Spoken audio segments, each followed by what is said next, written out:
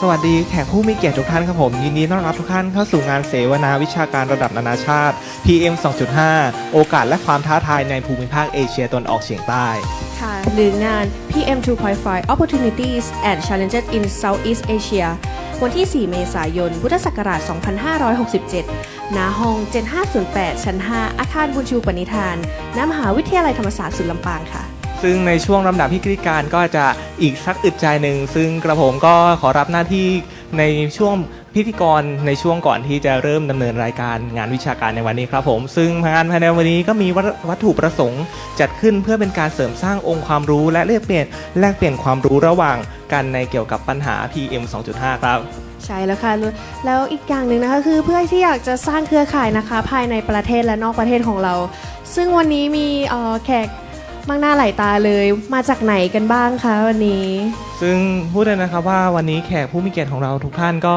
เป็นผู้ที่มีความรู้ความสามารถในวงการภูมิอากาศและสภาพอากาศรวมถึงปัญหาสิ่งแวดล้อมมาอย่างยาวนานครับผมซึ่งก่อนอื่นก่อนใดเลยก็ขออนุญาตประชาสัมพันธ์คณะทำงานขออภัยครับแขกผู้มีเกียรติทุกท่านนะครับว่าการเข้าทางออกของงานขออนุญาตสงวนสิทธิ์เฉพาะทางการใช้ประตูด้านขวามือของ MC เนื่องจากบริเวณทางด้านซ้ายมือจะเอาไว้สำหรับคณะทำงานและใช้ในการขนของครับผมใช่ค่ะส่วนแขกท่านไหนนะคะอยากที่จะเข้าห้องน้ำก่อนงานเลิกสามารถออกได้ทางประตูด้านขวามือของ MC แล้วห้องน้ำจะอยู่ทางด้านขวามือของทุกท่านค่ะใช่แล้วผมซึ่งรวมถึงหากท่านใดรับประทานอาหารและทานเครื่องดื่มก็สามารถทิ้งได้ที่บริเวณห้องน้ำที่เมื่อสักครู่ที่พิธีกรได้กล่าวไปนะครับผมซึ่งจุดบริการถังขยะจะอยู่บริเวณทางห้องน้ำครับนอกจากนั้นแล้วครับผมงานภายในวันนี้ก็จะมีกิจกรรมที่เกิดขึ้นมากมายไม่ว่าจะเป็นการเสวนาวิชาการและรวมถึงการจัดซุ้มนิทรรศการครับซึ่งซุ้มนิทรรศการที่เกิดขึ้นภายในวันนี้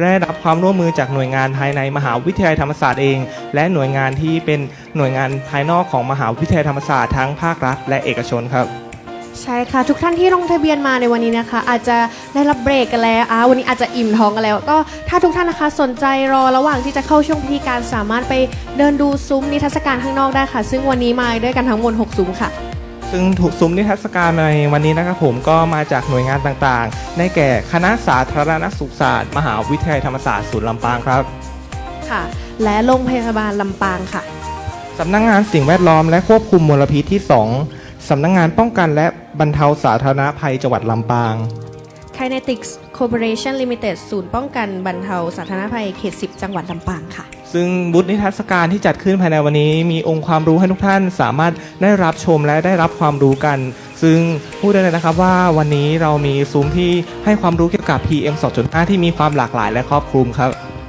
ก็นอกจากนั้นแล้ววันนี้ยังมีการเสวนาวิชาการรวมถึงการปาฐกถาพิเศษมากมายที่เกิดขึ้นซึ่งในแรกเริ่มก็จะเริ่มด้วยพิธีเปิดโดยได้รับเกียรติจากรองศาสตราจารย์ดร.สุปริยาแก้วละเอียดรองอธิการบดีฝ่ายบริหารศูนย์ลำปางและกฎหมายดร.วิภารัตน์ดีอ่องผู้อำนวยการสำนักงานวิจัยแห่งชาติใช่ค่ะรวมถึงวันนี้นะคะยังมีการปาฐกถาพิเศษทั้งหมด2 รอบด้วยกันซึ่งจะมีหัวข้อที่แตกต่างกันค่ะซึ่งในลำดับแรกจะเป็นการปาฐกถาพิเศษแนวทางการแก้ไขปัญหา PM 2.5 ของประเทศไทยโดยดร.วิจารณ์สีมาฉายาผู้อำนวยการสถาบันสิ่งแวดล้อมไทยครับซึ่งในวันนี้นะคะเป็นวันที่เหมาะกับการที่จะมาเสวนาวิชาการเกี่ยวเรื่อง PM 2.5 เป็นอย่างมากเลยวันนี้ทุกท่านที่มานะธรรมศาสตร์ศูนย์ลำปางของเราเนี่ยได้เห็นหมอกควันกันหรือเปล่าจริงๆตอนที่หนูมาลำปางกันแรกๆเนี่ยหนูก็คิดว่ามันเป็นหมอกหรือควันจริงๆมันคือฝุ่นนั่นเองค่ะวันนี้ใช่แล้วผมซึ่ง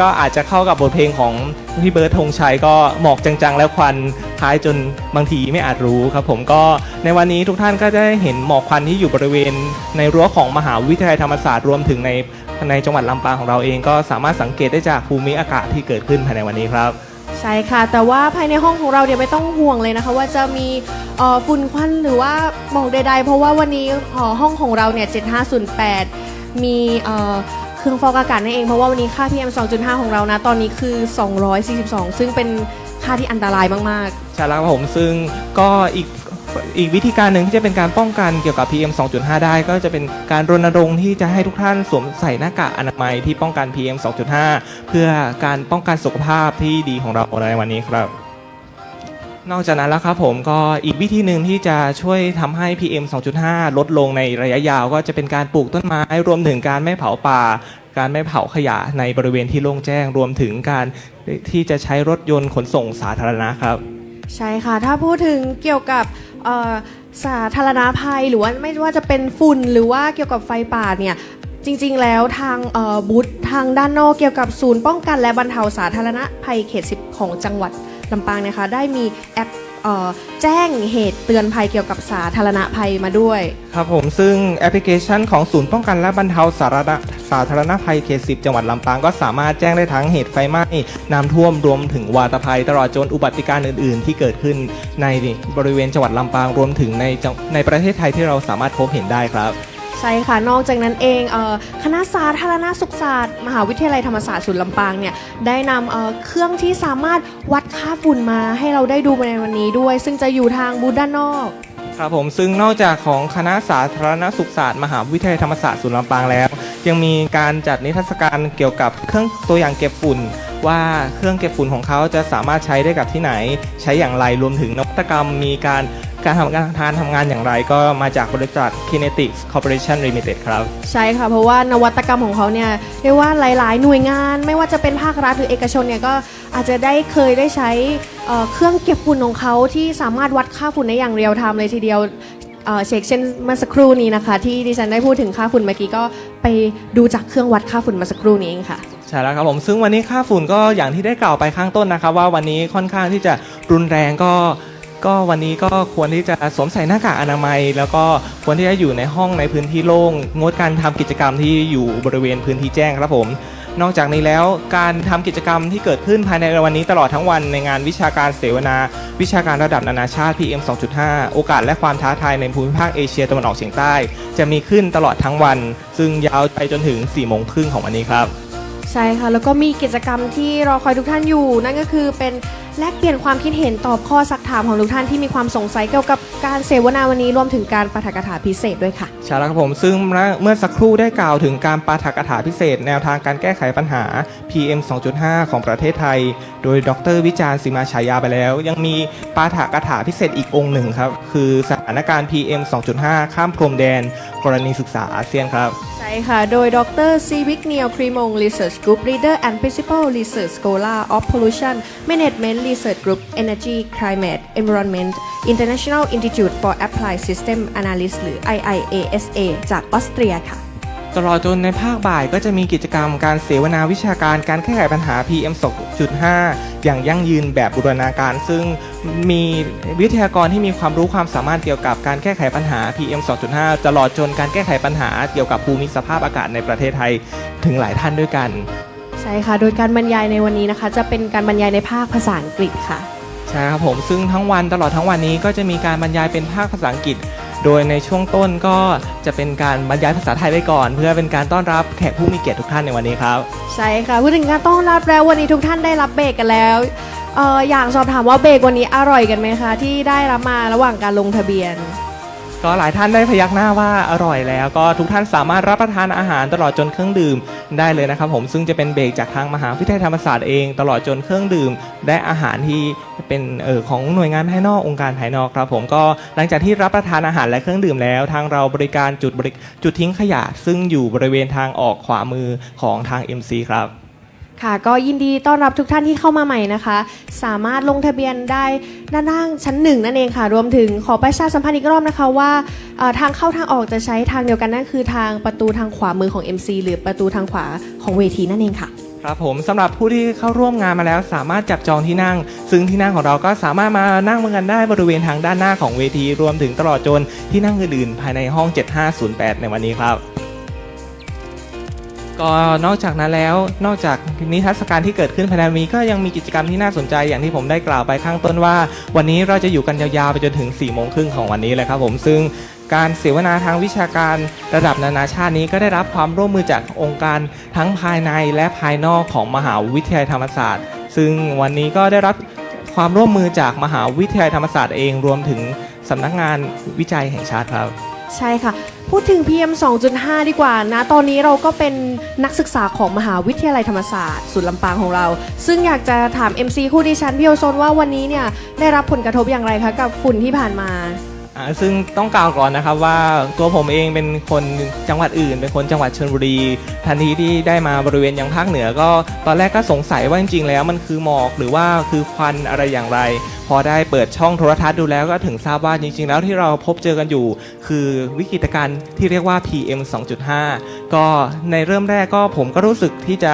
เจ็บจมูกเจ็บคอแล้วก็มีน้ำมูกไหลปวดศีรษะและเป็นไข้ก็ในเริ่มแรกก็ค่อนข้างที่จะแปลกใจว่าทำไมถึงเป็นเหตุการณ์อย่างนั้นเมื่อได้ค้นข้อมูลข่าวสารแล้วก็จึงรู้ว่าเป็นเหตุการณ์ที่เกิดขึ้นเกี่ยวกับสุขภาพร่างกายเกี่ยวกับ PM 2.5 ครับใช่ค่ะโดยเฉพาะช่วงนี้นะคะเป็นช่วงที่เข้าหน้าร้อนแล้วซึ่งอาจจะทำให้เกิดไฟป่าเพราะว่าช่วงนี้อาจจะมีแบบว่าใบไม้ผลิใบแล้วก็เกิดความร้อนได้ซึ่งตอนนี้ดิฉันก็เป็นหนึ่งในคนที่ประสบปัญหาเหมือนกันเพราะว่าปกติแล้วจะชอบตากผ้าใช่ไหมคะแล้วเดี๋ยวนี้คือฝุ่นเยอะมากอาจจะตากได้ไม่นานก็ต้องเอาเข้าในร่มเข้าในบ้านของเราแล้วเพราะว่าฝุ่นเยอะมากจริงๆนะครับผมพูดถึงการที่เป็นช่วงฤดูร้อนแล้วด้วยความที่เป็นฤดูร้อนทำให้อุณหภูมิสูงขึ้นและปริมาณน้ำฝนที่ลดลงส่งผลให้อากาศมีความแห้งแล้งดังนั้นแล้วก็จะเป็นเรื่องที่ปกติที่จะเกิดไฟป่าขึ้นแต่อย่างไรก็ตามแล้วไฟป่านี้ก็เกิดได้ถึง2สาเหตุปัจจัยด้วยกันสาเหตุแรกก็คือฝีมือมนุษย์ที่เราทำการถางป่าเผาป่าและอีกสาเหตุหนึ่งก็เกิดจากสาเหตุธรรมชาติก็คือไฟป่ารวมถึงการเสียดสีจากธรรมชาติครับผมค่ะโดยจากการที่เกิดไฟป่าเนี่ยจริงๆแล้ว PM 2.5 เนี่ยอาจจะทำให้เราเนี่ยนะคะได้รับในระยะยาวอาจจะทำให้เกิดโรคปอดหรือว่าโรคมะเร็งหรือว่าเกี่ยวกับหัวใจหรือทางเดินทางขออภัยค่ะทางเดินหายใจนั่นเองค่ะใช่แล้วครับผมดังนั้นแล้วก็อย่างที่ได้กล่าวไปข้างต้นนะครับว่าขอเชิญชวนทุกท่านสวมใส่หน้ากากอนามัยรวมถึงหน้ากากป้องกัน PM 2.5 หากอยู่บริเวณในที่แจ้งและงดการทำกิจกรรมเกี่ยวกับกีฬารวมถึงกิจกรรมอื่นๆในที่แจ้งเพื่อเป็นการป้องกันและบรรเทาที่สาธารณภัยที่เกิดขึ้นเกี่ยวกับ PM 2.5 ครับขออนุญาตประชาสัมพันธ์อีก1ครั้งนะครับผมสำหรับแขกผู้มีเกียรติทุกท่านรวมถึงเพื่อนๆนักศึกษามหาวิทยาลัยธรรมศาสตร์เองสามารถมาจับจองที่นั่งได้บริเวณทางด้านหน้าของเวทีตลอดจนที่นั่งอื่นๆในห้อง 7508 แห่งนี้ครับผมซึ่งหากท่านใดที่ยังไม่ลงทะเบียนสามารถลงทะเบียนได้ที่ชั้น 1 อาคารบุญชูปณิธานแห่งนี้ครับและเราก็มีจุดบริการที่เป็นจุดบริการห้องน้ำซึ่งสามารถเข้าออกได้บริเวณทางขวามือของเวทีก็จะมีห้องน้ำอยู่บริเวณทางออกขวามือหากท่านเดินออกไปแล้วก็จะพบจุดบริการถังขยะก็สามารถทิ้งขยะได้ณจุดบริการถังขยะครับค่ะโดยงานภายในวันนี้นะคะจะจัดตั้งแต่ตอนนี้จนถึง 4 โมงเย็นของวันนี้เลยซึ่งจริงๆเพื่อนๆที่เข้ามาใหม่ก็สามารถไปรับชมบูธนะคะข้างนอกว่าวันนี้มีอะไรยังไงบ้างซึ่งวันนี้อย่างที่บอกไปในตอนต้นก็คือมากันทั้งหมด6บูธน่าสนใจมากๆเลยพี่โอโซนวันนี้ใช่แล้วครับผมซึ่งทั้ง6บูธกิจกรรมอย่างที่เราได้กล่าวไปข้างต้นก็มีกิจกรรมต่างๆมากมายเกิดขึ้นที่ให้ทุกคนสามารถร่วมรับความรู้ร่วมสนุกกับกิจกรรมบูธข้างนอกได้ก็ขออนุญาตทวนนิทรรศการอีกสักครั้งหนึ่งแล้วกันนะครับผมว่าวันนี้มีนิทรรศการจากหน่วยงานอะไรบ้างค่ะโดยนิทรรศการวันนี้นะคะมีจากคณะสาธารณสุขศาสตร์จากมหาวิทยาลัยธรรมศาสตร์ศูนย์ลำปางค่ะ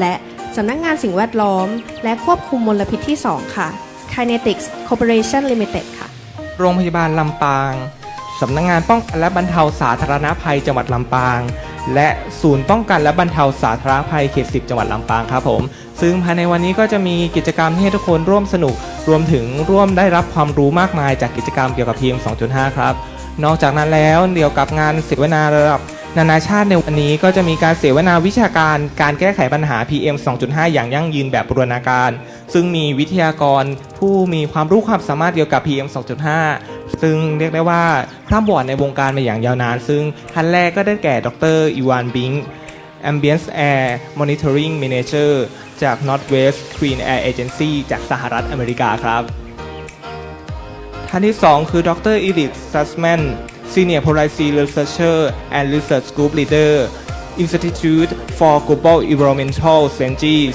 จากญี่ปุ่นครับผมท่านที่3ผู้ช่วยศาสตราจารย์ดร.ณพร โพพัฒนาชัยอาจารย์ประจำคณะนิติศาสตร์มหาวิทยาลัยธรรมศาสตร์และท่านสุดท้ายคือดร.สุพัฒน์ หวังวงศ์วัฒนาผู้อำนวยการศูนย์รวมผู้เชี่ยวชาญด้านมลพิษและสภาพอากาศ สำนักงานการวิจัยแห่งชาติครับใช่ค่ะรวมถึงวันนี้นะคะพิธีกรที่จะดำเนินรายการการเสวนานะคะได้แก่รองศาสตราจารย์ดรสุรศักดิ์บุญเรืองค่ะหรืออาจารย์ประจำคณะนิติศาสตร์ของเราหรือที่รู้จักกันในชื่ออาจารย์เบิร์ดนั่นเองและท่านต่อไปนะคะผู้ช่วยศาสตราจารย์ดรพันธิชาธนตระกลศรีอาจารย์ประจำคณะสาธารณสุขศาสตร์ค่ะครับผมซึ่งเราก็ได้กล่าวออกมาพอสมควรแล้วก็ทำความรู้จักกับงานไปพอสมควรแล้วแต่เรายังไม่รู้จักกันเลยทั้งสองคนนี้ก็ขออนุญาตแนะนำตัวสักเล็กน้อยครับผมก็เริ่มที่กระผมเลยแล้วกันครับธนเดชสุทธเรือง MC TULP 2023 ครับค่ะดิฉันโดดี้ดานยาชัยศรี MC TULP 2023 ค่ะพวกเราก็มาจากชุมนุมพิธีกรแห่งมหาวิทยาลัยธรรมศาสตร์ศูนย์ลำปางซึ่งจะรับหน้าที่เป็นพิธีกรในช่วงต้นก่อนการบรรยายเป็นภาษาอังกฤษซึ่งจะเกิดขึ้นในอีกไม่ช้าอีกไม่กี่ใจครับผมซึ่งหากใครที่ได้เข้ามาณบริเวณห้อง7508แล้วก็สามารถจับจองที่นั่งได้ซึ่งจะสามารถจับจองที่นั่งบริเวณทางด้านหน้าก็ได้หรือจะที่นั่งอื่นที่ท่านต้องการได้เลยครับผมใช่ค่ะรวมถึงวันนี้นะคะขอประชาสัมพันธ์อีกรอบนะคะว่าเราจะใช้ประตูทางด้านขวานะคะเพื่อที่จะเข้ามาในงานหรือว่าจะออกเข้าห้องน้ำสามารถเข้าออกได้ที่ทางประตูด้านขวาค่ะครับผมซึ่งการดำเนินรายการในช่วงถัดไปก็อีกไม่กี่อึดใจเดี๋ยวเราจะพบกันใหม่อีกสักครู่หนึ่งครับผม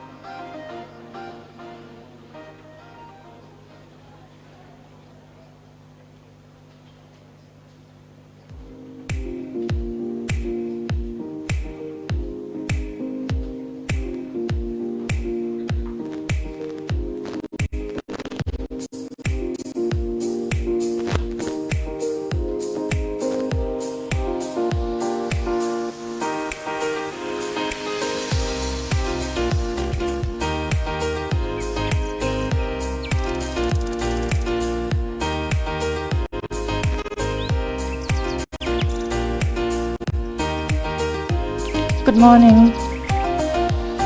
Welcome to Thammasat University Lampang campus for the International Academic Seminar PM 2.5 Opportunities and Challenges in Southeast Asia. My name is Wasamon Kunamonpong. I'm a lecturer of law at the Faculty of Law Thammasat University. On behalf of Thammasat University, the National Research Council of Thailand, and the Hub of Talents on Air Pollution and Climate, National Research Council of Thailand, we would like to extend our appreciation for your presence today. Today we gather to address the critical issue of PM 2.5 pollution, a silent yet significant threat to public health and the environment. Let's take a moment to review the schedule for our day ahead. We will begin with the opening ceremony, which will be presided over by Associate Professor Dr. Supiya Galaiyat, Vice Rector for Administration, Lampang Campus and Legal Affairs. Following the opening ceremony, from 9:30 a.m. to 10:30 a.m., our first keynote speaker, Dr. Vichan Chimachaya, President of the Thailand Environment Institute, will shed light on Thailand's strategies to combat PM 2.5 pollution. At 10:30 a.m., we have our second keynote speaker, Dr. Sibignil Klimong, Research Group Leader and Principal Research Scholar of the Pollution Management Research Group at the International Institute for Applied System Analysis in Austria, who will present a case study on cross-border PM 2.5 situations within ASEAN. Following the keynote presentations, there will be a brief discussion session from 11:30 a.m. to 12 p.m. We will break for lunch from 12 p.m. to 1 p.m., so please take this opportunity to network with your fellow attendees and enjoy your lunch. Returning from lunch, our afternoon session runs from 1 p.m. to 4 p.m. It will feature an extensive discussion forum on integrated sustainable PM 2.5 solutions. We have esteemed speakers lined up for this session.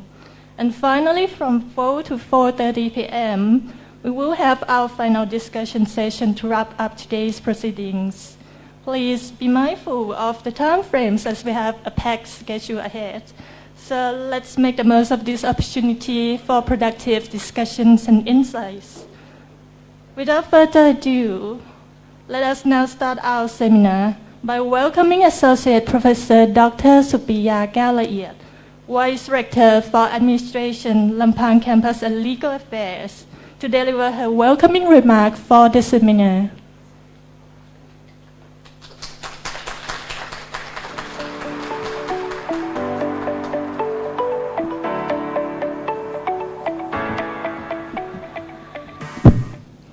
Dear representative of the National Research Council of Thailand, President of Thailand Environment Institute, keynote speakers, panelists, executive, faculty and staff, students of Thammasat University Lampang campus, and honorable guests.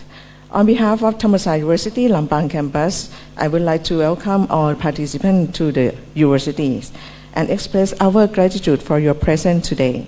Thammasat University Lampang campus is committed to provide, promote, and develop high-level academic and professional expertise. It is also our goal to conduct impactful research and provide academic services to the society. All this is in line with the university motto, Thammasat University for the People. In addition, one of our missions is to shape and improve the life and society of the future, to ensure the betterment and the quality of life and society. We have promoted academic dialogues between lecturers and researchers from Thammasat University and those from both national and international institutions. We have acquired interdisciplinary knowledge to solve social and global problems. Today's special topic on PM 2.5 is a good example of our endeavor to integrate the knowledge of environmental law and public health. In Thailand, PM 2.5 comes from various sources such as open burning, industrial production and traffic. The northern region of Thailand, especially Lampang campus, as you can see today, has been struggling with PM 2.5 problems in recent years due to its geographical landscape. Frequent forest fire, regular open burning, and the cross-border influx of PM 2.5 from neighboring countries make the situation worse. This crisis has a serious impact on people's health, economy, tourism, society, and environment. We are fully aware of the problems and impacts of PM 2.5 and recognize the need for continuous interdisciplinary effort to require the collaboration of different organizations to effectively address the PM 2.5 problem. Therefore, Thammasat University Lampang campus now serves as a hub of experts from various fields to collaborate in finding the best solution. These events will also create academic networks on national and international level on this important topic. It is a great honor and privilege for us, Thammasat University Lampang campus, in collaboration with the Hub of Talents on Air Pollution and Climate under the National Research Council of Thailand, to host this international seminar under the theme to PM 2.5 Opportunity and Challenges in Southeast Asia. We would like to take this opportunity to thank the National Research Council of Thailand for their contribution to this event, and I also extend my sincere gratitude to our distinguished keynote speaker, Dr. Vichan Simachaya, Dr. Simak Krimong, and our panelists, Dr. Ivan Bing, Dr. Elis Sussman, Dr. Supat Wangwong Watana, Assistant Professor Dr. Napon Po Pathanachai, and moderators Associate Professor Dr. Surasak Bunleung and Assistant Professor Dr. Pantisa Thanatakunsi. I am also grateful to the organizing committee, lecturers, and staff for their support and cooperation in organizing these events. And once again, welcome you all to Thammasat University Lampang campus and hope that this seminar will be a successful event and look forward to welcoming you all again in the near future. Thank you.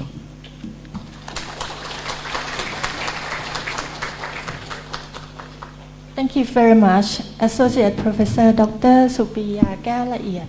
Ladies and gentlemen, before we proceed further, we have an opening remark from Dr. Viparat Diong, Executive Director of the National Research Council of Thailand. Due to her prior commitments, she is unable to join us in person this morning. However, she has graciously prepared a video message for the seminar, so please watch the video clip. Associate Professor Dr. Supriya Kaolaiet, Director for Administration, Lampang Campus and Legal Affairs, Thammasat University. Dr. Vichan Simachaya, President of Thailand Environment Institute.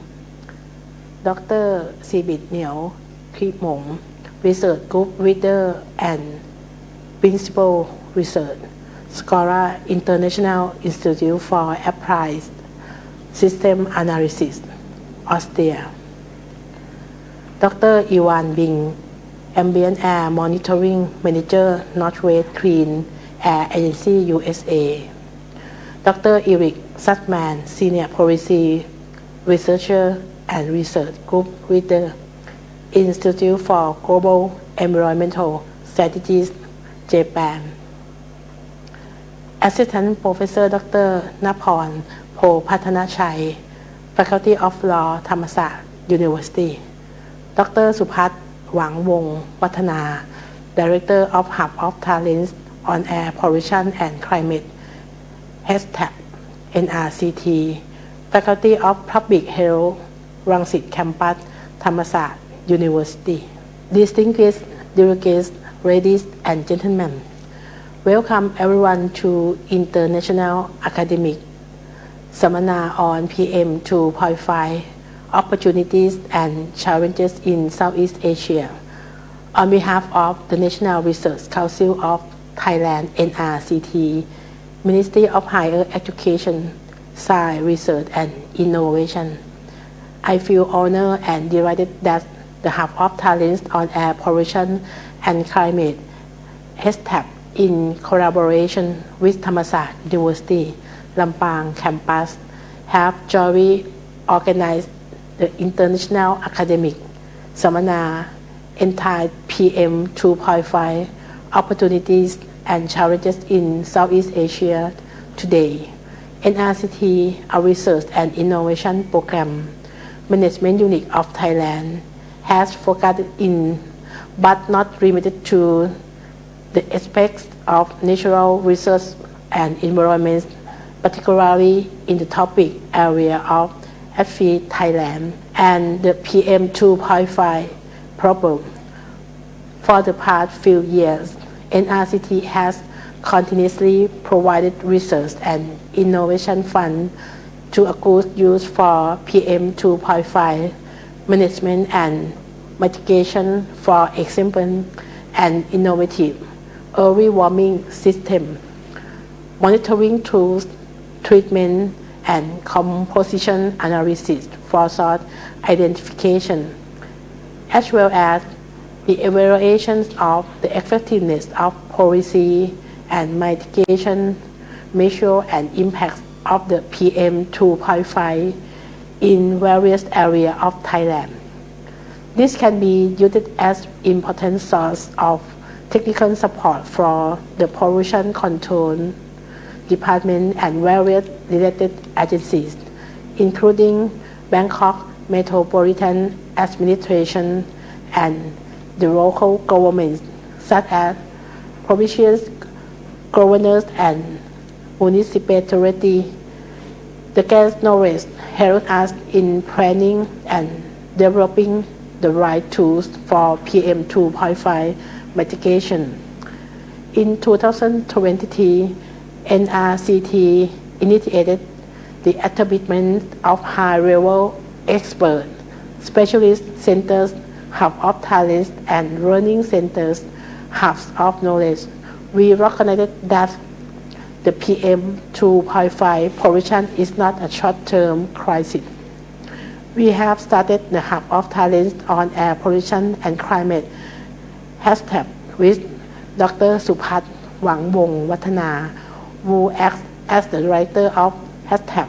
The major role of hashtag is to build and connect a network of experts on air pollution and climate at national and international level, so that the Thai scientists and engineers who have knowledge and expertise in various fields of science and technology, in this case air pollution and climate, may exchange information, knowledge, and related experience to jointly prevent and solve problems of air pollution and climate change at the national, regional, and global level. Moreover, hashtag is an independent unit, not attached to any university or college. This makes the center receiving cooperations and supports from many institutes. Since air pollution has no boundary today, hashtag joins hands with Thammasat University Lampang campus to organize the International Academic Dialogue on PM 2.5 Opportunities and Challenges in Southeast Asia, with the aims of sharing knowledge and understanding about the PM 2.5 problems, finding sustainable solutions, as well as building cooperative networks at domestic and international scales, particularly on Southeast Asian countries and partners. Finally, NRCT anticipates that the result of our support will contribute to construct knowledge and lead to practical understanding and awareness not only among the public and all stakeholders, but also government and private sectors, so that we will be able to monitor, prevent impacts, and jointly mitigate PM 2.5 problem in the Southeast Asian region appropriately and successfully. Thank you very much.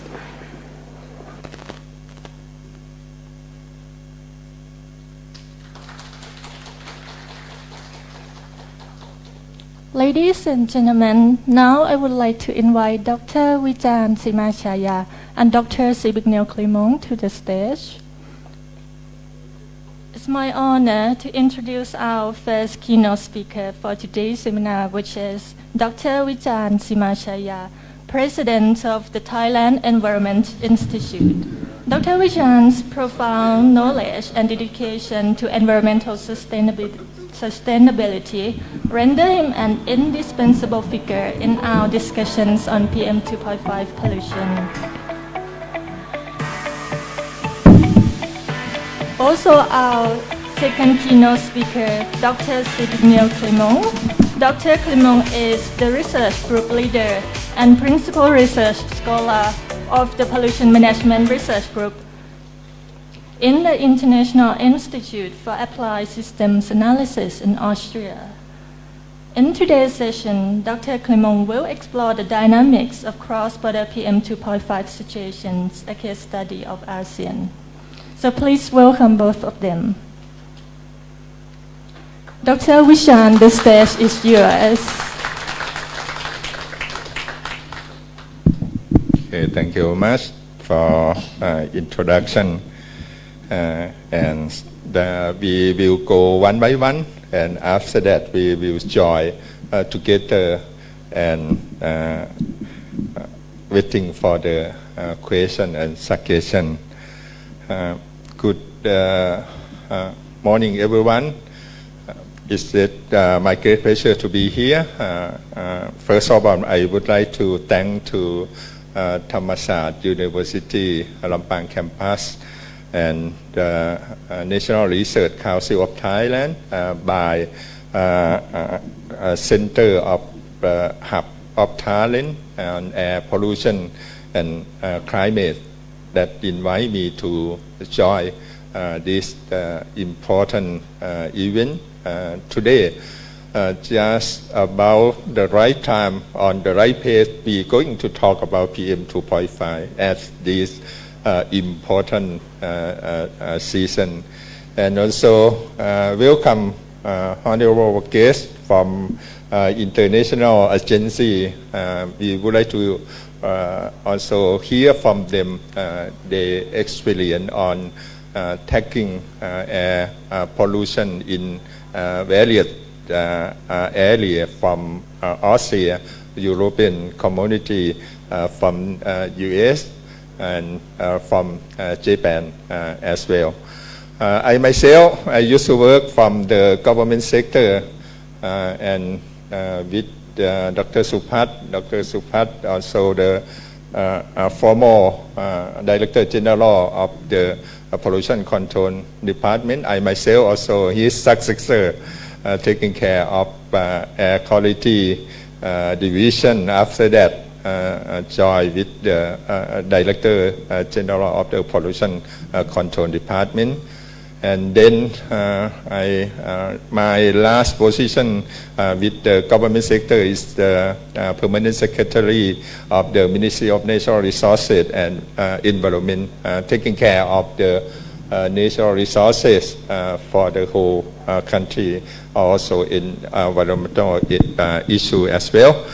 And I'm going to share my knowledge, my experience on working with the government sector and with the research area that right now I also taking care of the chairman to looking of the fund, research fund under National Research Council of Thailand on PM 2.5 and monitor project that we keep the fund, how effective of that project, especially when we bring the project on the ground. That's the area. And also I'm going to share on the issue of the transboundary issue currently, also very important issue for our country, for our region as well. The area that going to cover my talk today, including my organization, what is TEI, why I'm here. And the second issue is the challenge, especially opportunity for our country, our region, that why when people talk about PM 2.5, why we talk about PM 2.5 every year, especially in this season, and how situation of PM 2.5 in Thailand and also in the region. And do we have any solution? How we get out of that problem? That we're going to share with the experience from international practice.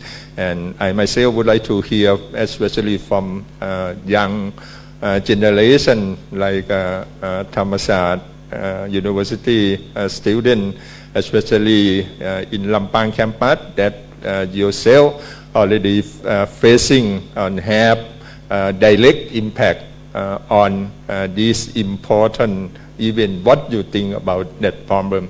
Do we have any solution to get out of this important problem or not? This is the area that I'm going to talk about. TEI is non-profit organization that we work with the various issues on the natural resources, climate change, biodiversity, pollution.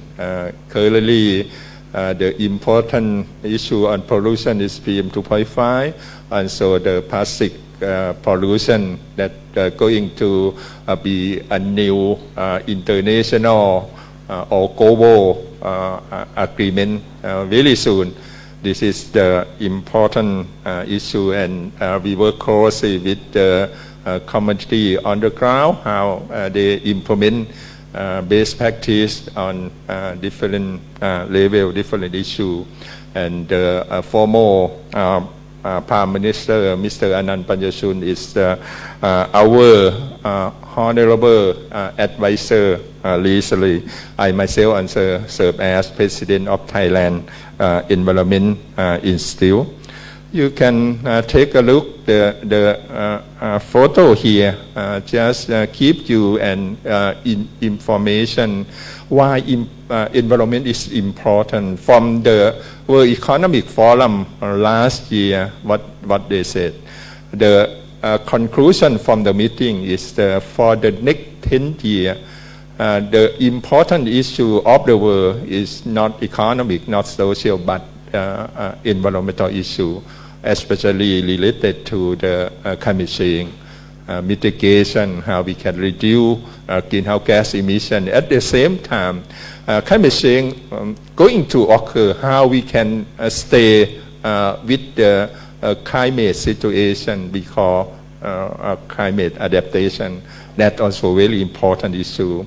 Right now we are facing with the COVID-19, almost gone, but the come is the bigger wave is the economic recession, bigger and bigger against the climate change. If we cannot reduce the impact of climate change, the impact of the biodiversity is very important issue. Right now, in international agency also talk about impact of biodiversity, how business, how people can contribute to the biodiversity conservation. Thailand, we are list of biodiversity ranked number 20 of the world, how we can conserve, utilize, and use the biodiversity in our country in the sustainable way. I think it's very important issue. Take a look what we going to facing in the near future. Right now, United Nations framework on the climate change most countries around the world, they join together. They try to control the temperature of the world, not more than 1.5 degree. But recently, already touched as the 1.5 compared to in the industrial revolution in the year 1900. This is an important issue. If we cannot reduce greenhouse gas emission, temperature of the world is growing very fast. The target of 2 degrees and 3 degrees come along. And this from investigation in the in Mediterranean, the temperature increasing related to the forest fire. This is an important issue. If the temperature increase 1.5 degree, that the forest fire, the burn area will still increase more than 41%. And if 2 degree is even more than that, 62%. If 3 degree is almost the forest gone, 97%. This is the important issue. Why this year is really, really hot, and forest fire is really strong. So the last year is really hottest temperature in many regions in the world. Take a look what the situation of PM 2.5 in our country. We have to understand the source of pollution, very important. What is the source of PM 2.5 come from? When we going to tackle the problem, we have to go to the source of pollution. For our country, the source of pollution is very pace by pace, maybe season by season. For Bangkok Metropolitan Administration, the major source from vehicle, especially traffic from a car that we use the diesel fuel, because this diesel composed of the sulfur produce small particle PM 2.5. And for the northern part of Thailand, the major source and Lampang as well is come from the open burning in the forest area and in agricultural area.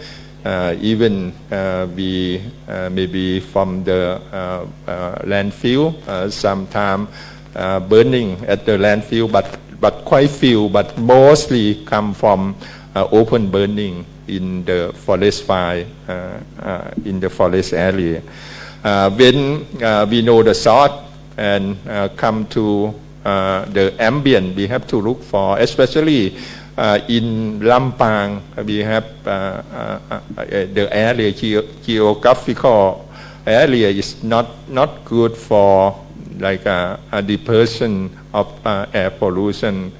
Meteorology condition also very important issue as well, that we cannot control the meteorology, we cannot control geographical characteristic of the area.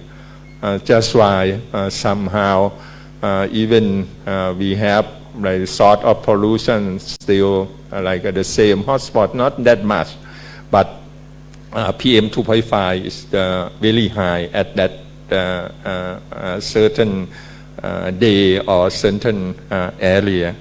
And when we found that PM 2.5 already emit to the environment, how we protect ourselves, especially we talk about we use mask, even in Chiang Mai. They also talk about the room that we can save with the PM 2.5, even the classroom. Here just show you the PM I thank Dr. Supat. He is on here for the PowerPoint presentation that in the past we used to have the problem of PM10, but the PM10 right now the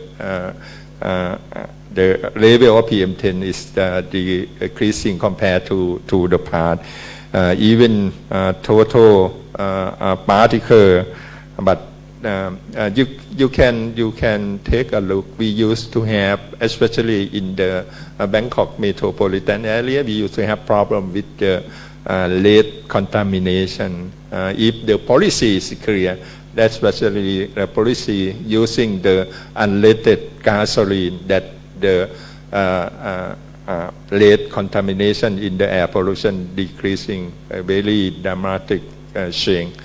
This is the we have to think about PM 2.5. What is the policy that we can implement in our country that impact to the reduction of the amount of PM 2.5? That's the issue we have to consider. Look at the whole picture of Thailand. From northern region, we are here. That most salt come from forest fire, followed by agricultural waste, and we also have facing with the transboundary heat pollution from our neighboring country around us, especially in the we call the Mekong sub-region. And for the northeastern region, also the similar to the northern part of Thailand, but we have activity, especially for the sugarcane, also major source of the open burning in the northeastern part of Thailand. Roadside burning, also transboundary heat pollution from neighboring country.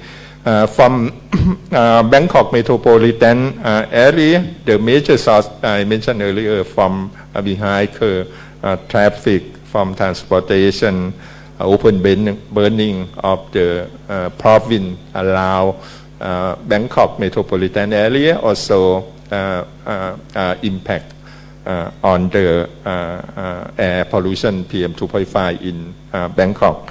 As well, factory, industrial, also the sort of PM 2.5, especially related to the sort of fuel that we use for the factory. For the southern region, we facing with the forest fire, especially the land different from the northern part of Thailand. We call peace land area. That in the southern part of Thailand, but the occurrence is not often like in the northern part of Thailand. We also used to have impact on the transboundary pollution from the southern neighboring country, impact to the southern part of Thailand as well. You can take a look the prevalent aerosol cluster sort of PM 2.5 different time of the year.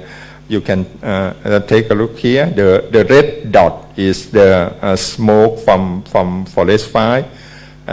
Is actually occur in start from November, December, January, February, March, and going to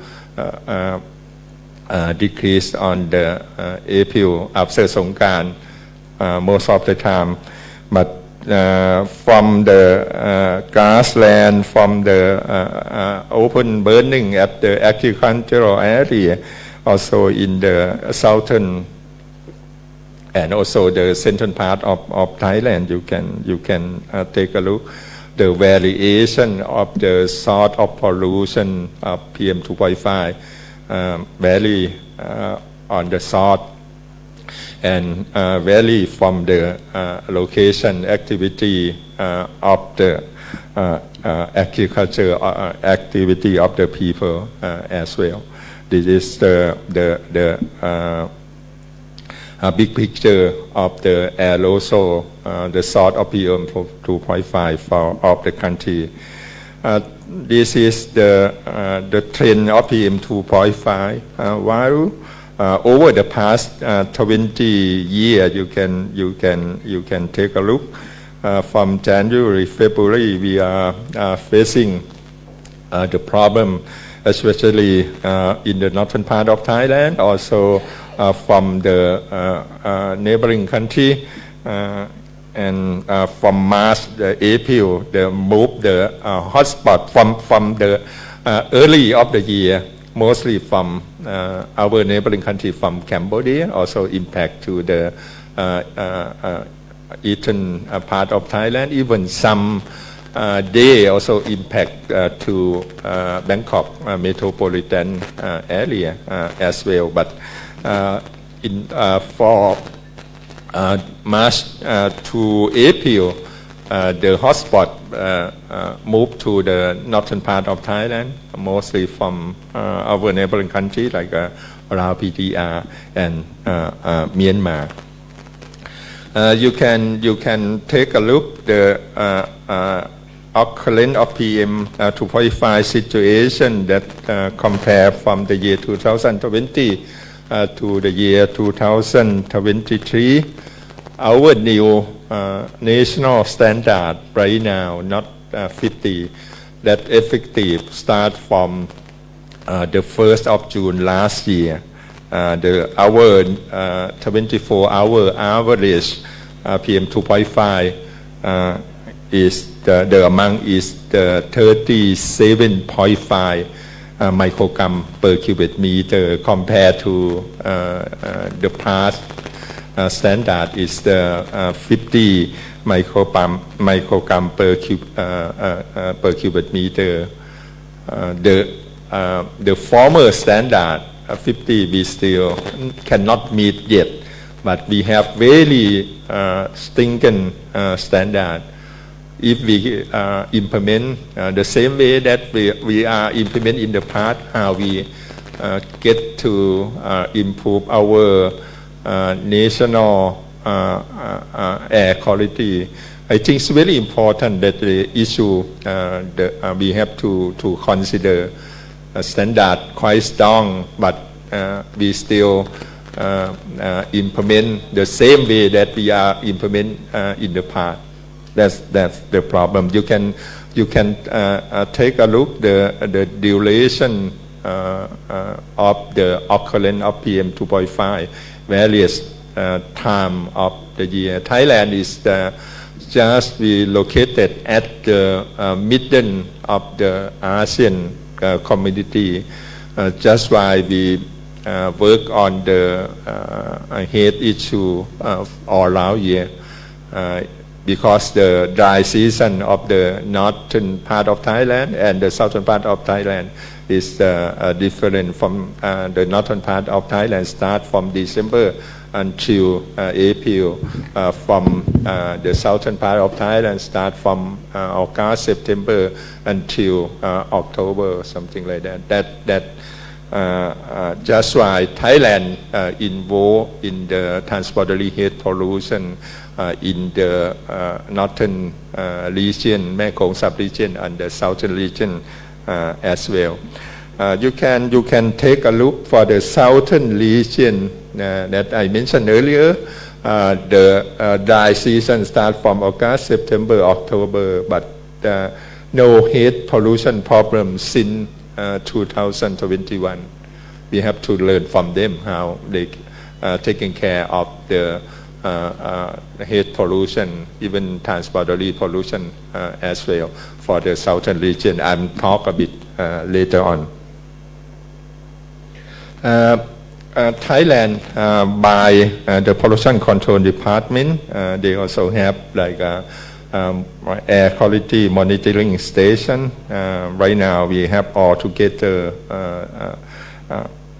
56 problem in the country, but we also National Research Council of Thailand also support Chiang Mai University to develop the simple measuring equipment that you all know, dashboard that can use for preliminary measure of PM 2.5. But if you are going to use the information compared to the standard, you have to use the information provided by the government by the Pollution Control Department.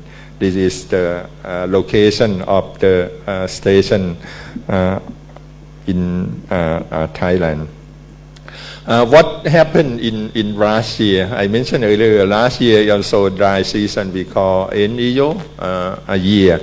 Thailand we are also facing with the PM 2.5 situation. It's in last year compared to the year before 2022 is the you can take a look. Average PM 2.5 is quite high compared to year 2022. Even the year 2021 is increasing 18%.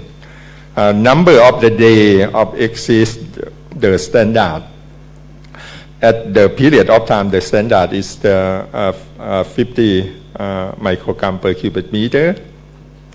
Is the percentage is almost 150%. And from the northern, from the I mentioned is from Bangkok metropolitan area, but from the 17 provinces in the northern region, including Lampang, the average of the PM 2.5 24-hour average is higher than standard, almost increasing 100% compared to the year before. Even the number of the day exceeding the standard are also increasing more than 60%. This is the situation. And we also found at the record of the highest PM 2.5 is from the Chiang Rai air quality monitoring station, more than 500 milligram per cubic meter. That's the situation in last year. If we can take a look for this year, you can take a look for northern part of Thailand, 17 province, PM 2.5 24-hour average compared to last year. This the data until 24 March this year. And the PM 2.5 24 average is still low, decreased 70% compared to last year. The day exceed the standard. That's the standard. The new standard is the 27.5 microgram per cubic meter is the increasing 4%. If we compare to the previous standard, the former standard 50%, I think we still can control that. Number of hotspot also decreased 18%, but it's not finalized yet. We have to wait until after Songkran what the situation of this year. This is the important issue. When we going to tackle the problem, we have to look which the area we have to go first to tackling the problem. You can take a look for the red color. Show the red color, very red one in the almost in the middle one, is the national reserve forest that the forest area belong to the Royal Forestry Department. And for the blue one is the national protected forest belong to the Department of National Park, Wildlife and Plant Conservation. If we look for the two areas in the northern part of Thailand, is the major source of PM 2.5 and hotspot occurrence in the area that belong to Ministry of Natural Resources and Environment by Royal Forest Department and the National Park Department. And for agricultural area that also not eastern part of Thailand. I mentioned earlier for the sugarcane from the paddy field, even in the central part of Thailand, the most source of the burn areas from the paddy field and agricultural area. This is the we have to consider that when we going to solve the problem. I'm talk a bit about transboundary. ASEAN start recognize the regional transboundary in the early of 1990, and we work together as the 10 ASEAN member country. We solve the problem together, and we come up with the regional agreement on transboundary heat pollution and established in 1995, and we set the regional heat action plan. Already have the action plan, and the ASEAN agreement on transboundary heat pollution also signed all ASEAN member states. The last country is Indonesia on the 10 June 2002. This is the transboundary heat pollution. For ASEAN, Thailand also by Dr. Supat here, we also initiated the cooperation, especially the cooperation on the Mekong sub-region that impact to the northern part of Thailand. We also initiate and come with the Chiang Rai plan of action, how the ASEAN member state on the Mekong sub-region can set the target, can work together to solve that problem. I'll talk a bit later on about our target. Here is the vision of the roadmap, transboundary heat-free ASEAN by the year 2020. Already passed. We still talk with the heat pollution. The overall of the roadmap is the tackle the problem of the PM 2.5. We set the indicator with the measuring of the PM 2.5 and also the hotspot among of hotspot in the area. The key strategy of ASEAN heat-free roadmap for the year 2020 already passed, but they have a new degree continue to work on this issue, including the implement of the agreement, sustainable management of peatland, especially for the southern region, and sustainable management of agricultural land and forest area, strengthening policy, law, regulation. Maybe in the afternoon you may hear what is the new Air Act, why we should have the new regulation, and enhancing cooperation, exchange and capacity building, that right now we also have project with our neighboring country, Myanmar and Laos PDR. I'll talk a bit later on. Enhance public awareness, stakeholder engagement, and adequate resource. Things were also very important. Health impact, that's impact also very important. Here, just show you the hate-free ASEAN roadmap, the target. But for the Mekong sub-region, you can take a look. We set the target for hotspot. We start the year 2017. Up till now, the target is the hotspot for the whole region, not more than 50,000 hotspot. This is the target. I'm showing you what we go from that target. Here is the sub-regional group. I mentioned earlier, Thailand location just the center of ASEAN. That's why we have to join both sub-regional with the Southern Asian sub-regional and Mekong sub-regional as well. That's Mekong sub-regional comprise of the Cambodia, Laos PDR, Myanmar, Thailand, and Vietnam.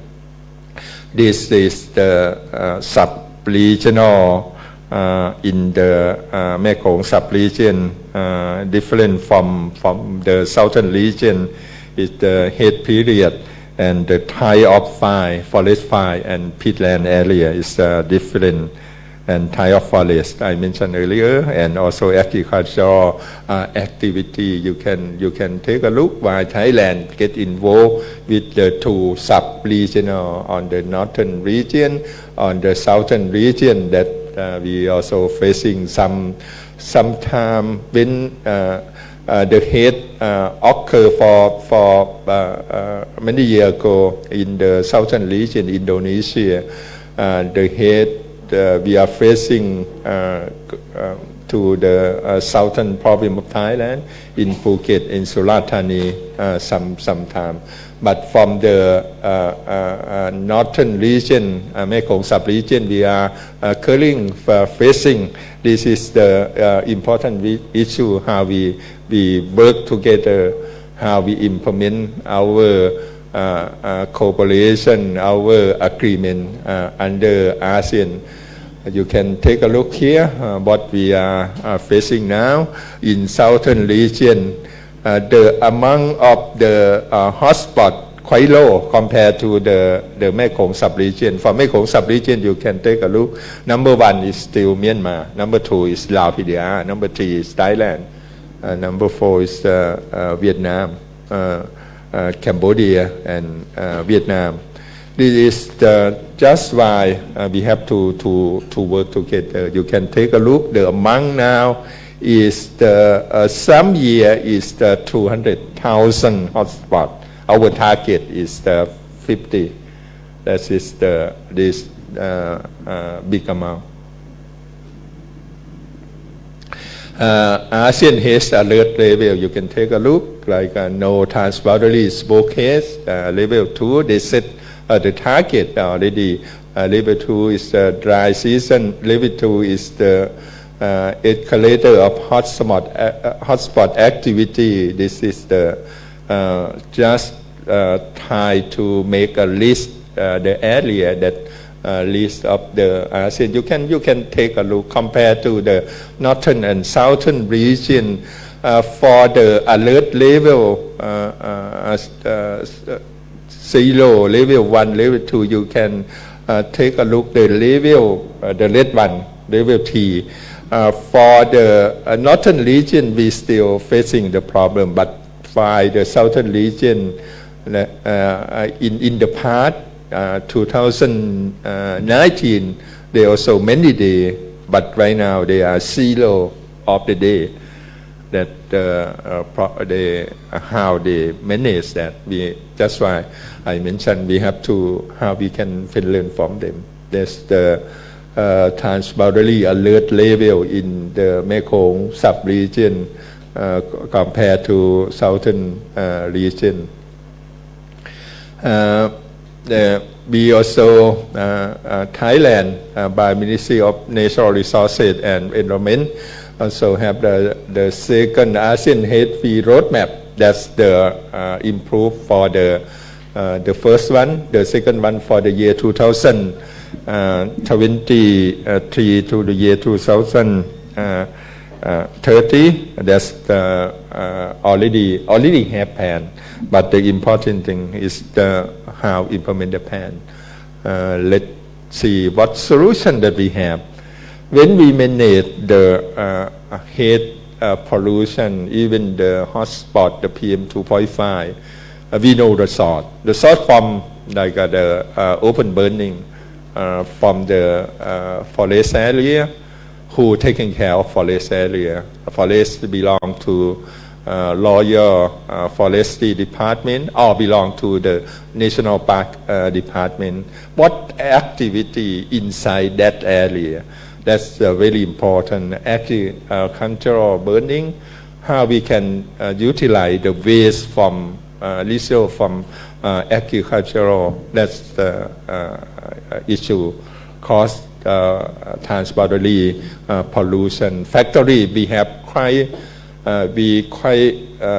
we have very strong regulation to control like a point source, like a factory. We can control the source of factory, but the difficult one is control source of the open burning for the agricultural activity. Thailand also set the national agenda. We set national agenda from the year 2000 up till now, but the implementation I mentioned earlier is very important. After that, each year we also have we call AAR, after action review, what we are facing in this year, how we can plan for next year, but still come again and again. This is the we have maybe learn from our international practice as well. There's the operation.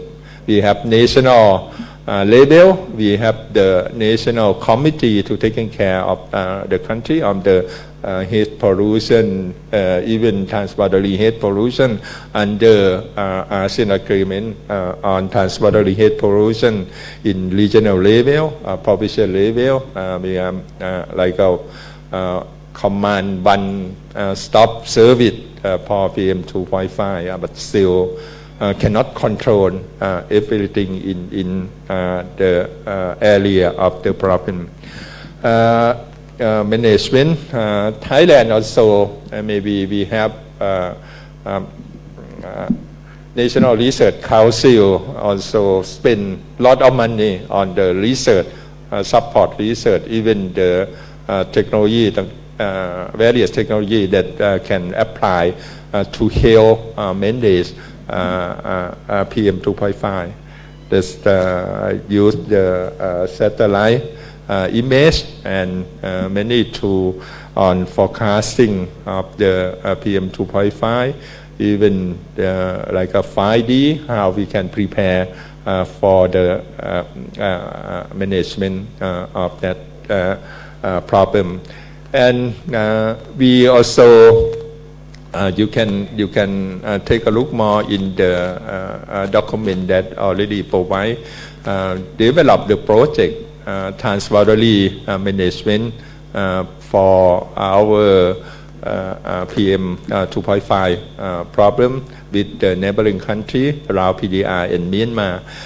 That our plan is tied to implement BCG. BCG is the national agenda. B stands for bioeconomy, C stands for circular economy, and green stands for green economy, tied to support long-term strategy for the climate change, net zero greenhouse gas emission of the country as well.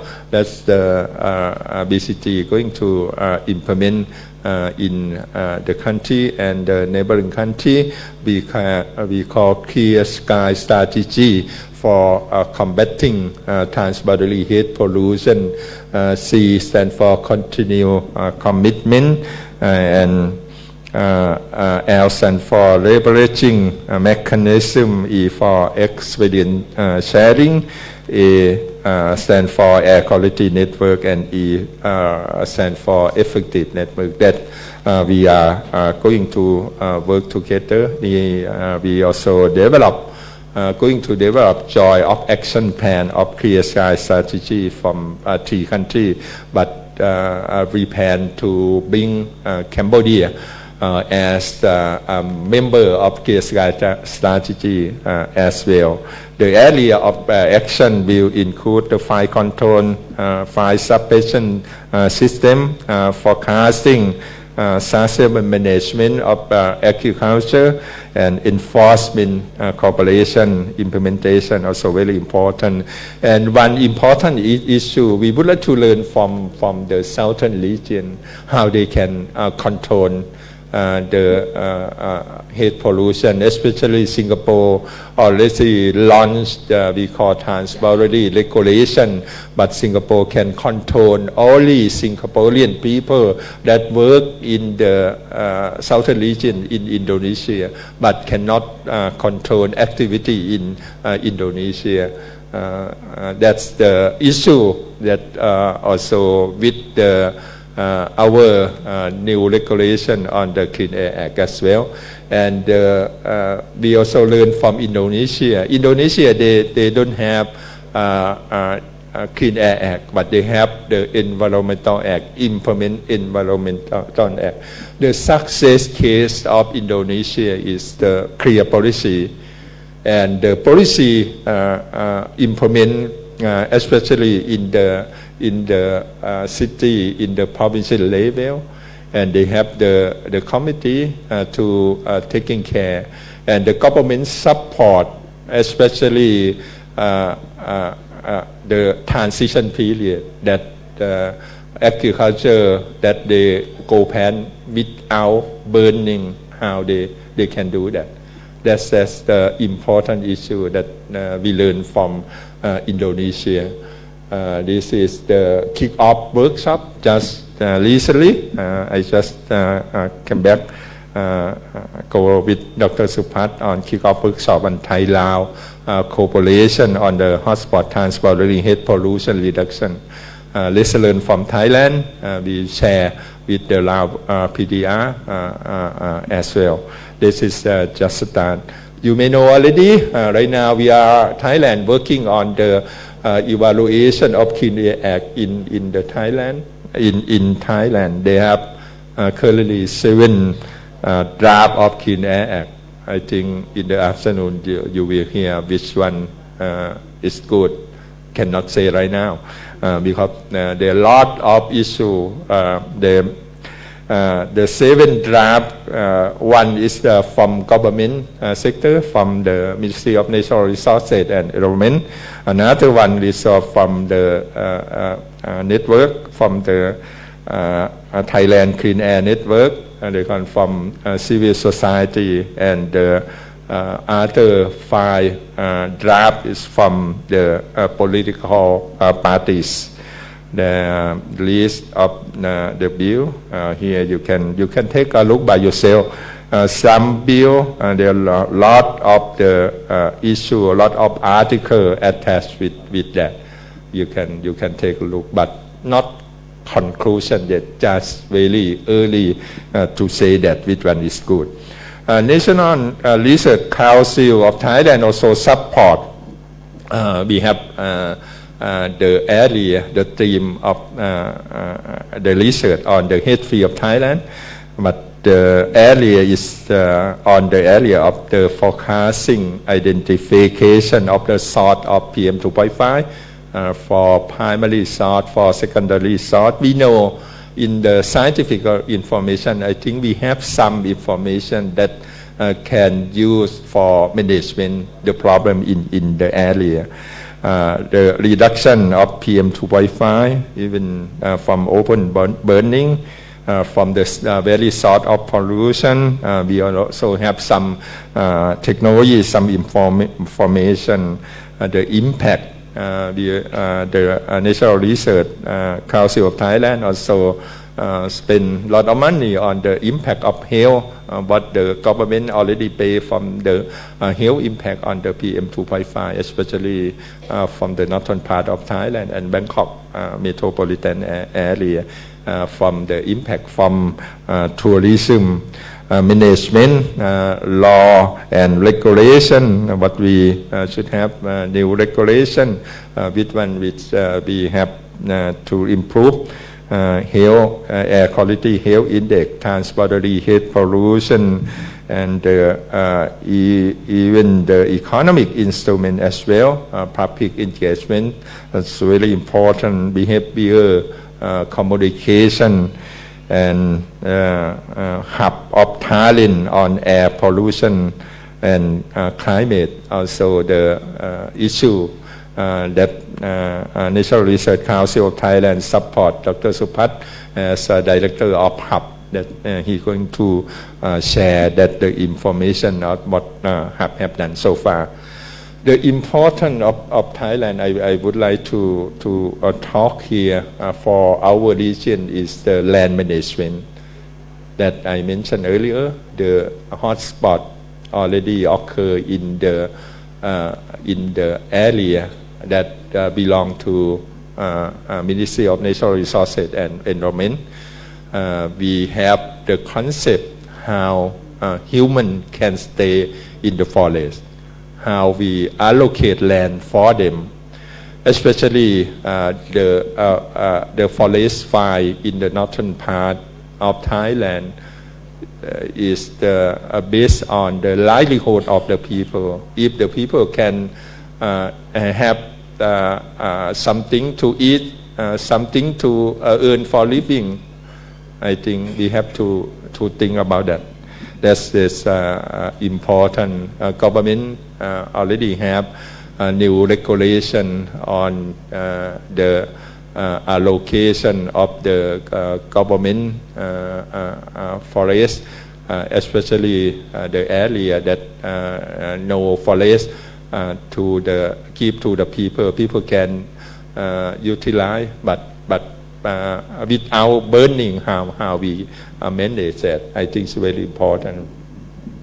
In conclusion, I would like to say that the measure, I think, is very important. Regulation, do we have new regulation? What the new regulation would be cover? What the area that we are lacking that we have to consider for that economic instrument, especially I just came from Chiang Mai yesterday. We also talk about how business in Chiang Mai can support the people in the mountainous area, that if they not burn at that area, they can the product, agricultural product at that area can send to the business. Also business support for activity that especially for the during the transition of the farmer.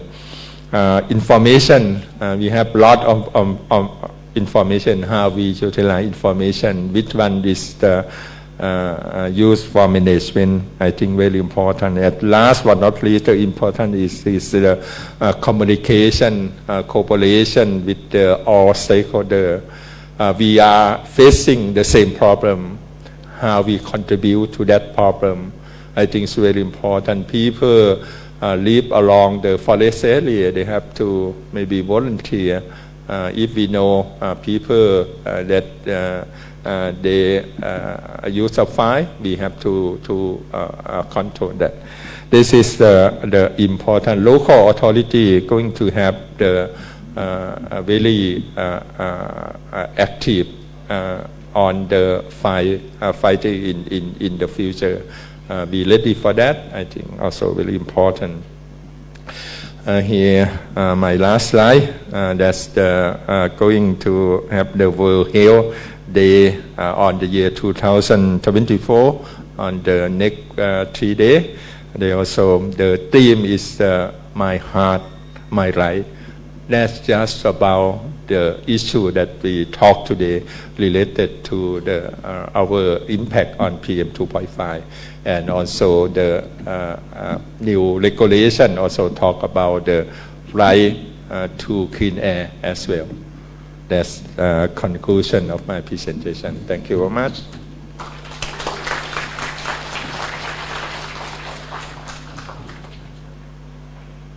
Thank you very much, Dr. Vichan, for your insightful presentation. Ladies and gentlemen, now please join me in welcoming Dr. Sibignil Clément for his presentation on cross-border PM 2.5 situations, a case study of ASEAN.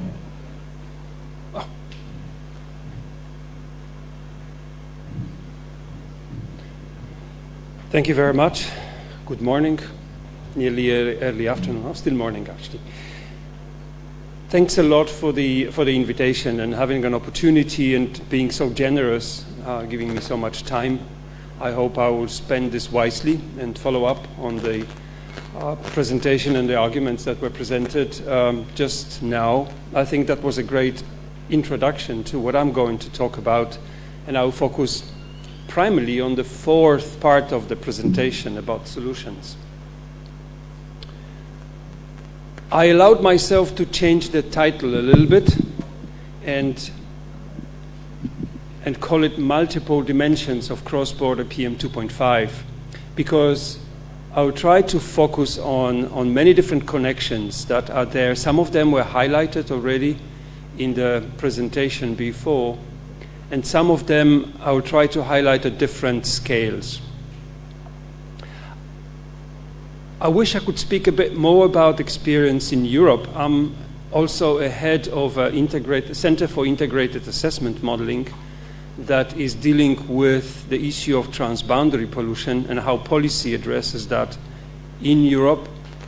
Not necessarily directly European Union, but it's linked to the convention. Some of you might have heard of the long-range transboundary air pollution work that is spanning across all Europe, includes also United States and Canada.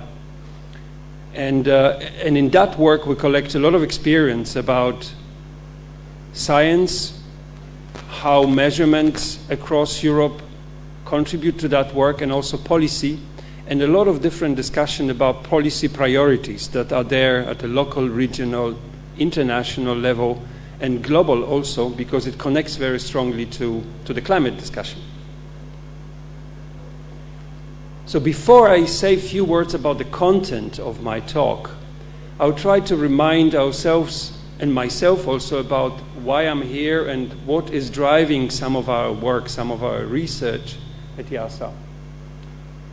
Interestingly, air pollution is not one of the SDGs, Sustainable Development Goals, that were proposed at following the Paris Agreement, but it connects to many of them. But the point I want to make is that dealing with air pollution, something that is very close to our hearts, our children, is the fact that it is immediate, it is now, and the solutions to these problems are strongly interconnected with a lot of economic activity, including also biodiversity issues.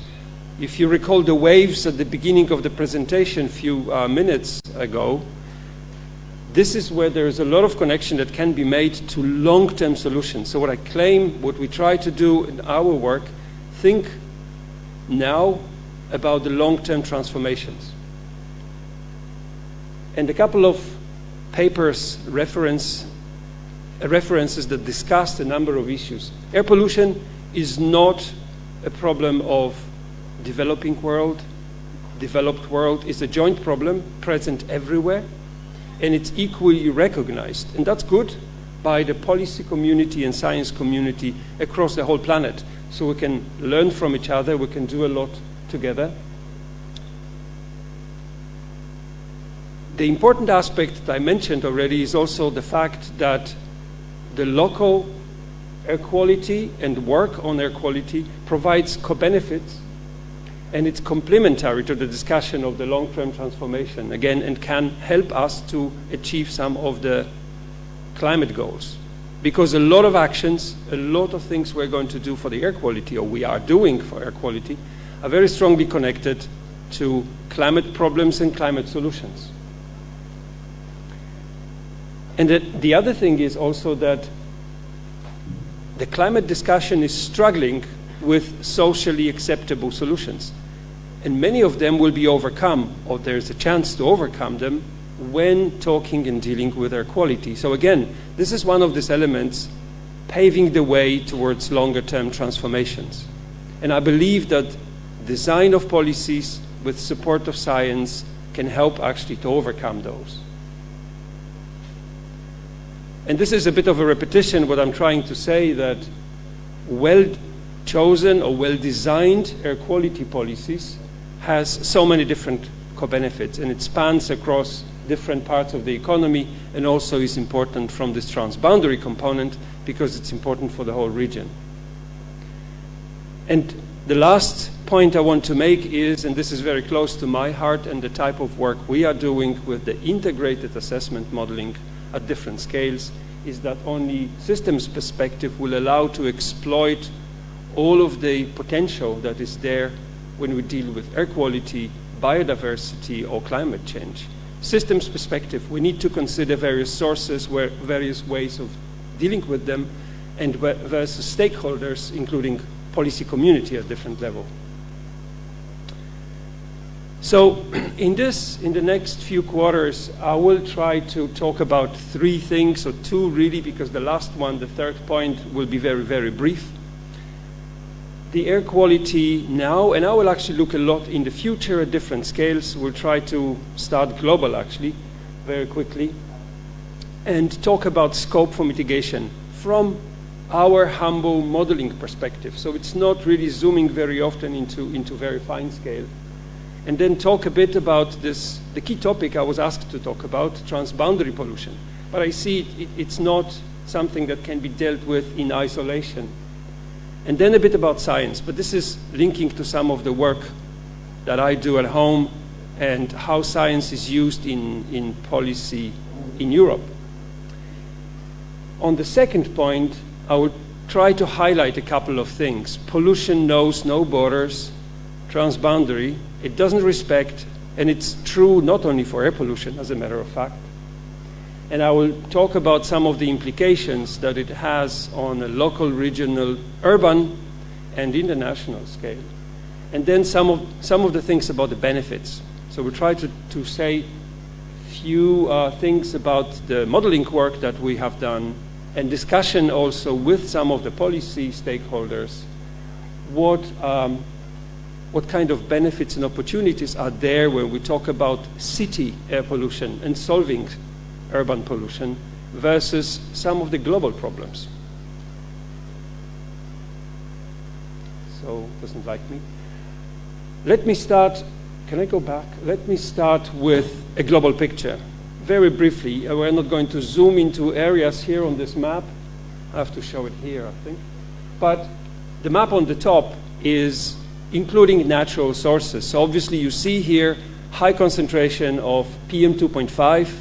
This is annual averages, is highlighting some of the areas where there's a lot of dust. No secrets in here. The second one on the bottom highlights anthropogenic emissions and areas that we are exposed to from pollution we are producing ourselves.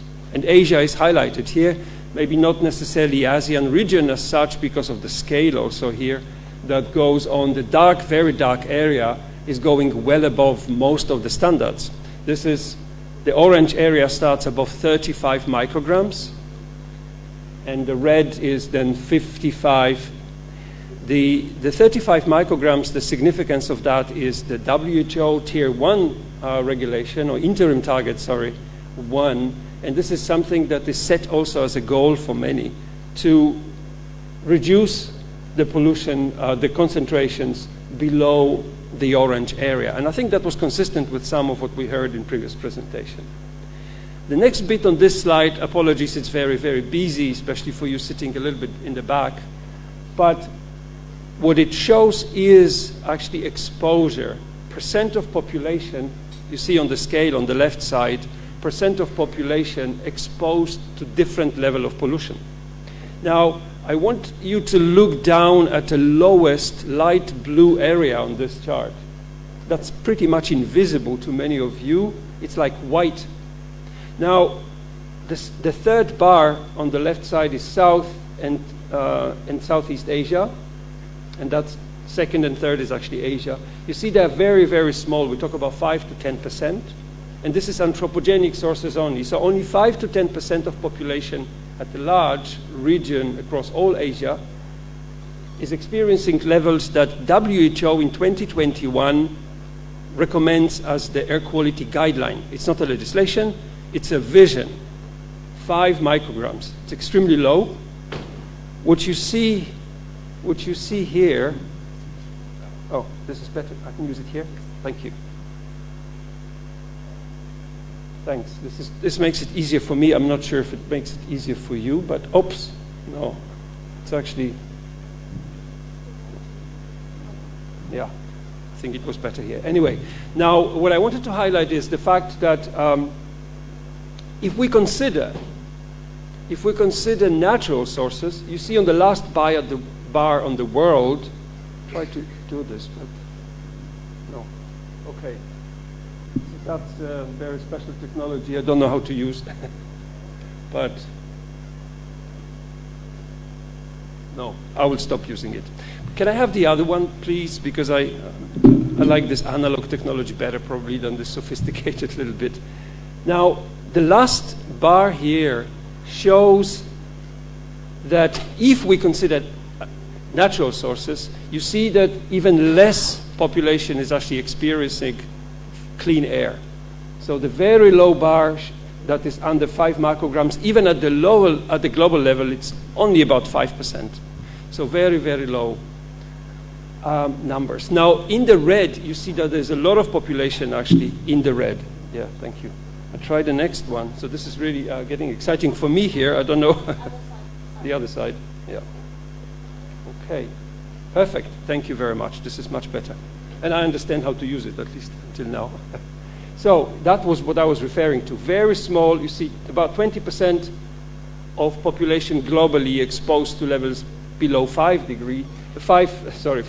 micrograms, but over 60% to levels above say globally actually 40%, nearly above 35. In Asia, that's about 50%. So this is very high percentage of population exposed to high concentration. How do I get to the next slide? The one to the right? Oh, that becomes very challenging. Apologies. So let me move to the next slide. Doesn't work. Can I have the other one? So this one is the next, but it somehow doesn't work.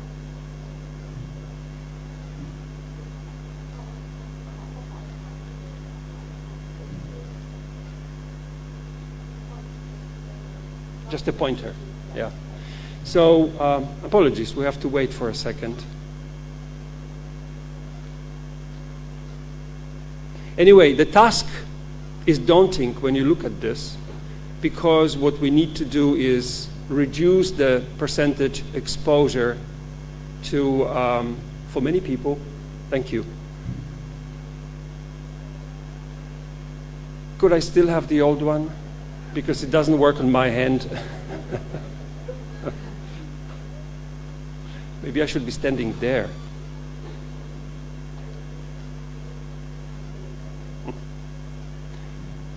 So on this slide, actually this is going far too. I would really like to have the old one because we're going to spend a lot of time clicking around, I think. It doesn't work, the other one?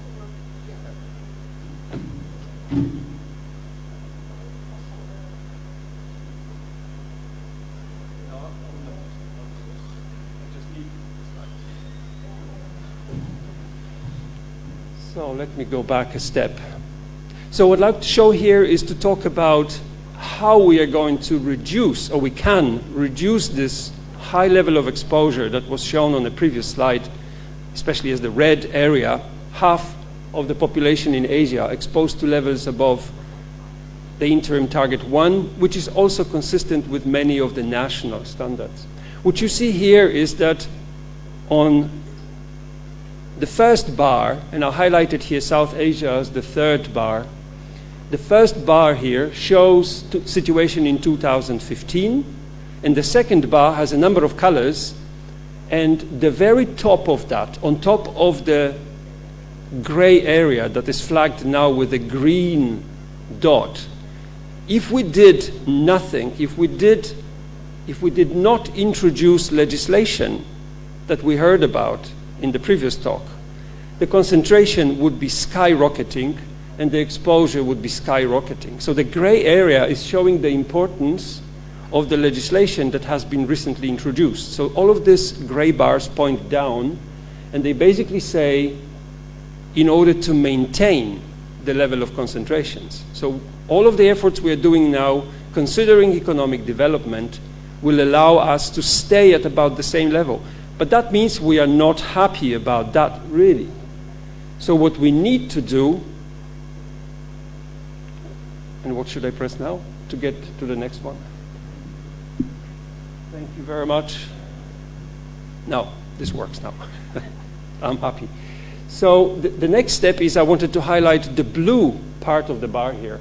And this is a set of solutions that we have in the model.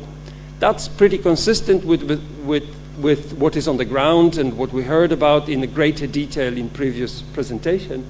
This is a set of measures that includes classical air quality type of measures controlling pipes, cars, power plants, industries. But there is also development measures like reducing biomass used for cooking, but it also includes some of the measures that are less obvious. And I'm not speaking only about the waste management that is not immediately considered as an air pollution measure, although increasingly so, but also agriculture. Actually, in the previous talk, we've heard about agriculture from the perspective of open burning, but there is also other agriculture. There is livestock and manure and mineral fertilizer applied on soil, and because of the secondary pollution, that's also regionally a very important source that should be looked at. So a whole portfolio of measures is included in this blue bar that is bringing down the concentrations strongly, really. It's a very ambitious package, but we are exploiting this in a model.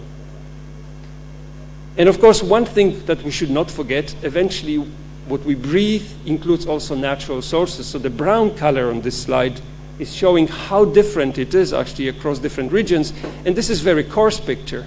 So at a national level, that's very different. Actually, in the previous talk, you saw this very nice chart of Thailand with seasonal contributions. And you saw this brown component, the natural sources, which would include dust, but also forests that would contribute to that at different time, at different season in different places. That's a helicopter view across continents, so very, very broad, but a very important message.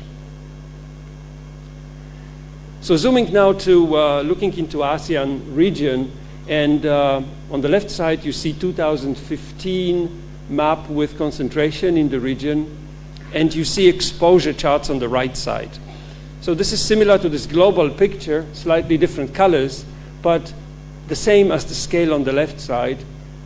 Percent of, well, actually this is million probably of people. Yes, there's 1 million of people in different countries that are exposed according to the model, but the model has been validated with measurements, so it's pretty accurate at that level, I think. And you see here, again, the light color on the left side, the very light on the left side is very tiny. And this is the very ambitious goal of the 5 micrograms, WHO 2021. Previously was 10, that was 2005 guideline. The 10 is light blue. It also, only a small fraction of population lives in areas that have clean air, anthropogenic at least clean air. This is not including natural sources in this case. But there is a significant part of population that lives well above, that's the orange area is about over 15, and the red is going into 35. So there's a significant, we talk about millions hundreds of millions across the region. So what happens in the future, according to the scenario we are using? The disappointing thing is, even when implementing legislation we have on the ground, in the books, a few years ago, it's not getting better. So that's a really bleak future if we do nothing more than what we are planning to do. And we assume here that legislation works. And we know from the past, and we know it from everywhere, including Dieselgate in the United States and Europe, that technology is working in the lab, but not always in the field. Again, something to work on further. If we look at population exposure across all of the region, not zooming at countries, but all ASEAN region, 14% of population is exposed to levels below 5 micrograms, over 86% of the population to the levels above that. In the future, with this baseline scenario that is driven actually by International Energy Agency projections, and it's not consistent with Paris goals, it's more or less middle of the road IPCC type of scenario with climates with CO2 stabilization towards 2050, 2060. So it still includes some mild measures to reduce, to decarbonize and improve efficiency, but it's getting worse. And what is really worrying here is that in this scenario, according to the model calculation, the dark colors take more of the population. So there's increasing number of people. There's, of course, urbanization assumed in this scenario, more people moving and living in the cities. It's not getting any better if we don't do more. And we know what to do, as a matter of fact. Now, one little slide only to bring in the health toll. So this is the air pollution toll, and GBD, Global Burden of Disease study, has been showing the millions of people, number of premature deaths across ASEAN countries here, that due to air pollution, the primary environmental cause of death. So this is not including some of the other impacts that you have listed. I've listed here on the bottom in the chart, and it's morbidity. This is, of course, crop impacts. But there's also a number of other factors that are very important, that are very difficult to cost. They are also difficult to calculate, some of them. So often primary metrics that is referred to is the premature deaths because of air pollution. As I said earlier, we know the solutions. Actually, we know most of the solutions. Many of them are already part of the regulation, and we heard about them in the previous talk. I show them here from a little report that we've been working on with our GAINS model also, and contributing to clean air and climate solutions in ASEAN, supported by UNEP and Climate and Clean Air Coalition and ASEAN Secretariat. So we've repeated some of that, what is really known, but what we try to do is also look into the impacts of these solutions. And they go from, as I mentioned earlier, some of the very basic needs that we have, cooking, heating when necessary with solid fuels, solutions in transportation, in agriculture, also fires, agriculture fires and forest fires. Now, what this would do, and this is the same slide that you saw before, but with added top bar, and the top bar is assuming implementation of all measures, all of these 12 categories of options or measures. Again, maybe very ambitious, especially in the short term, but it would nearly triple the population that is exposed to clean air. Clean air defined as the 5 micrograms. Now, this is extremely ambitious. If we look into the all blue color, which is referring to the 2005 WHO guideline and the 10 micrograms, you see that about 70% of population would enjoy clean air by that standard. That's the end of this blue bars.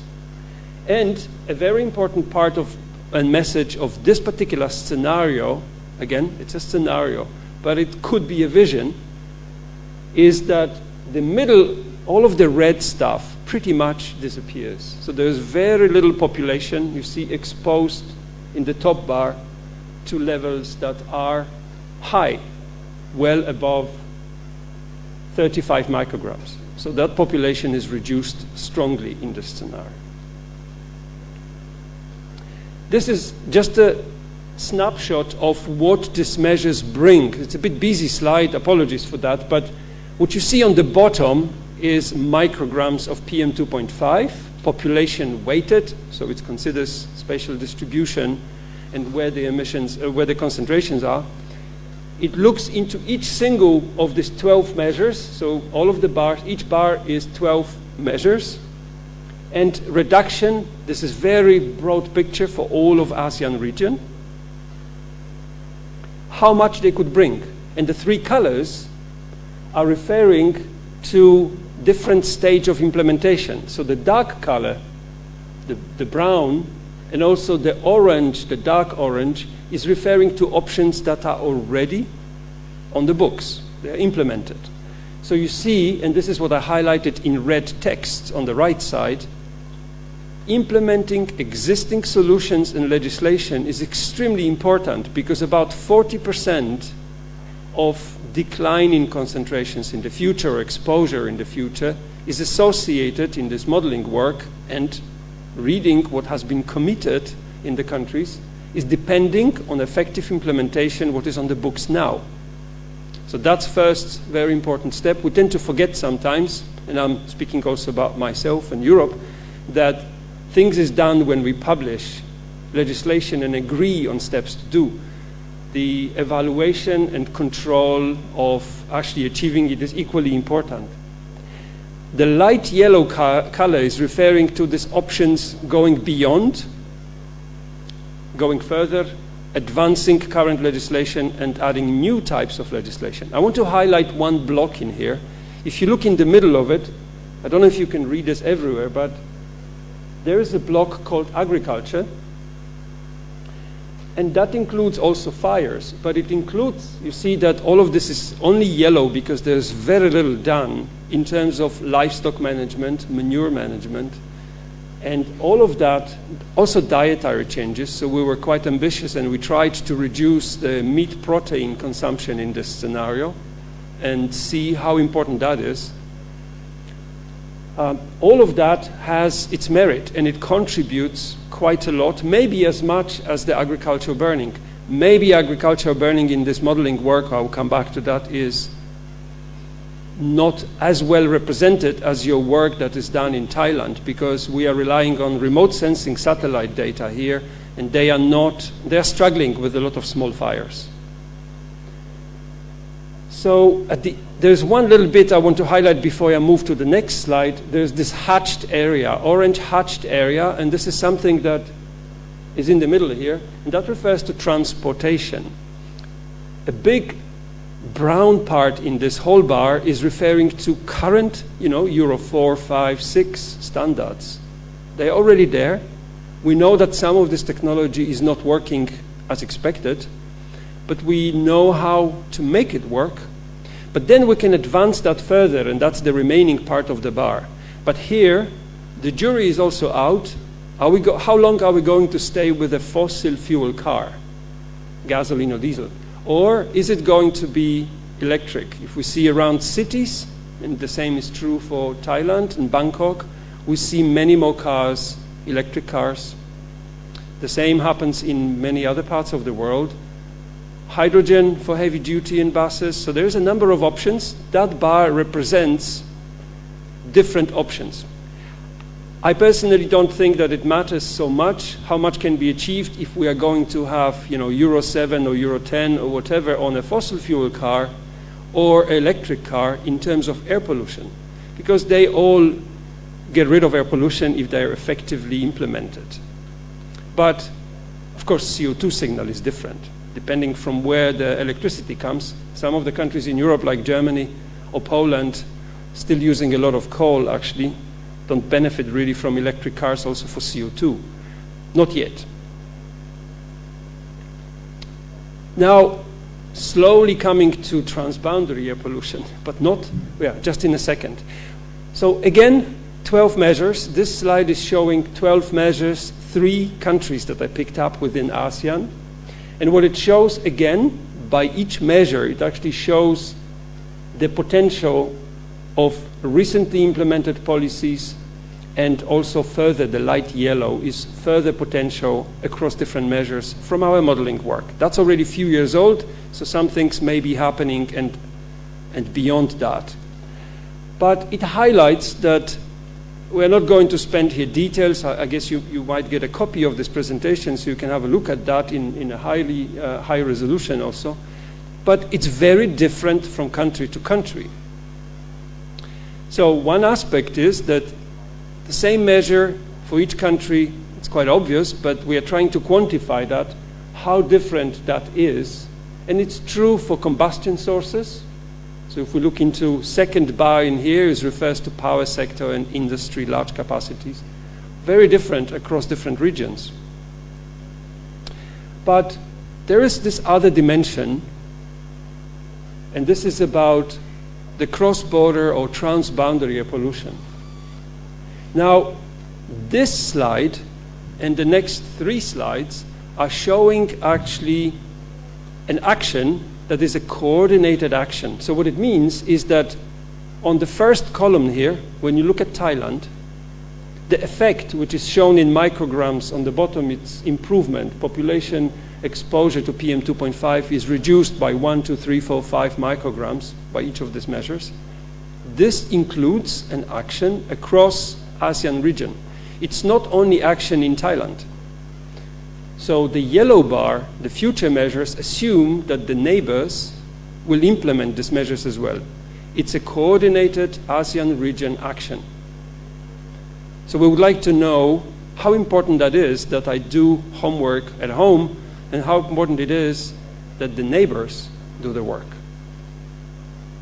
So this is what I tried to show in the next three slides, actually going through all the countries very briefly, very quickly.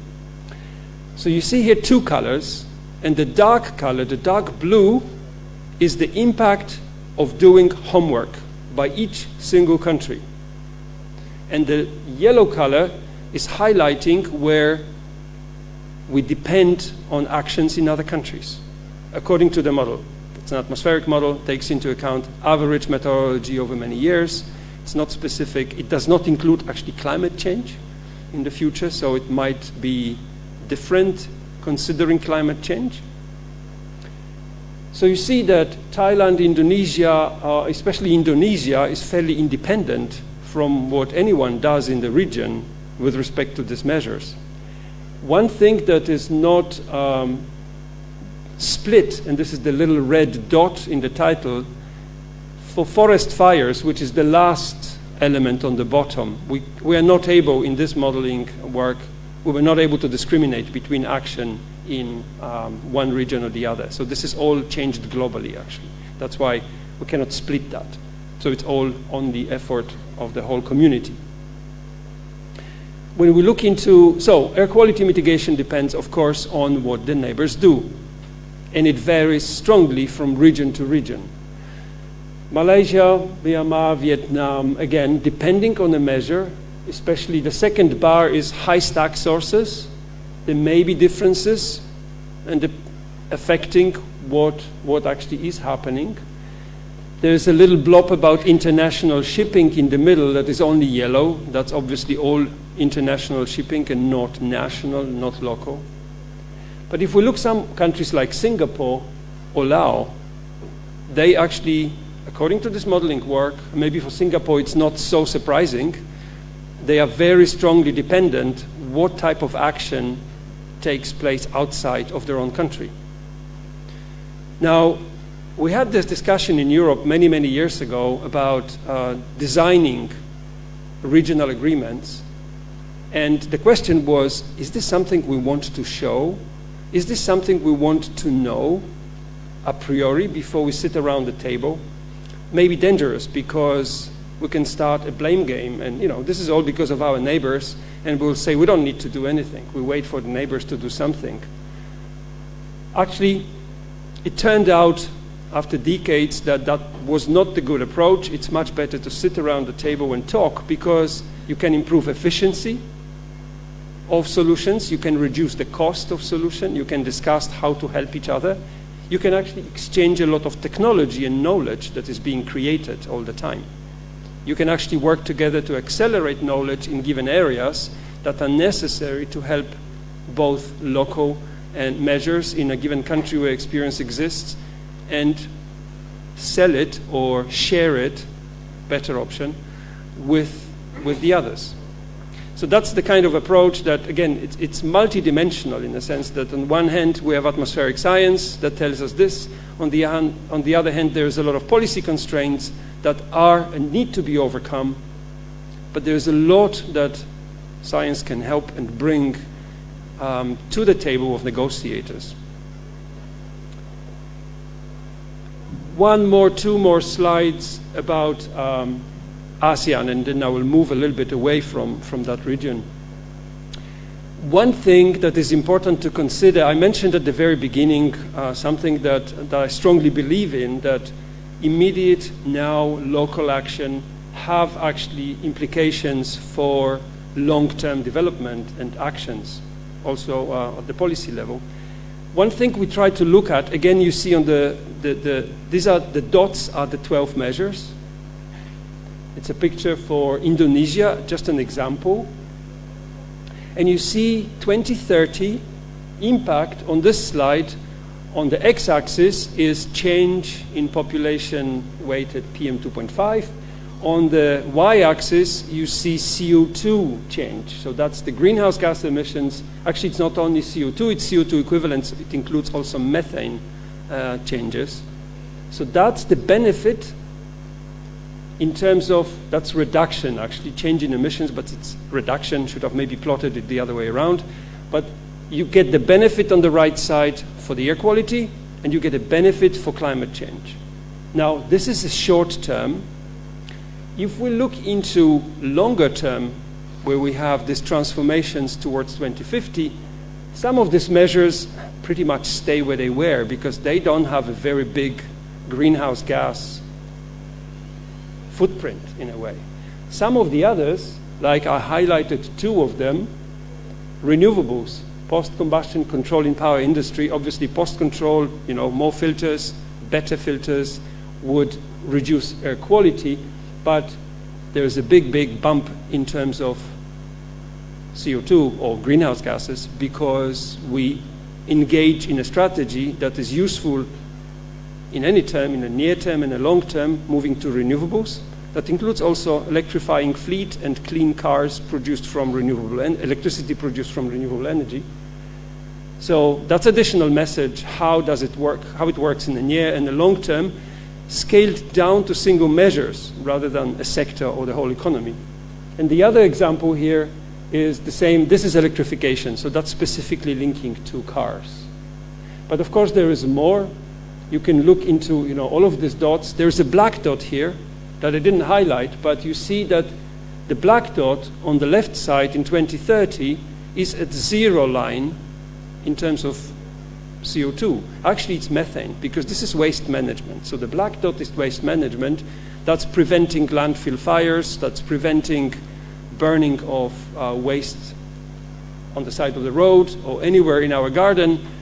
But in a longer term, of course, we are getting benefit of managing that waste and correctly, also including recycling and circular economy.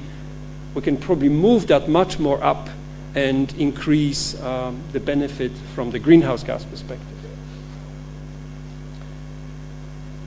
So, as I said, I'm finishing on the ASEAN focus, and I want to bring a series of studies linking to costs. All of that, if we do nothing or very little, has a cost to all of us, as a matter of fact, because we are unhealthy, our kids are unhealthy, the ecosystems are suffering, but there's also costs associated with mitigation. So there is a series of studies building on the work on the left side. This is the All Asian Science-Based Assessment and Solutions for All Asia, followed with the report I'm referring to, which is specifically focused on ASEAN, and these are the 12 or 15 measures, because they also include some other measures that are specifically greenhouse gas measures, and a series of reports that looks into few countries, including Thailand. There were 3 reports made for Thailand, Cambodia, and Indonesia, focused on cost of inaction. And what I will do is I will just show one snapshot about the dimension of that cost. So it's not the GDP loss. We should not be mixing this with GDP loss. This is a calculated costs associated with, there are only 2 colors, with mortality and morbidity for 3 countries and for 2 situations in a way. So we have the red star that shows evolution of a baseline concentration, so increase in all of the countries over time in a baseline, and you see the blue star that shows potential when all of the measures would be applied, and the little bar inset is showing the costs that is associated of not doing it. So if we don't move from the red star to the blue star, the cost of loss of life and morbidity is in order of 2 to 3% of GDP of these countries, runs into billions a year. It's big numbers, very uncertain, but they are also very incomplete. They do not include ecosystem loss. They do not include cost of traffic jams. So a lot of things can be added to it, and there's a lot more work that needs to be done. They don't include also climate impacts. This is only health related directly to PM2.5. That does not include also ozone. So very limited picture, but these are big numbers. And the costs of actually moving from the red star to the blue star are typically much lower. Now, just a few slides zooming into the cities. And what I want to highlight is that, as we know, cities very often, traditionally, have been they were very inward looking. They try to solve their own problems. They are big, they are growing, they are powerful, and they try to look into what can we do in the city to improve the life quality and reduce air pollution. This is what I wanted to have actually when I'm saying this. So now the cities are influenced obviously by pollution from outside to a different degree in different places. And the question is, first of all, how can we understand better what matters in terms of with which neighbors we need to do? I mean, neighbors could mean also sectors. Power plants are very often built outside of the city. Open burning is not happening in the city for most. So, and then there's different jurisdictions that we need to work with, both actors at other cities maybe, neighboring cities or provinces. So we tried to look into this with support of the Japanese government actually. And we used, this is used all the time in all of the modeling work that I've been showing to you. That's a snapshot of, think about it as a fingerprint. It's a fingerprint, we can forget the scale. It's anyway a log scale, but we can look at this as each, and this is obvious. We're just trying to put it in a model because we need it to understand source apportionment. So how each of different sources contributes to concentration. Nothing terribly unusual, many models are doing it. So this is an example of few layers. Cooking, rural cooking, urban cooking, agriculture waste burning. This is all across all region. See, Thailand is actually not as shiny as on some of the slides that we've seen before. That's maybe something we need to work on more. Again, this is using remote sensing data. When we look into some of the others, like iron and steel, coal power plants, or international shipping, all of them have very different signatures. And of course, the strength that is shown in here is relative. So depending how much we reduce, we can only say how, say, 1 kiloton can reduce then. This is a total signature of the whole sector, of course, but the mitigation potentials are very different. Now, we have about 50 of them in a model, so we created about 50 layers that would be connected then to measures, and we will use the signature or footprint to actually see what matters and where, because pollution knows no borders.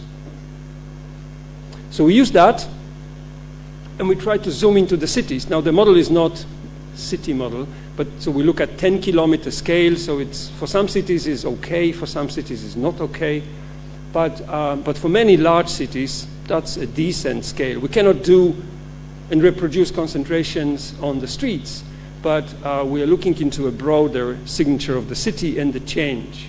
Now, it's an example for China here, but I have some more examples. But I wanted to use this slide only to show you what this shows. So you see many different bars and scales in here and colors. Now, the key thing to see here is that this split bar on the x-axis is showing, in a way, distance from the city. So the one on the right is the city contribution of primary PM2.5 emissions. That's the first column to the right, the highest one. That's the component of the city pollution. So city produces these emissions, primary emissions, and this is the contribution on the left side to concentrations.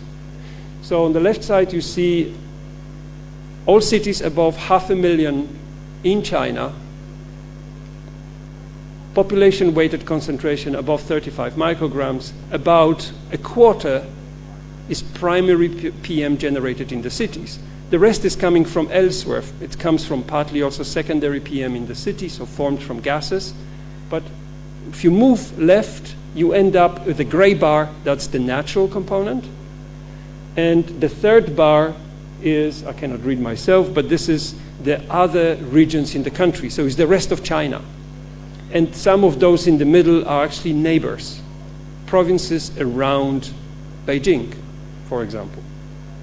So what we want to show here is that city alone cannot solve the problem.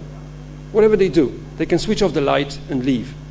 The concentration will be 25% lower. Well, maybe not exactly true, because if they really leave, there's no need to produce electricity for them, bring food, etc. So, fake news. But, in principle, whatever they do, if they want to live there, that's not enough. And very similar picture is in many cities. It's not everywhere, but in many cities, maybe half of the pollution is locally generated, and half comes from elsewhere.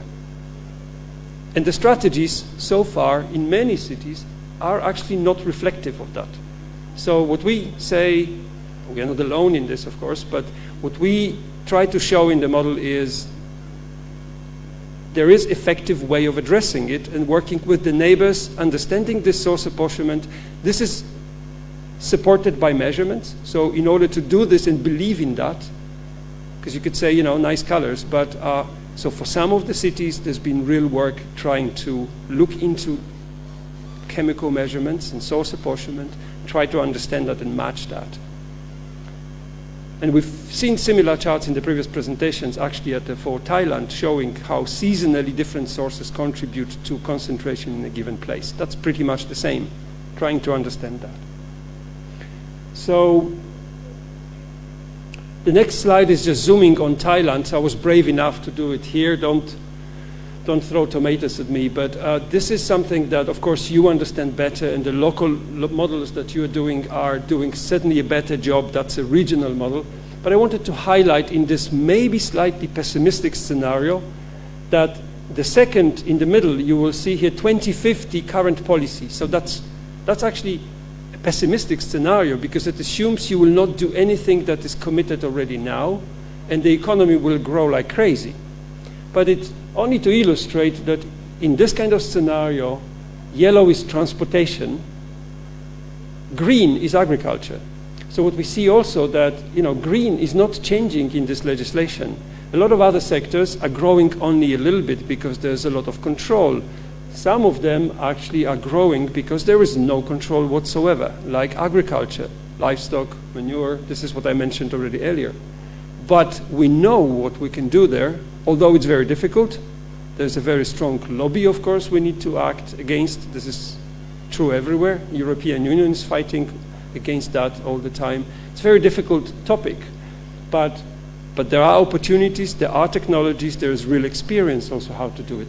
The most right slide in here, or inlet, shows actually the most ambitious action we have in the model. That includes compliance with Paris Agreement. That's the 2-degree, or actually even more ambitious, slightly more ambitious than 2-degree target. So carbon neutrality, that's the IEA scenario that looks into carbon neutral future, and all of the measures we have in a model. So say the 12 packages of measures that I had shown before. Very ambitious, but it gets down from the anthropogenic sources. Oh, no, actually this is total in this case, to well below 10 at the level of all of the cities population weighted. It's not on every street and not every dot will be like that, but in general population exposure would decline rapidly. Again, that's very ambitious, but I don't think it's unrealistic. Nearly the last bit, I have to watch the time. I wanted to reflect on climate policy and air quality, very briefly. And this is not specifically on ASEAN, it's a selection of countries. Coordinated air quality and climate action. I started in a way with that, and it's a modeling study that we looked into. We work with a Japanese model, AIM, that's a global model actually applied to different countries, and this is the gains. The second model is our model developed at YASA, looking into air pollution and impacts.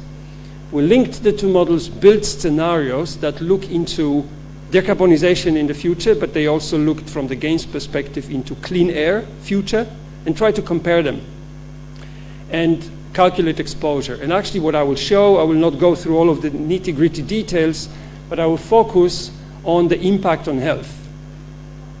So one word about scenarios, because I'm going to show maps on the next slide. Base case is a baseline. We do nothing beyond what is now embedded in current policy. Again, no decarbonization, a mild climate discussion, basically.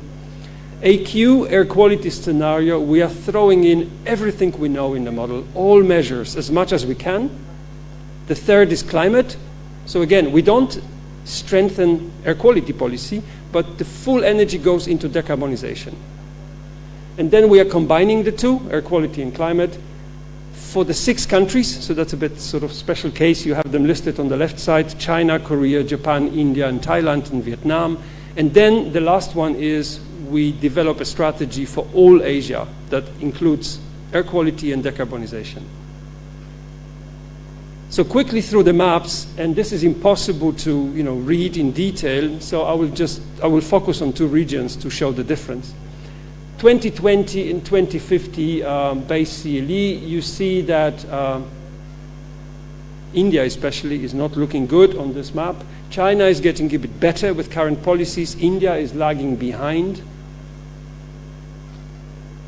The next 2 is actually air quality scenario and climate. So the third map is showing a big change, not everywhere because it's 6 countries, but it includes China and India.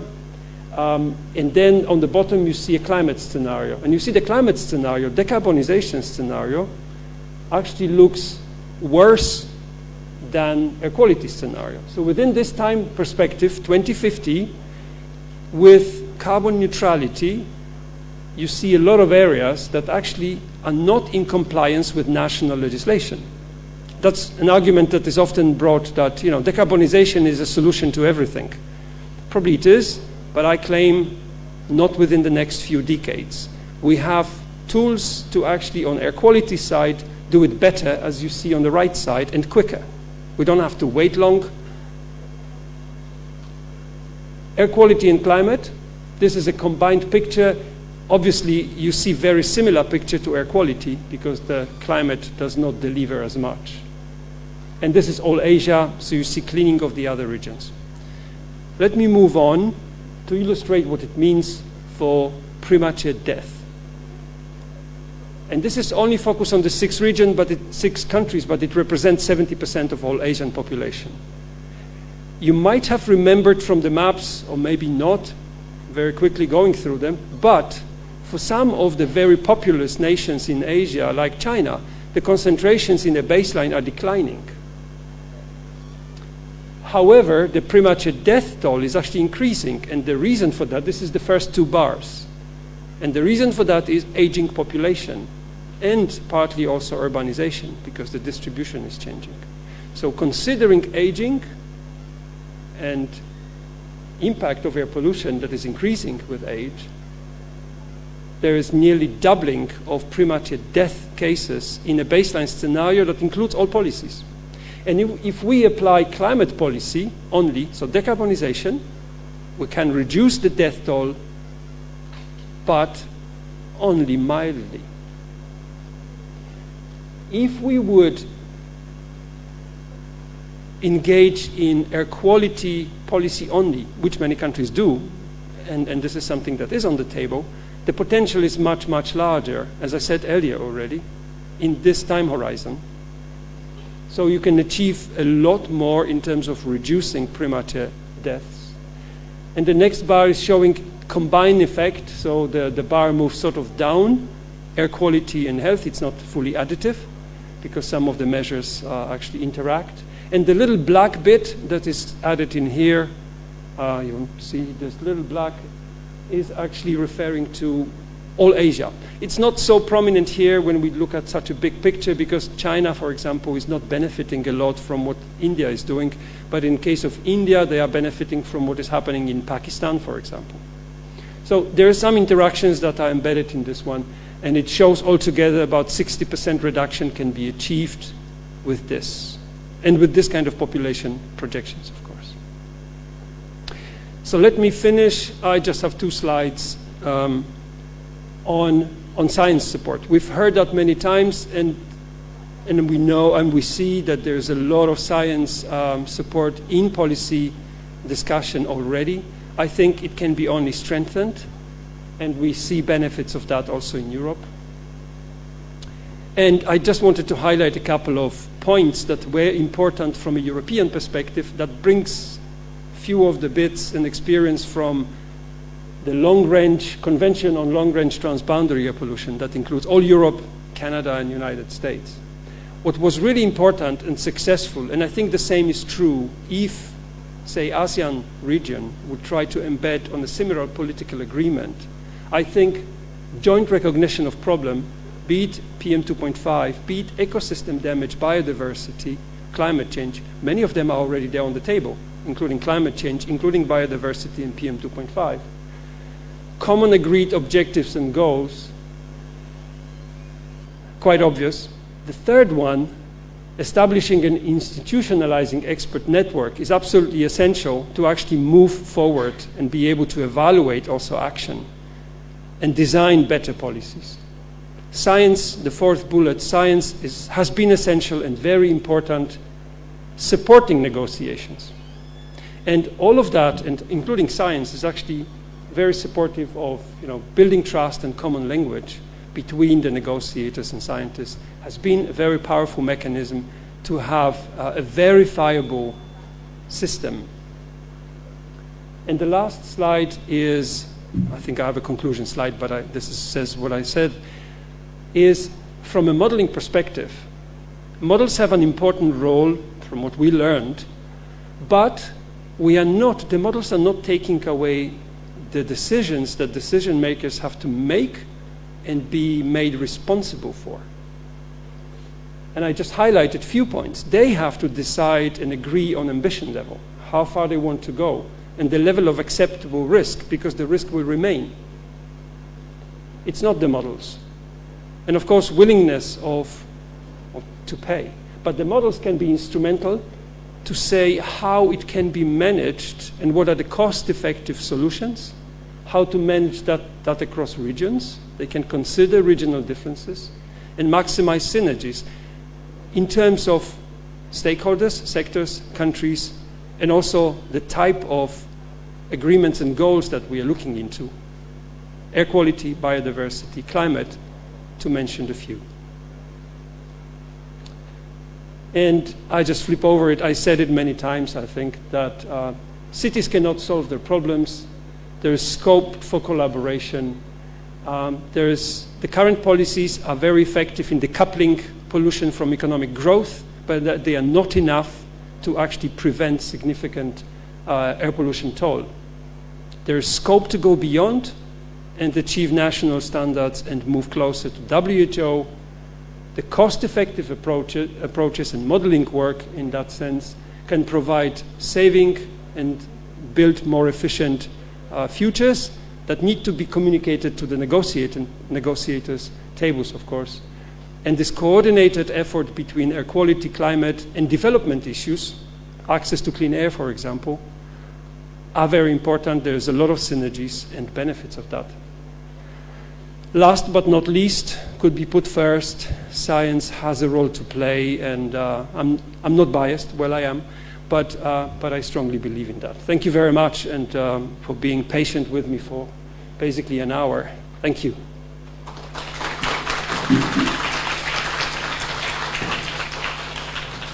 Thank you very much, Dr. Clément. Ladies and gentlemen, we just have had the privilege of hearing an insightful keynote presentations from Dr. Vichan and Dr. Clément. Now it's time to engage in a dialogue. I invite the members of our esteemed audience to pose questions to both Dr. Vichan and Dr. Clément. If you are here in the venue, please raise your hand. Then our microphone attendants will come to you. For our online participants, please type your questions into the Q&A chat box. Then our chat moderators will relay the questions to us. Thank you.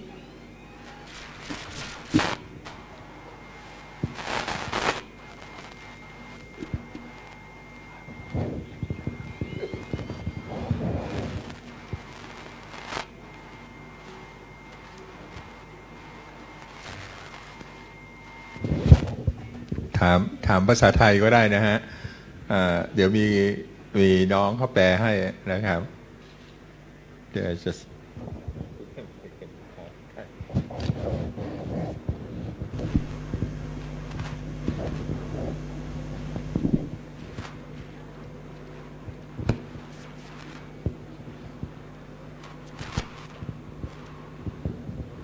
Hello. Thank you for the talks. It's very interesting. I have a question for Dr. Wan. From your you mentioned about like the low air pollution in 2022, which is lower than like 2023 and 2021. It's almost half of like both years. So I wonder like if you can give us more detail like how that happened. Is because of the COVID lockdown or is because of the climate or the implementation of any policy in that year? Okay, thank you very much.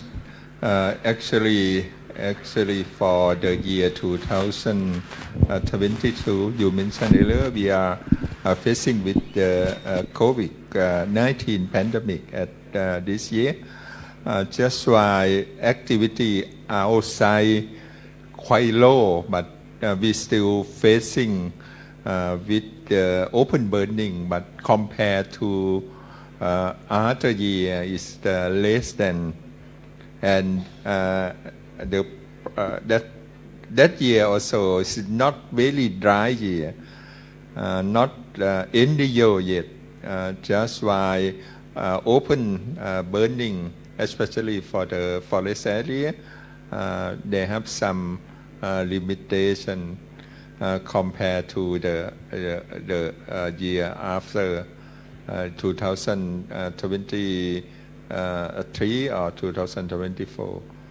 There are a lot of factors in our country. Mostly weather condition is the very important issue.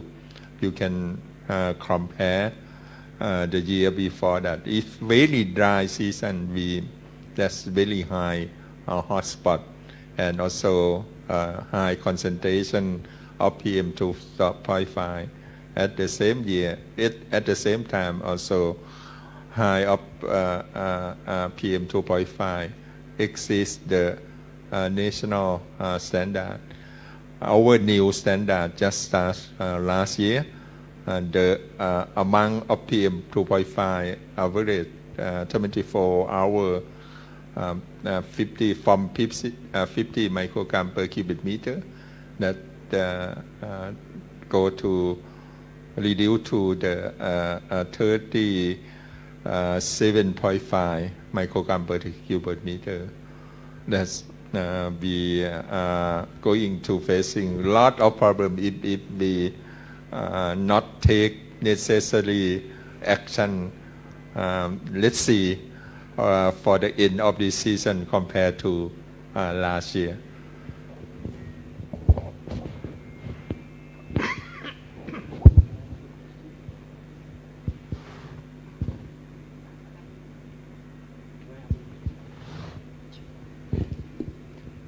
I have a question actually to you.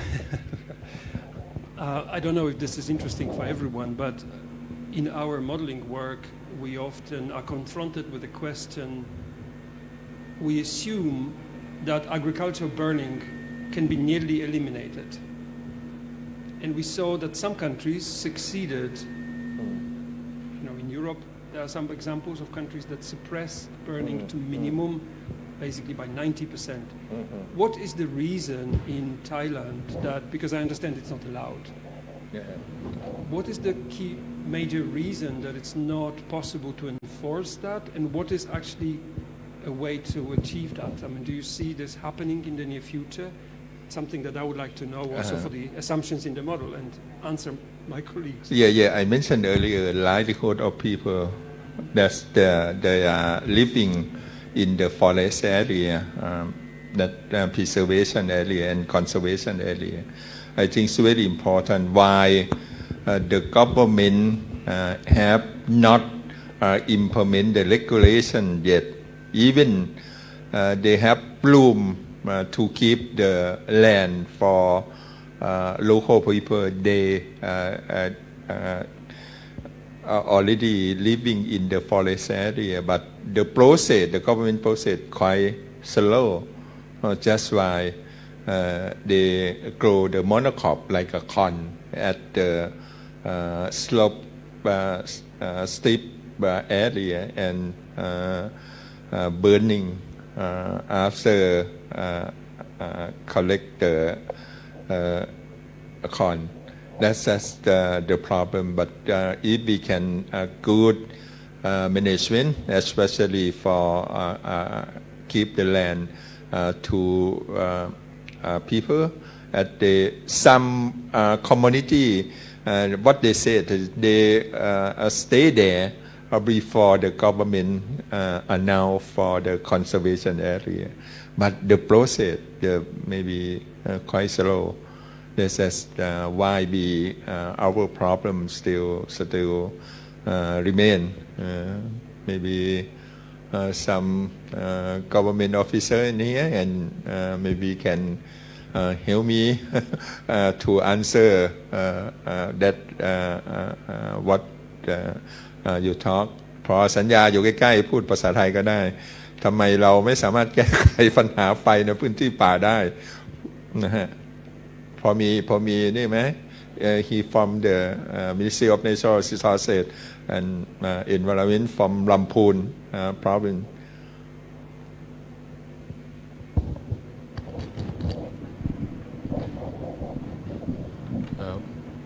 ปัญหาสวัสดีครับผมธัญญาครับจากททจ.ลำพูนครับปัญหาการเผาในพื้นที่ป่าของในพื้นที่ภาคเหนือยังมีพฤติกรรมของคนในพื้นที่ภาคเหนือที่มักจะเผาอยู่นะครับสิ่งแรกคือยังไม่ให้ความสำคัญเรื่องคุณภาพอากาศนะครับก็ยังมีคนบางกลุ่มที่ยังมีคนเข้าไปเผาอยู่ถึงแม้ว่าปีนี้ทางรัฐบาลทางหน่วยงานต่างๆทั้งกรมป่าไม้กรมอุทยานจะมีเจ้าหน้าที่เข้าไปดับไฟแต่ส่วนใหญ่จะเป็นการดับไฟหลังจากที่เกิดการเผาไหม้ไปแล้วนะก็หลักๆก็คือยังมีกลุ่มคนที่ยังเข้าไปจุดไฟเผาป่าอยู่จำนวนมากครับทำให้ไม่สามารถดับได้หมดแล้วก็สาเหตุที่เขาเข้าไปดับก็คือได้รับผลประโยชน์จากพื้นที่ป่าที่มีการเผาไหม้ก็เข้าใจว่าจะเป็นเรื่องการลักลอบหาของป่าล่าสัตว์ครับ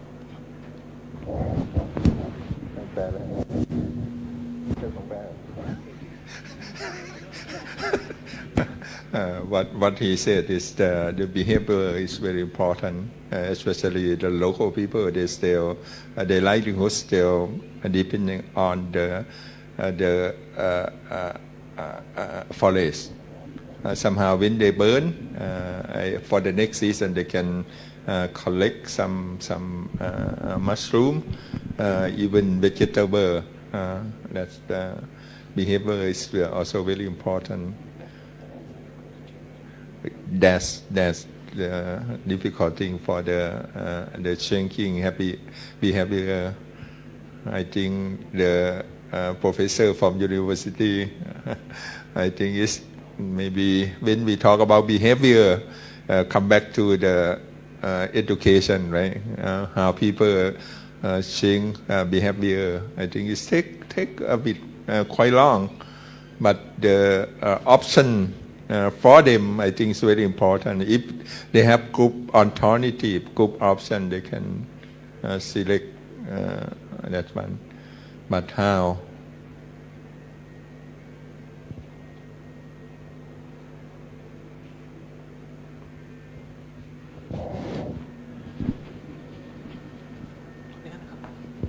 And can you also introduce yourself, and then we can maybe share. Hi, my name is Peter.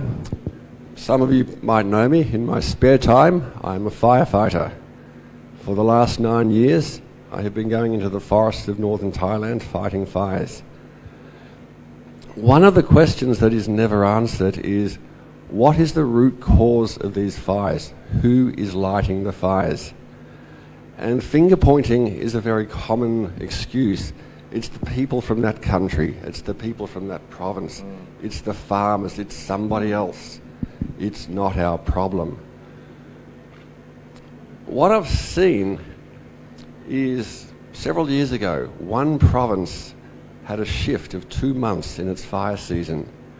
I downloaded all of the hotspot data from NASA for all of northern Thailand, and one province only shifted its fire season 2 months early.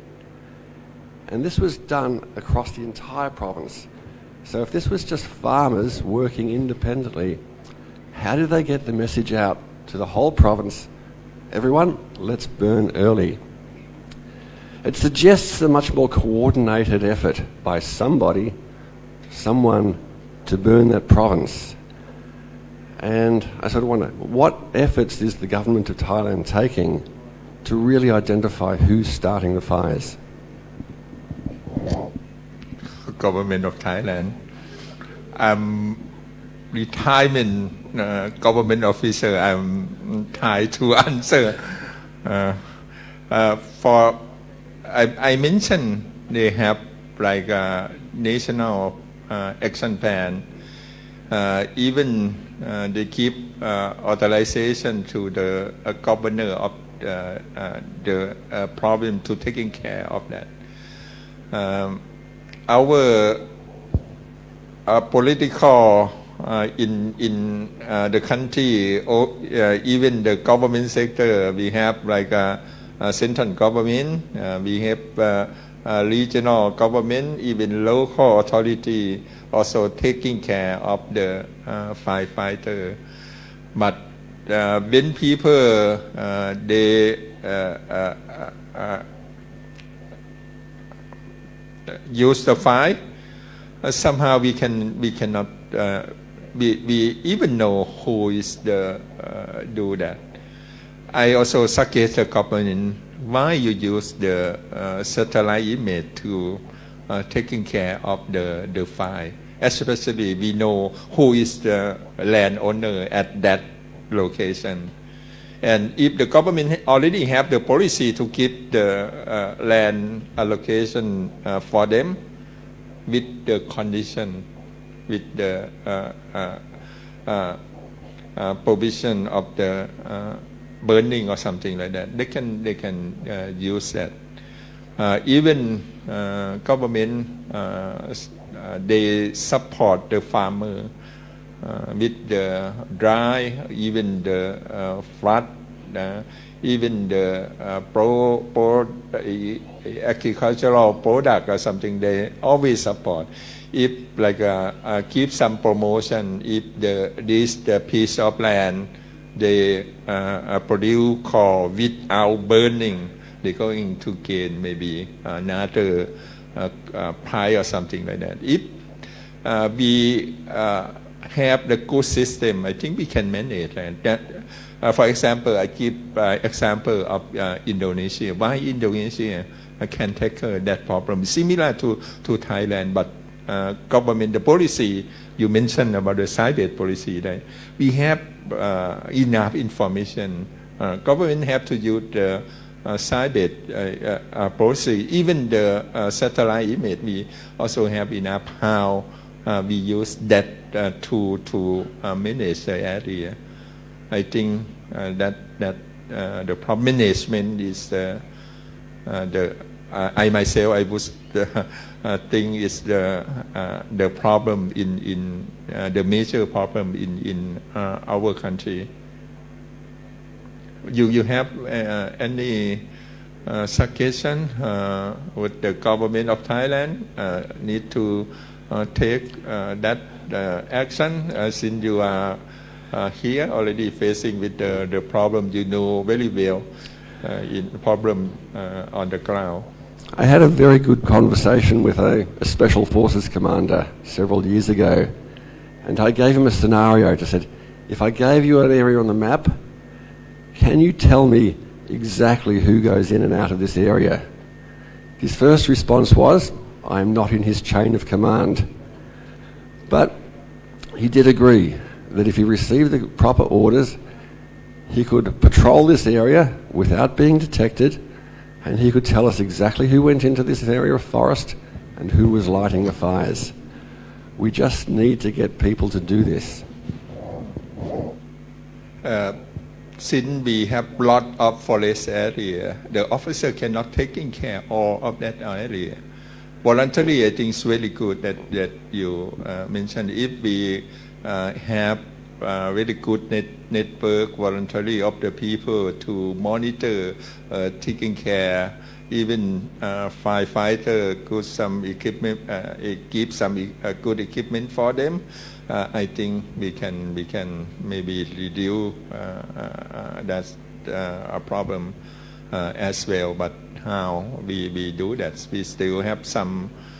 We have some we have good practice even in Thailand. For example, in Lampang, in Lampang, we have like a meta model. We have good model with the agriculture without burning, but how to expand the good model to other area.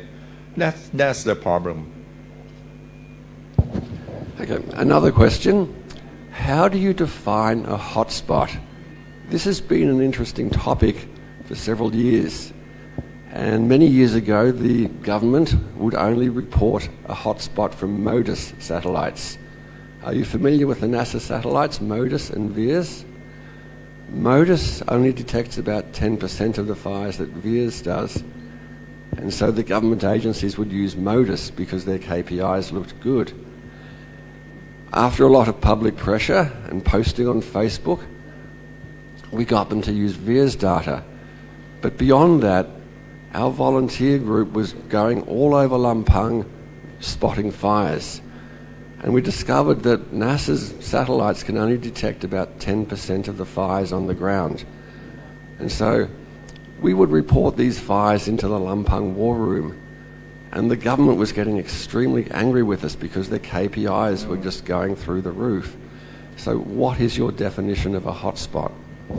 I think Dr. Supat, as director of the Center of the Air Pollution and Climate, he have a good answer. Can you give microphone to Dr. Supat about the hotspot? And Dr. Savitri also work on the hotspot, especially in the agricultural area. The satellite Equatorial, right, that produce MODIS product. Each one of them come twice a day at the fixed time. So 4 times a day that satellite picture been taken. The rest of the time, no satellite picture. And a lot of people know exactly when the satellite will come. So it is possible to light the fire and distinguish the fire before the satellite comes. That's why we cannot really detect all the hotspot unless even the NOAA 20, NOAA 21 also. It's a low-level satellite, although with high resolution image producing via hotspot. But again, still come twice a day. In order to capture all the hotspot all day round, I think we need to use the geostationary satellite. But the weak point of the geostationary satellite is it is so high from the ground compared to Equatora and NOAA satellite. So the resolution is less, but it's taking picture every 10 minutes. So you can capture the hotspot all day round, but with lower resolution. This is still a problem with the satellite. So what we propose and probably will move forward is instead of using satellite, we would prefer to use burn scar, the burn area burn scar, which will left after burning it will leave scar very dark on the ground. The satellite come, but again it's the weak point of the satellite. It not too often that it come, the one that can detect burn area.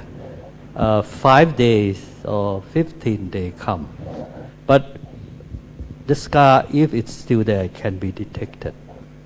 So that will be more accurate. So I think it will need some kind of combination of both the orbit satellite and also the geostationary satellite. And again, for the burn scar, it's also orbiting the Earth as well. There are still a lot of things to improve in order to detect. But I believe that we are developing that with the NRCT support this year. We will try to, I think, fund a project which will be able to identify the burn scar and then do the ground truthing. The project proposed to use drone to fly around and then check with the data from the satellite to validate the satellite information. But that will be done in an agricultural area, for example, corn, rice, and also sugarcane. Not exactly in the forest yet. Yeah. And you have to understand the fire in forest. In fact, the fire in the forest, there are two types of fire. One, the fire on an agricultural land, which is the encroachment of the people into the forest land and do agriculture and lit the fire. And the other type of the fire is the real forest fire, which also been ignited by people with some purpose, the benefit that they can get from the forest, hunting, and as Dr. Vichan said, some kind of mushroom and plant that they can get, and they still believe that by burning it will make those mushroom and plant grow well, and then they collect more. So it related to what Dr. Vichan said, livelihood of the people. it Okay, thank you very much, Dr. Supat. He will elaborate more what he have done on the PM 2.5 in the afternoon. Thank you. Okay, thank you, Dr. Savitri. From you introduce yourself. Yes, I'm Savitri Garivet from the Joint Graduate School of Energy and Environment, JGSEE, King Mokut's University of Technology, Thonburi. And just to complement what Dr. Supat said earlier, we have already done our research team focusing on air quality and especially emission inventory using Gaines model as the initial stage, and we realized that from the Gaines model we couldn't do what happened in Thailand, and the sector that we have really a problem is open burning, whether forest fires or agricultural burnings. The problem with the satellite, it's not only that we have done it since the end of 2000, and we realized that modest hotspot can cover only less than 15%. It's about 10 to 15% because of the time of and the resolution as well. Then we, because internationally we agree that hotspot itself cannot go for the real fires, so we combine it with the burn scar, and but the burn scar resolution of the burn scar with high resolution and accuracy is probably come from Landsat, but Landsat you have only twice a month. So then now with MODIS we can have the product of a small scar and daily burning, and we combine this with ground truthing. Of course, with the solution proposed by Dr. Supat, having the ground truthing using drone with the support of NRCT, these would increase more the accuracy, especially in the in forest area. Shifting cultivation of corn, like on the slope, and as mentioned by Dr. Vichan earlier. However, from our experience of ground truthing, we really believe that we need more than we need effort to be statistically significant. And even the fires products that we use currently, like GFED, the global fires emission database, it's still very far from what can happen in reality, because there's a lot of fires that we are missing a lot, and currently that's why we are trying to combine the geostationary and especially with the help from the Japanese satellite to see a higher resolution for the temporal resolution, and matching between the burn scar and the hotspot or the actual fires on the daily basis. But this would not answer your question, what is the root cause of the burning?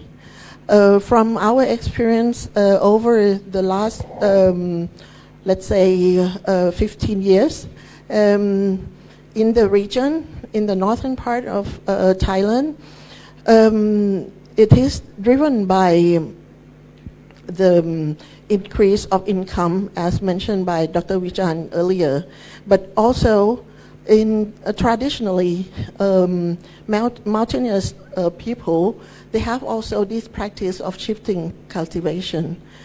The increase in population and the economic growth and actually survival needs of the current economic conditions, including the migration from our neighboring countries, migration of people from the mountains.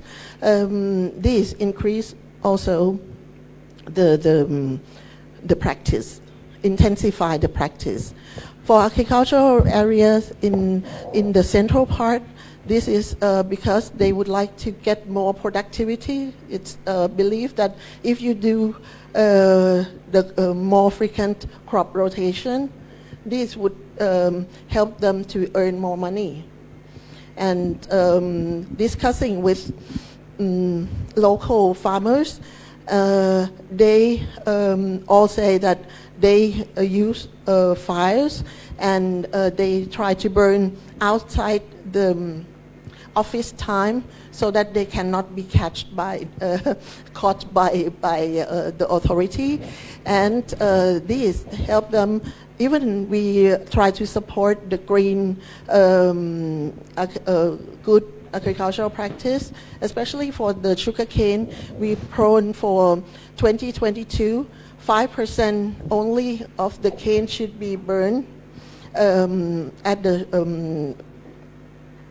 But in reality, we are quite far from that because the compensation, the cost that we provide to them at when we buy their product is not fair enough from their.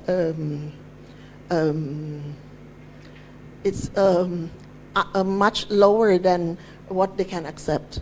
So I think if we would like to support the government with scientific data, I turn myself to my colleagues, especially from social science, to find socio-economic faculty here in Thammasat University, Lampang, to find the way how to meet the expectations, especially in terms of compensation and to the farmers, to find a win-win situation.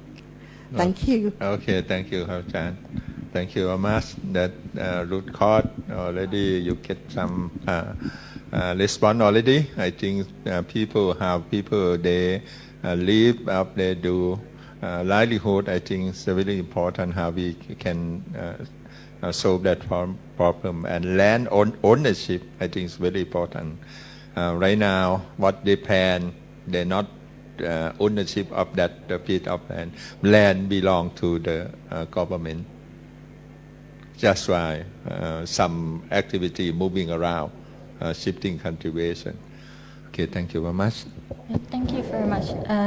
We also have a question from our online participant. The question is to Dr. Klimung.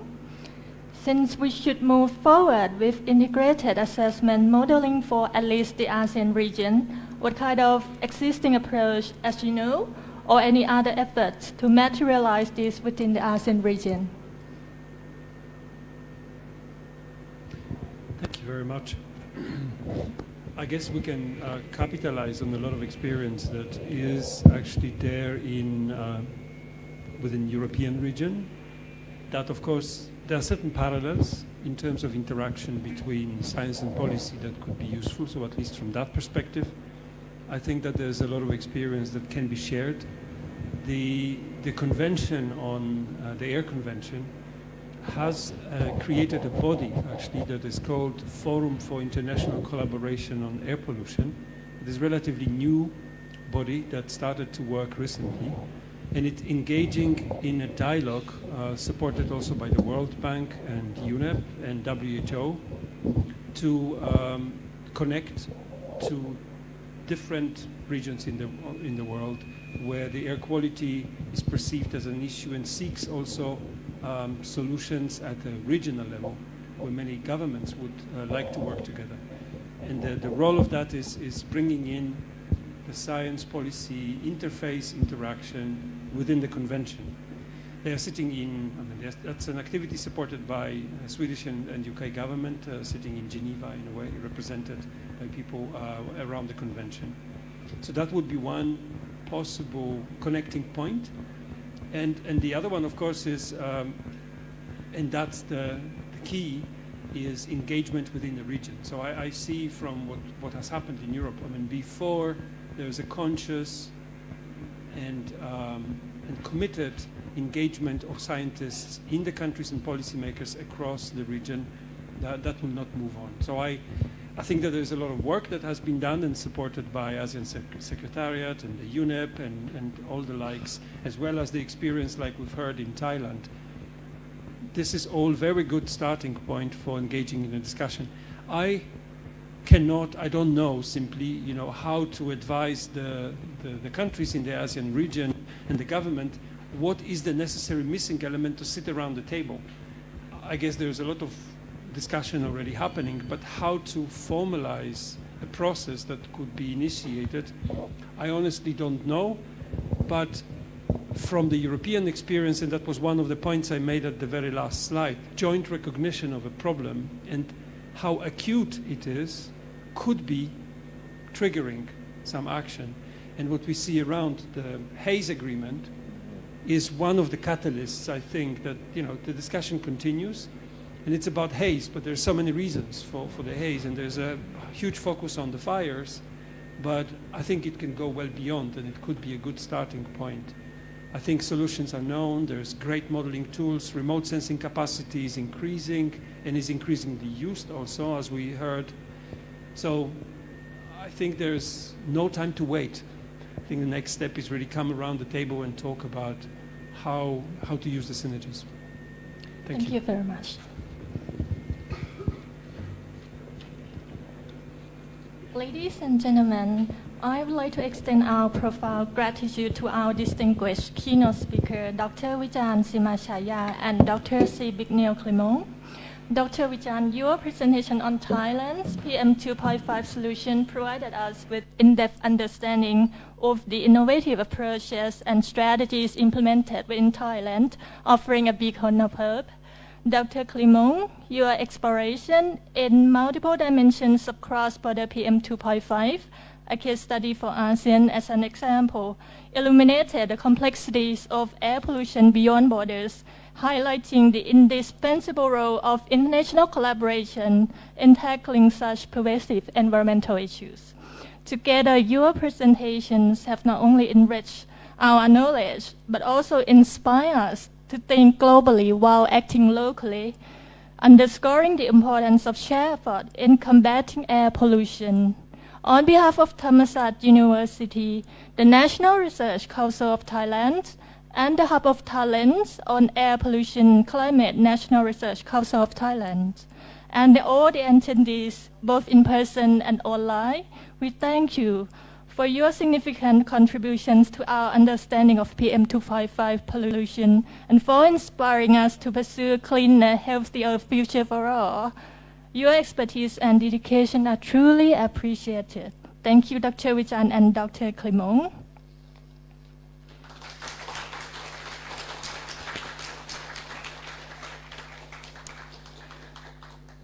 Now I would like to invite Associate Professor Dr. Supiya Gaolaiet to present a token of appreciation to Dr. Vichan and Dr. Clement.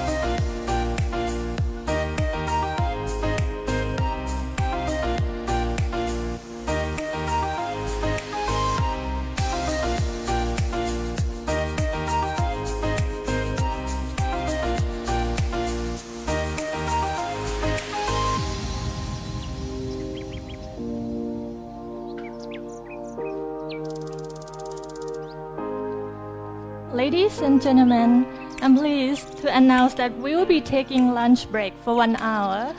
This is a wonderful opportunity to stretch your legs and refresh your minds and of course enjoy your lunch. We have arranged for a selection of refreshments and light snacks to be available for you in room 7502, which is conveniently located on this floor. So let's reconvene here, refreshed and ready at 1 p.m. to continue our journey exploring PM 2.5, opportunities and challenges in Southeast Asia. Enjoy your lunch and I look forward to seeing all of you back here at 1 p.m. Thank you.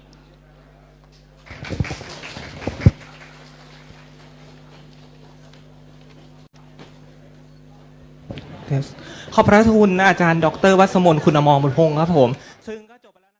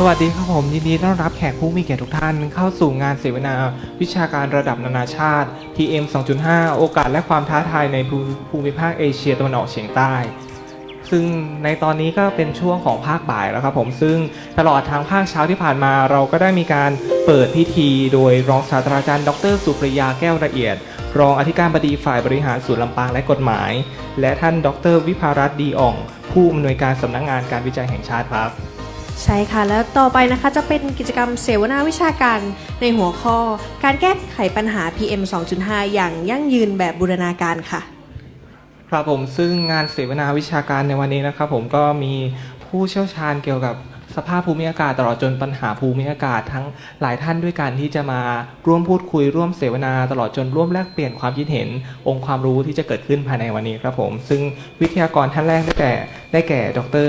อีวานบิงAmbient Air Monitoring Manager Northwest Clean Air Agency จากสหรัฐอเมริกาครับใช่ค่ะและท่านต่อไปนะคะดร.อิลิกซัสแมน Senior Policy Researcher and Research Group Leader Institute for Global Environmental Strategies ญี่ปุ่นค่ะผู้ช่วยศาสตราจารย์ดร.ณพร โพพัฒนาชัยอาจารย์ประจำคณะนิติศาสตร์มหาวิทยาลัยธรรมศาสตร์ครับและท่านสุดท้ายดร.สุพัฒน์หวังวงวัฒนาผู้อำนวยการศูนย์รวมผู้เชี่ยวชาญด้านมลพิษอากาศและสภาพอากาศ จากสำนักงานการวิจัยแห่งชาติครับซึ่งกิจกรรมในวันนี้ก็จะมียาวๆไปจนถึงช่วงประมาณ4 โมงครึ่งของวันนี้นอกจากการเสวนาทางวิชาการที่จะเกิดขึ้นในลำดับถัดไปแล้วก็จะมีนิทรรศการที่ให้ความรู้เกี่ยวกับภูมิอากาศตลอดจนปัญหา PM 2.5 บริเวณทางด้านหน้าด้วยครับ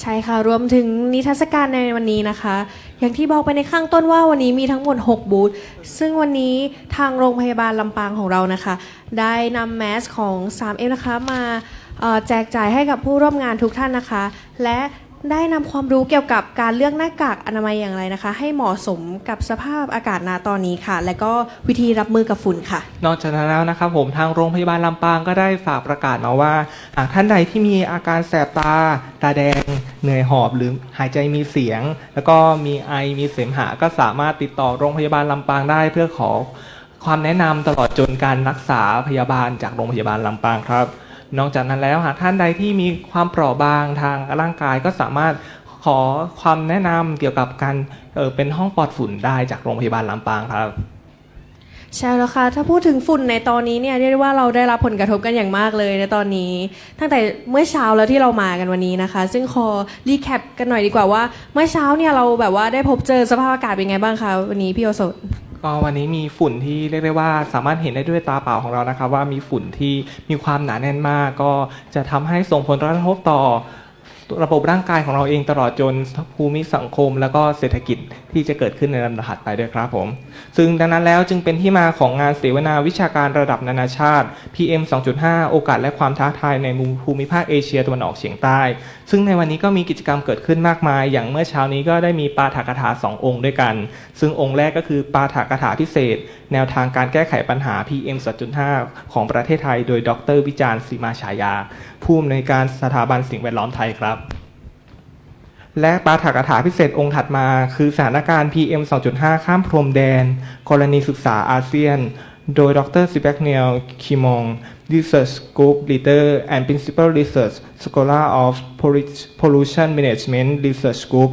Energy Climate Environment International Institute for Applied System Analysis จากประเทศออสเตรียครับใช่ค่ะและต่อไปนะคะจะเป็นกิจกรรมเสวนาวิชาการการแก้ปัญหา PM 2.5 อย่างยั่งยืนแบบบูรณาการค่ะครับผมซึ่งงานภายในวันนี้ครับเกิดจากความร่วมมือจากหน่วยงานทั้งภายในมหาวิทยาลัยธรรมศาสตร์เองและภายนอกของมหาวิทยาลัยธรรมศาสตร์เองก็อย่างความร่วมมือทั้ง3หน่วยงานได้แก่มหาวิทยาลัยธรรมศาสตร์ครับสำนักงานการวิจัยแห่งชาติครับผมค่ะโดยพิธีกรที่จะดำเนินรายการเสวนาต่อไปนะคะได้แก่รองศาสตราจารย์ดร.สุรศักดิ์บุญเรืองค่ะอาจารย์ประจำคณะนิติศาสตร์ค่ะและผู้ช่วยศาสตราจารย์ดร.พันธิชาธนตระกูลศรีอาจารย์ประจำคณะสาธารณสุขศาสตร์มหาวิทยาลัยธรรมศาสตร์ครับผมซึ่งในรายการลำดับไปก็จะเกิดขึ้นในอีกช่วงอดใจเดียวเท่านั้นก็ขอเรียนเชิญทุกท่านก็สามารถจับจองที่นั่งได้บริเวณห้องประชุม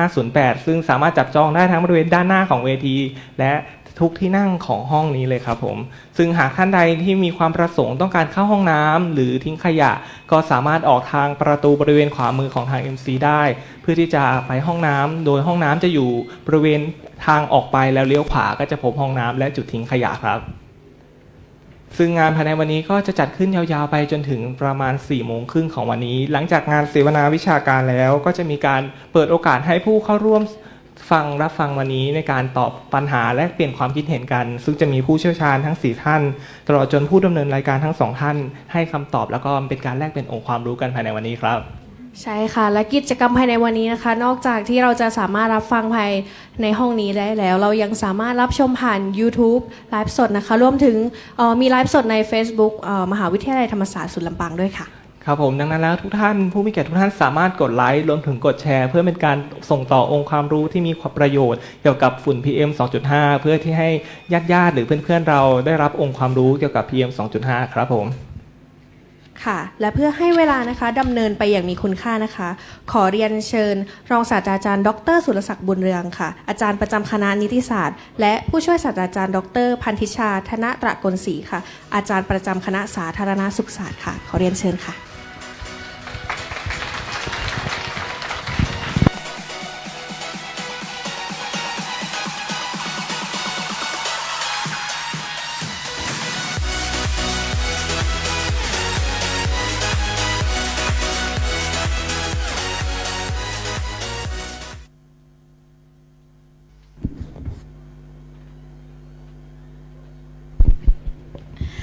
สวัสดีค่ะ Good afternoon, President, Vice Rector, Executives, distinguished guests, and all participants.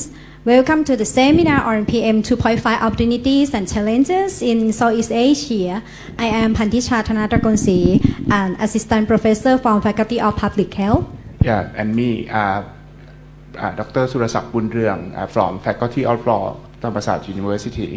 So today we will be moderators for running the afternoon session for the discussion about the solution for solving problem about PM.5. Yeah. Yeah. So the air pollution caused by particulate matter or PM 2.5 is a critical issue that affects the health and well-being of millions of people across the Southeast Asia region, and our aim is explore and discuss the opportunities and challenges associated with this severe environmental concern. And now we are dealing with this PM 2.5 pollution. Yeah, So- but if everyone in the Thammasat University will experience the problem, this kind of problems. This morning we got maybe 245 for US AQI rate. So it's a very, very dangerous problem. So today we will gonna talk in this afternoon, this morning about the problem and the cause and some lesson learned from Dr. Vichan Simachaya and Sipsnik. But in the afternoon we will talk about it further. Yeah. So I would like to introduce our guest speaker for a seminar in an order to their talk. We have 4 speakers. Yeah, 4 speakers today. It's 3 in this room and 1 from Online. from Japan, from Eric. Yeah. So please, I would like to invite our speakers today, Dr. Ivan Bing, Ambient Air Monitoring Manager at the Northwest Clean Air Agency, USA. Please. Assistant Professor Dr. Naporn Phopathanachai from Faculty of Law, Thammasat University. Please. Dr. Supat Wangwong Wattana, Director of the Hub of Talents on Air Pollution and Climate or HTAP at NRTC and Faculty of Public Health, Thammasat University. Yes, and Dr. Eric Sussman, Senior Policy Researcher and Research Group Leader at the Institute for Global Environmental Strategy or JES, Japan. He is available online. Okay, so I would like to introduce about the sequence for the discussion in this afternoon. The first one we will start with Dr. Supat to introduce some insightful information about the cause, the problem of PM 2.5, especially in the context we are experiencing in Thailand. Then he will give some information about the solution and collaboration in the context of ASEAN. And then we will invite Dr. Naporn to give some issue about the legal and policy problem in Thailand, and maybe he gives some solution. And then we will turn to the international context, especially from the experience from the US and from the experience from Dr. Eric from Japan and global. Yeah, let's get start from Dr. Supat to introduce the information. Yeah. Okay, thank you, Jan Surasak. Good afternoon, everyone. I have a few set of PowerPoint in order to show you some deep information in addition to whatever Dr. Vichan gave this morning. Could I first I will go over what is the quality of air in Thailand and what kind of rules and regulation that we have used so far. and I will touch a little bit on the Clean Air Act, which is ongoing in the parliaments. And then I will jump to the ASEAN level, what ASEAN has been doing to tackle regional transboundary haze. And I will then come back to the Mekong region to talk about the cooperation between Thailand, Laos, and Myanmar, and hopefully in the future will also include Cambodia as well. So could I have the first set of slides? It will be a little more detailed information in addition to what Dr. Vichan presented before. Could I have the PowerPoint? What I would like to show is what happened to the quality of the air. The assessment by some institute, international institute, and then the outcome from the monitoring data within Thailand to see whether the quality of the air in Thailand is getting worse or getting better. So the overview of transboundary haze pollution in Southeast Asia. I don't know. I will skip this and go to probably later. This is what Dr. Vichan presented this morning already. Doesn't move. Yeah. I'm not sure whether this is the right one.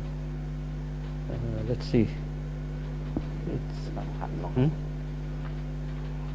Cannot move. Cannot move. Where do I have to point this remote to?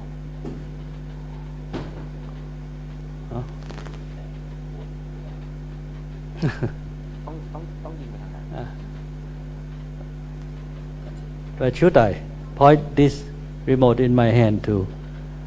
In that room or? ต้องยิงทางไหนข้างบนครับเปิดแล้วเนาะเปิดยังไม่เห็นมีบอกเปิดยังไปแล้วเดี๋ยวไม่ไปอ่ะไม่ไป doesn't go โอเคโอเค let's see maybe not this file huh? Not this file. Could I have the second file? The second file.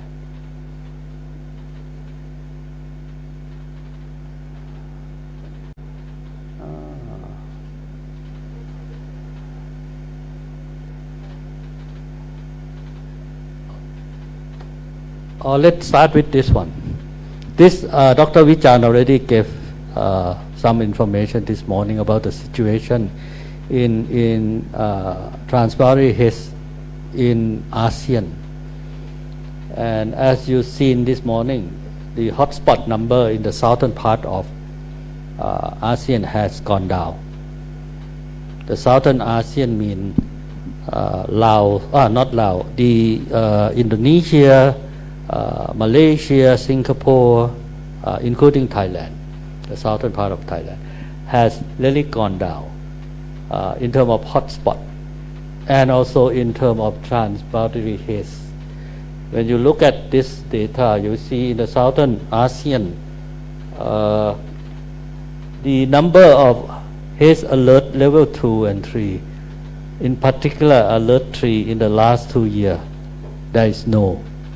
There has not any alert 3 level, and that's mean alert 3 mean very high risk of transboundary haze. But when you look at the upper ASEAN Mekong sub-region, you still see a lot of alert 3 in the last 3 to 4 years, and that is the situation. And you might be wondering why in the southern part has better situation. One of the things under the ASEAN Haze Agreement on transboundary haze is that a couple years ago, with the initiation from the Prime Minister of Thailand, requested ASEAN Secretariat to come up with what is called ASEAN Haze-Free Roadmap 2020. And that actually roadmap worked quite well in the southern part. That has bring down the hotspot number and also the transboundary haze in the southern ASEAN. But it doesn't really function in the northern part. And that ASEAN Haze-Free Roadmap already end in 2022. There are 8 strategies been carried out during the last 5-6 years ago. So that's the situation, and so this year, what ASEAN Secretariat, and that has resulted in here. You see, in the southern part, it's not the time for the southern part yet. The haze in the southern part mostly come in the middle of the year after August, but in the northern part, you see this time of the year. Still not respond very well. This is last year, as mentioned by Dr. Vichan this morning. Concentration of PM 2.5 in Chiang Rai went up to 500, over 500 microgram per cubic meter. How about this year? On February 3rd, in the northern part, the situation wasn't so bad. There are still yellow, green, a few orange, but you have to imagine as well that this year we start a new ambient air quality standard, reduced from 50 to 37.5 microgram per cubic meter. And the color scheme also changed. Whenever you have 37.5, that's equivalent to AQI of 100 in Thailand. It will change, the color will change to at least orange. So this year, if you compare to the AQI or the criteria for ambient air quality PM 2.5, compared to last year, it will be seen as green and blue more in the northern part because of the shift of the standard. This is 2nd of April. 2nd of April. Everything changed just a month, just only a month, and that is because more activity of open burning of biomass and also with the weather change. So these two factors bring up the PM 2.5. But if you compare to last year, it's still a lot less. When you look at also the change of the ambient air quality standard. So at the ASEAN level, the ASEAN Secretariat initiate a project, and I have the opportunity representing Thammasat in helping ASEAN to develop the 2nd ASEAN Haze-Free Roadmap 2023 to 2030 with ICHES from Japan. The goal is still the same, and the vision, transboundary haze-free ASEAN by 2030. But what means by transboundary haze-free in the improvement, not totally disappear. It will be a substantial improvement, being eliminated control of open burning. Objective there are two indicators: significant and sustained reduction in number of haze pollution episodes. And the second one is the new one: achieving national PM2.5 air quality targets, which not in the first ASEAN haze-free roadmap, but this one is more objective to have the level meet the national ambient air quality standard of that particular country, which are different among countries. But what is the next step is to achieve the World Health Organization annual average interim target 3 for PM2.5, and interim target 3 of PM2.5 is 37.5, our current standard at the moment.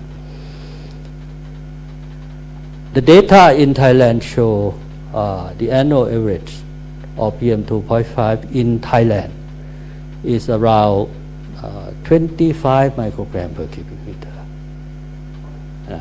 25. This is 20. The annual average is 15 microgram for the WHO guideline interim target. 37.5 is 24-hour average. It's different.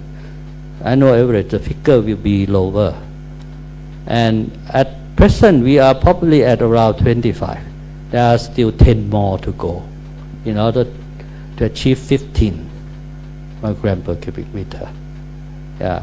And one of the reasons that we revise the ambient air quality standard, because we have achieved the previous standard already. Previous standard of Thailand is for annual average is 25 microgram per cubic meter on the annual basis, and we have achieved that.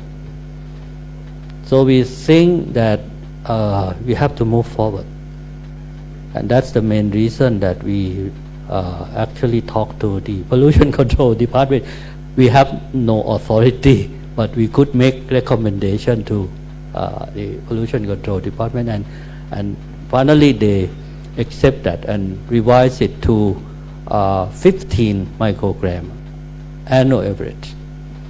So we still have a lot of work to do in order to achieve this, but it is a new target. In the second roadmap, we have a total of 9 strategies, different from the first roadmap, which has 8 strategies. The strategies are more or less the same, except the additional number 2 on the top, developing and implementing sub-regional strategy. This time, ASEAN feel that there is difference between northern part and southern part. The forest type is different, the weather is different, and also the agriculture also different, the type of agriculture. In the southern part, it's more or less palm, but in the northern part, we have rice, we have corn, we have sugarcane, different. So we feel that it is necessary to tackle the problem in each sub-region differently. So there is the second strategy on developing and implementing sub-regional strategy. And after that, the Thai government, by the Prime Minister, called for 3-country meeting online meeting with the leader of Laos and Myanmar to discuss about the haze issue in Mekong sub-region, not including Cambodia yet. That happened in early last year in April, and the 3 leaders actually agreed to develop the clear sky strategy that Ajahn Vichan mentioned this morning. And then a workshop was held in Chiang Mai in May to develop strategy for this clean air strategy, and I will show you later what are they. And plan of action, the joint plan of action already also been discussed and agreed upon by the three countries. As Ajahn Vichan also showed this morning a little bit. So this is what's ongoing in ASEAN in terms of the effort. The roadmap been adopted by ASEAN countries, 10 of them, in August last year in Laos PDR. And what being done at the moment is the development of the monitoring and evaluation, whether the second roadmap, how do we monitor the success, how do we evaluate the success. And again, I and Eric, who will be the fourth presenter, come up with M&E mechanism for ASEAN, which will be considered very soon. And then we can monitor the success of this second ASEAN H3 roadmap.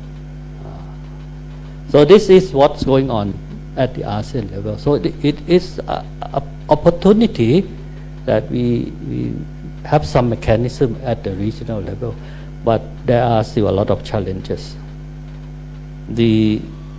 Under the ASEAN agreement on transboundary haze, there has to be what is called ASEAN Collaborating Center on transboundary haze.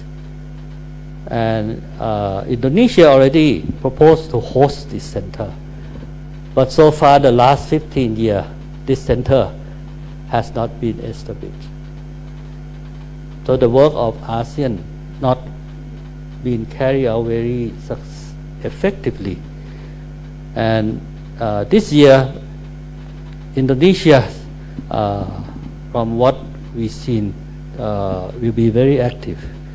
I think one of the reasons that they are very successful in the past couple of years in reducing burning of of peatland. So they are ready to start the ASEAN Collaborating Center. So now we talk about the evaluation of Clean Air Act in Thailand. Thailand actually faced this air pollution problem not just recent year, back 20, 30 years already. But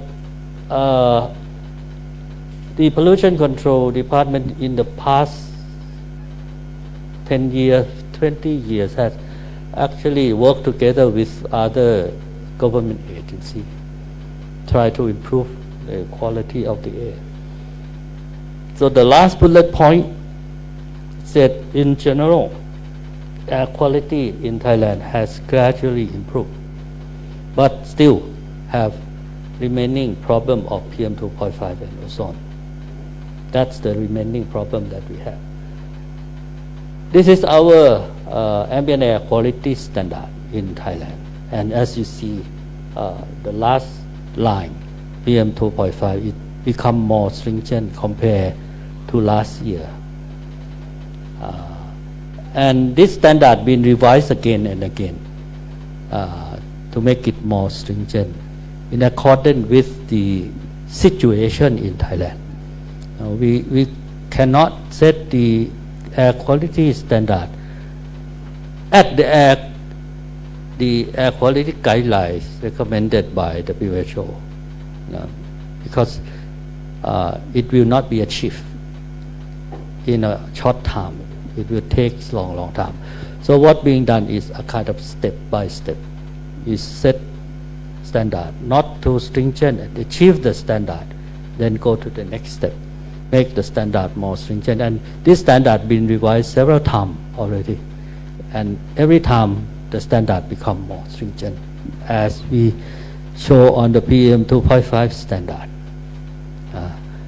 Now, what happened to the quality of the air in Thailand? This is the assessment not by Thailand, but by Health Effect Institute. And you will see, I think 6 already show some of this in the morning, but that was in 2015, as far as I remember. This is the latest one in 2020, and Thailand is here, the point that you see, and the level of PM 2.5 reported is 15 to 30 microgram. This is on annual average. And on the right hand side, Thailand never been listed in the top 10 country of having highest pollution level or PM 2.5. That's the top 10 country reported in that report, having very serious. This is annual average. And when you look at India, 83.2, that's annual average. Compared to Thailand now, it's around 25 annual average. This is for PM 2.5. This is ozone. This is the one that we have to be aware, because it's coming in future. It's not actually coming, it's already here, that we have high ozone concentration. But again, we are not included in the top 10 countries having ozone highest. This is better in terms of showing what happened in the past 10 years from 2010 to 2019. Whether our PM 2.5 concentration on the annual average increase or decrease. To the left, the green or the blue one, that's showing the decrease, the reduction of PM 2.5. And if you are on the right hand side, orange, that means the level of PM 2.5 increase.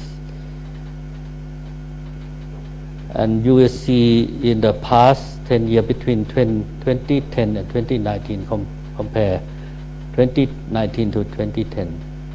In Thailand, it's been reported that 8 microgram per cubic meter lower than in the year 2010.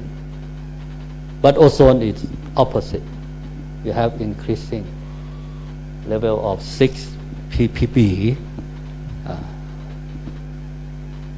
Now, when we come to Bangkok, I will not show this. It's too many digits. But better to show graphic presentation. And this one already been shown by Ajahn Vichan this morning, some of them. But what's indicated here is the level of carbon monoxide, nitrogen oxide, ozone, sulfur dioxide on an annual average, which you can see the trend, whether it's going up or going down. For CO, see, we have roadside and location away from the roadside. The violet or pink color, that's along the road. And you see the reduction of level of carbon monoxide in spite of increasing number of vehicles registered in Bangkok, which up to almost 12 million in 2022, compared to about only 2 million in 2092. That's what, how many years? 30 years. Same, nitrogen oxide, we start to see declining trend as well. Sulfur dioxide, all the way down. And that's the result of the removal of sulfur from the fuel. PM10, this one been shown by Dr. Vichan this morning. Lead, we get rid of lead since a long time ago. So lead in the air has gone down. And PCD currently does not monitor lead anymore, because there is no use to do that. This one is a little bit more detailed, and you see the annual average of PM 2.5 in Bangkok. This is in Bangkok. Compared to the current standard 15, we are over this 15. But when you compare to the previous standard, we already achieved 25 microgram in 2022. And look at the annual average, the trends reduction from 35 in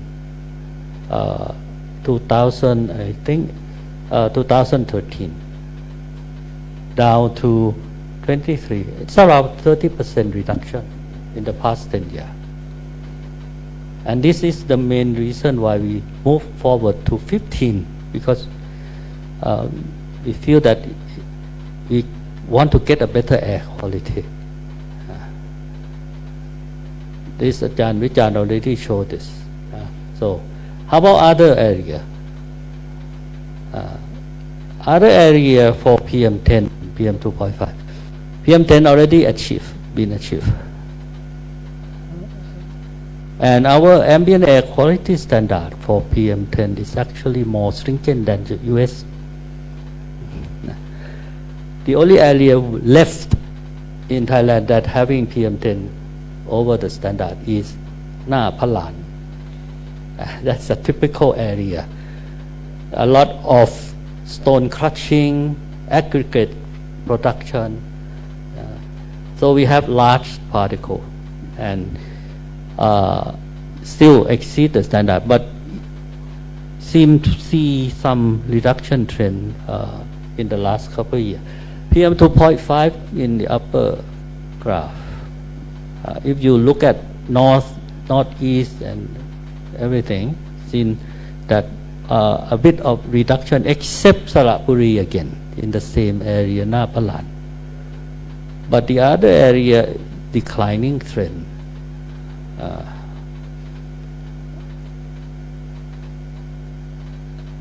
This is the ozone, still exceed the standard, and we have to look at this issue carefully in the future.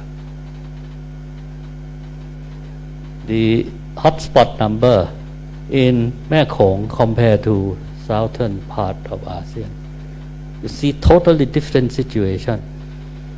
So the ASEAN Haze Agreement actually been used to control the ASEAN in the southern part, but not in the northern part yet. We still see.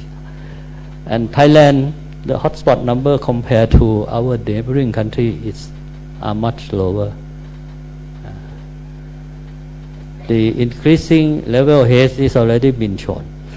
Now, so far legislation, all the improvement in the past 30 years come from the implementation of the Enhancement and Conservation of National Environmental Quality Act, together with many other acts, work together. And during that 30-year period, we do not have Clean Air Act. But this act, Environmental Quality Act, cannot work alone. It needs to work with other acts. So far we have not really any enactment of the Clean Air Act in Thailand. It's still under the consideration in the Parliament. So let's see. This act being driven by civil society. I think with the view that Thailand is still facing very serious air pollution problem. The Environmental Quality Act considered being not very effective because it involved many organizations. I would say that there has not been any single command act that you control everything. So the Clean Air, Thailand Clean Air Network was formed and put for the development of the Clean Air Act and drafted following basically US Clean Air Act and also the enhancement of the conservation the Environmental Quality Act of Thailand. After that, there are political parties involved. 5 of them come out later by political parties, submit to the parliament. And the government by Monterey, Ministry of Natural Resources and Environment, with the Strategic Transformation Office, developed the Clean Air Act, draft Clean Air Act by the government. All the 7 bills been submitted to the parliament and been approved. I think 100% of the member of the parliament. No objection at all. All these 7 drafts. Different number of different sector or article.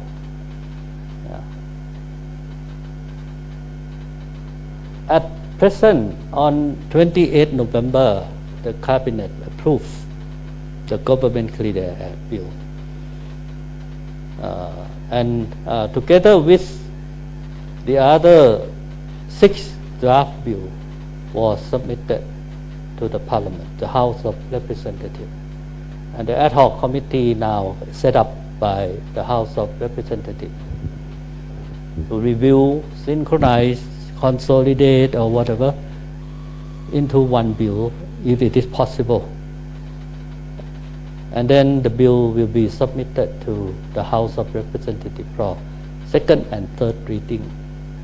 And after that, it will be announced in the government gazette. But before that, it has to go to the higher house, the Senate, before that.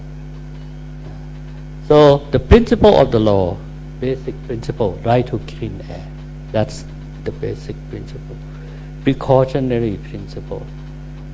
A lot of administrative mechanism in the law. Source of air pollution, domestic and transboundary. There are articles mentioning about transboundary, to control transboundary. Public participation. Instrument to be used include command and control and economic instrument as well. Very rigid bill, no flexibility.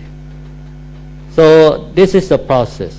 At present is passed the lower house in the first reading and will go to the ad hoc committee at present. And if it passed the ad hoc committee, it will go to the upper house, go to the Constitutional Court, and eventually will be announced or notified in the government gazette if it is approved by the House of Representatives at the end, past the Senate. Hopefully, it is expected or to complete this by the end of this year.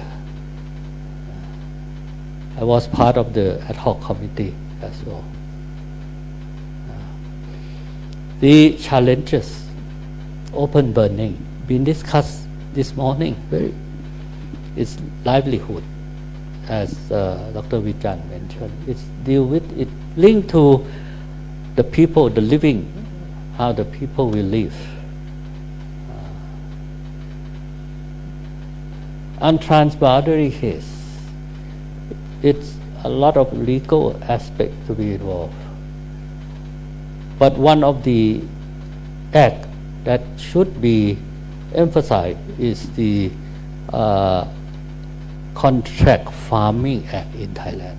There is an act regarding the contract farming, and in that act it said that the one who hire the other to do farming has to take care of the environment as well. Should not cause any impact. And that act actually has not really been used yet in Thailand to control the company who contract the farmer to do farming. We don't have the transboundary act yet, Trans-Boundary Haze Act. Singapore has. And currently they brought two companies to court, but the two companies win because there has not been enough evidence to prove. So at present, among 10 ASEAN countries, there is only one country which has Clean Air Act, and that is the Philippines.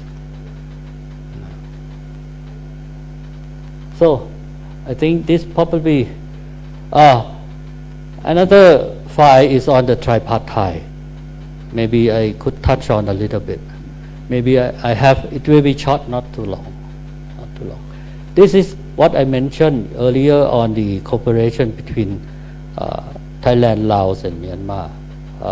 Early last year that the three leaders of the three countries come and meet and agree to establish clear sky strategy. Workshop being done. Could I have the other one? It's not so long. Yeah. This is tripartite cooperation, Thailand, Laos, PDR and Myanmar.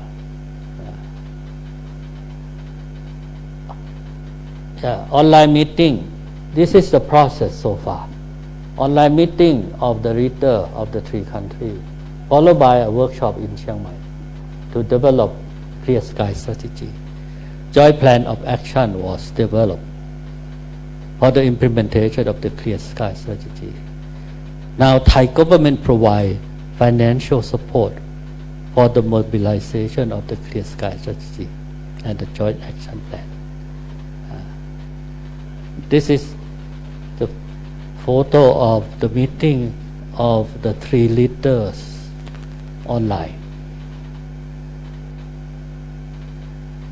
Clear sky. Dr. Vichan already mentioned this, so I will skip this. And this is when the workshop in Chiang Mai, Thailand, Myanmar, Laos, PDR came and agree upon the clear sky strategy. What is the strategy?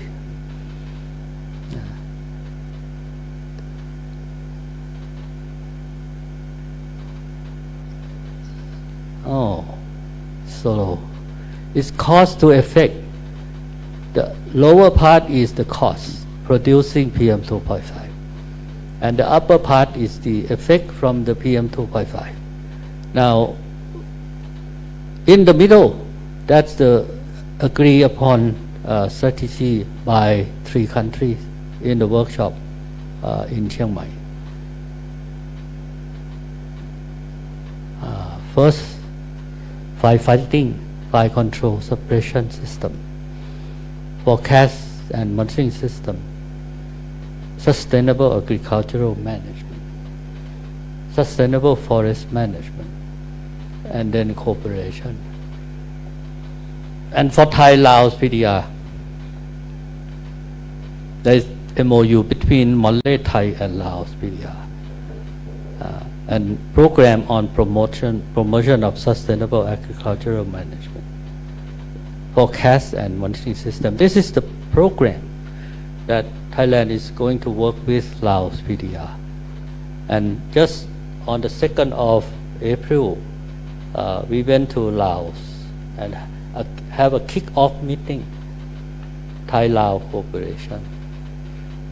This is under support of the carried out by Thailand Environment Institute with the support from SOWOK, or the research unit for agriculture sector. And these are the participants, mostly Laos, coming to the kick-off workshop.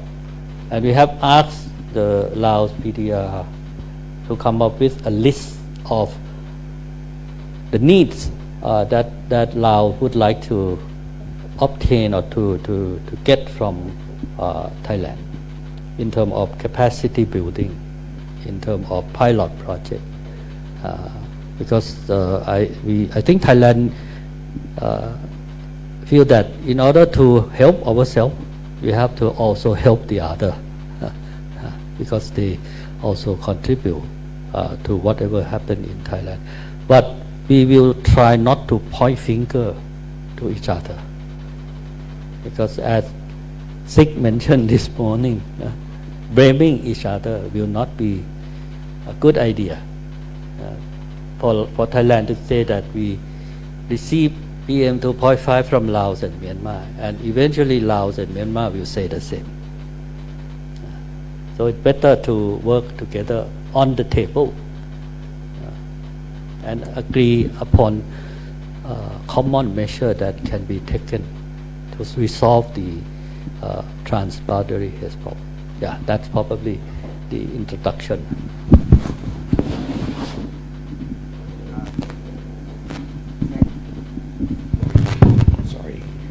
Thank you, Dr. Supat, for reflecting many interesting issues about PM 2.5 and air pollution in Thailand.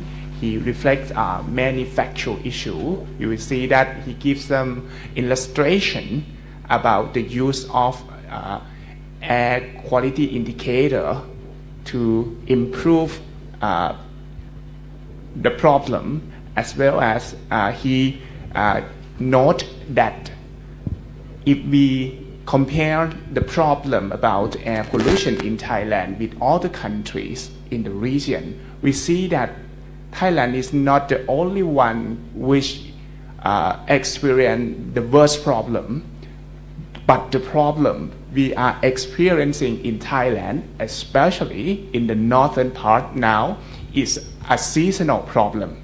It's a seasonal problem. And the cause of the problem originates from some specific issue, especially about the open burning. The open burning originates in reserve forest as well as in agricultural land. So he also gives us about the development and the effort from Thai government and from the citizen network to drive some collaboration, as well as the collaboration between Thai and Laos and other countries. So we see a lot of insightful and useful information from Dr. Supapat. Thanks for your reflection in overall. Now we will try to narrow down the issue to the specific point about open burning, which is a seasonal problem in Thailand. But although it is a seasonal, but it causes various effects for human health. So I will turn the issue to Dr. Naporn. May I introduce Dr. Naporn is an environmental lawyer. He is an expertise in law of the sea, but he also have many experience in connecting to solve the problem about PM.5 in some area in Thailand, especially in Mapping National Park. So he will give some reflection and experience what have to be done for solving the PM.5 from open burning and from the Wi-Fi also. Yeah, Dr. Pon.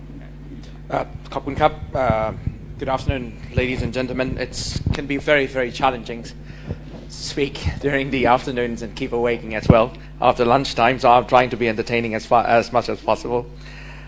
This is actually my privilege every time that I come to Lampang, and I have to disclaim that, in fact, this international seminar marks my 10-year anniversary of coming here and speaking about haze pollution.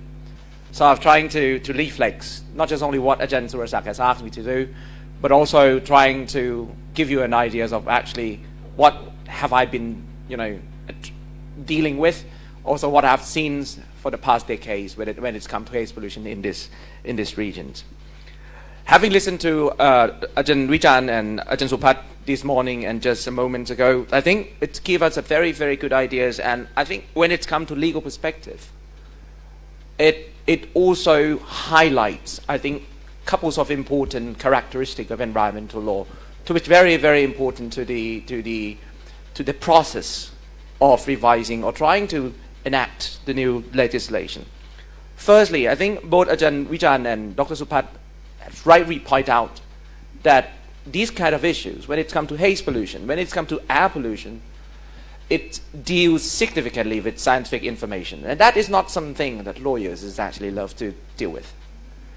But as, as part of the, day-to-day works, I think that makes environmental lawyers or persons that works in this environmental field have to be aware and make themselves familiar with. Otherwise, you cannot really tailor measures, you cannot really initiate actions in response to that particular information, which is actually important and fundamental to solving the problems.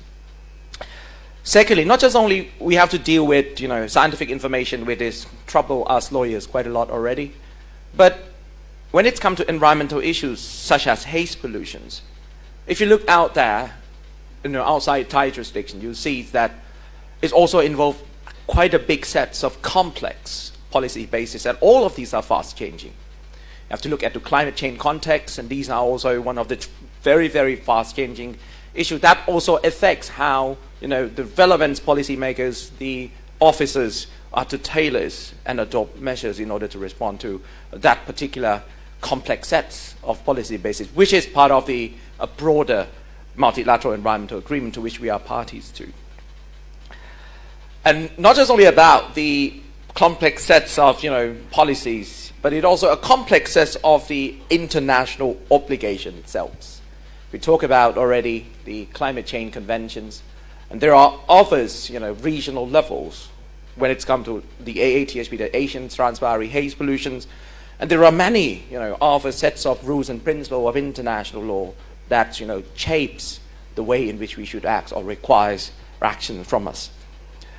And, I have to mention that these also involve international policies goal to which we are committed to, like the Sustainable Development Goals, and especially Goal 13 and 14 that would affect one way or another from haze pollution. Of course, we are trying to reduce effects from climate change. We are now hit heavily by the effects of climate change instead of trying to avoid it.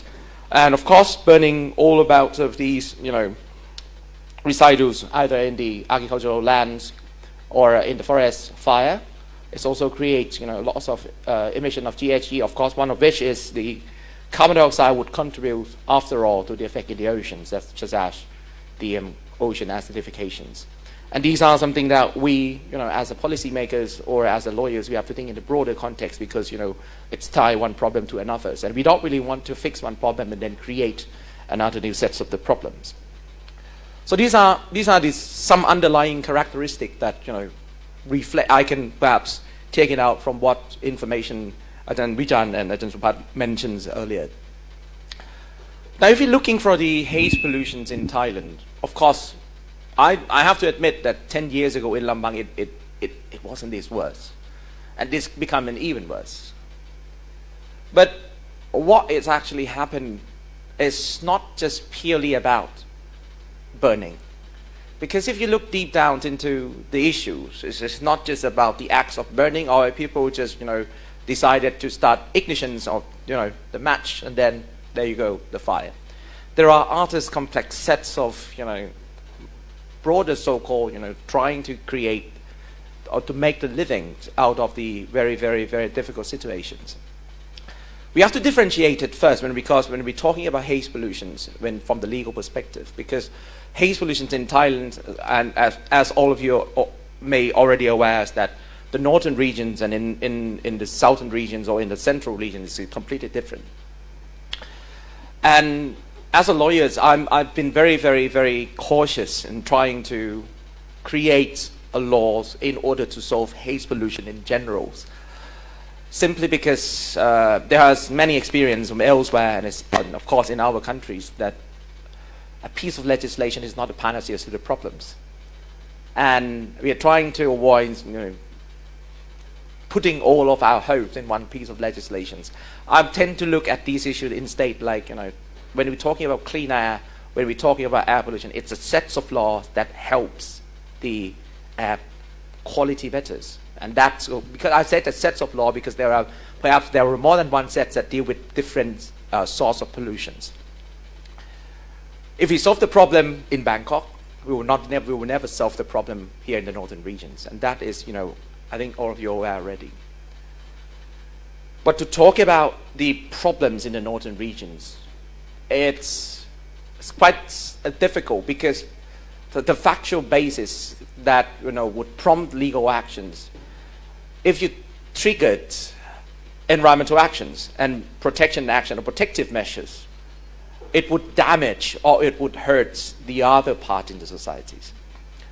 Mapping National Park is a very, very good example. For those who perhaps never heard of Mapping National Parks, is just next door to Lampang, basically in Lamphun, in Lee district. I have a chance to work with Anantamani Foundation's clubs in trying to deliver a different way, of trying to resolve haze pollution, because Mapping National Park is perhaps one of the largest national parks in the northern regions, and perhaps has been regarded as our lungs, trying to make it as a carbon sinks and reservoir in that sense. But within Mapping National Parks, there are local administration, there are people living together with the protected areas. And of course, if you're looking back in times before COVID, the entire 99% perhaps of the Mapping National Park is actually burned during the dry seasons. And that is the reason why in the past Chiang Mai's Lampang is very, very, very, very heavily affected by haze pollution, especially that's come out of the Mapping National Parks. And we are trying to go into that, and when the teams went in there, of course they want one lawyers, and I happen to be among a couple of lawyers in the clubs that are working on environmental issues. So I went with them, and we find out that the mythical things like byproduct gathering is actually real. You go into the national parks, burn the forest, and trying to get the mushrooms. I've as a person living in Bangkok mostly my entire life, I thought this would be more like a story, a mythical storytelling. But when we go into the fields and we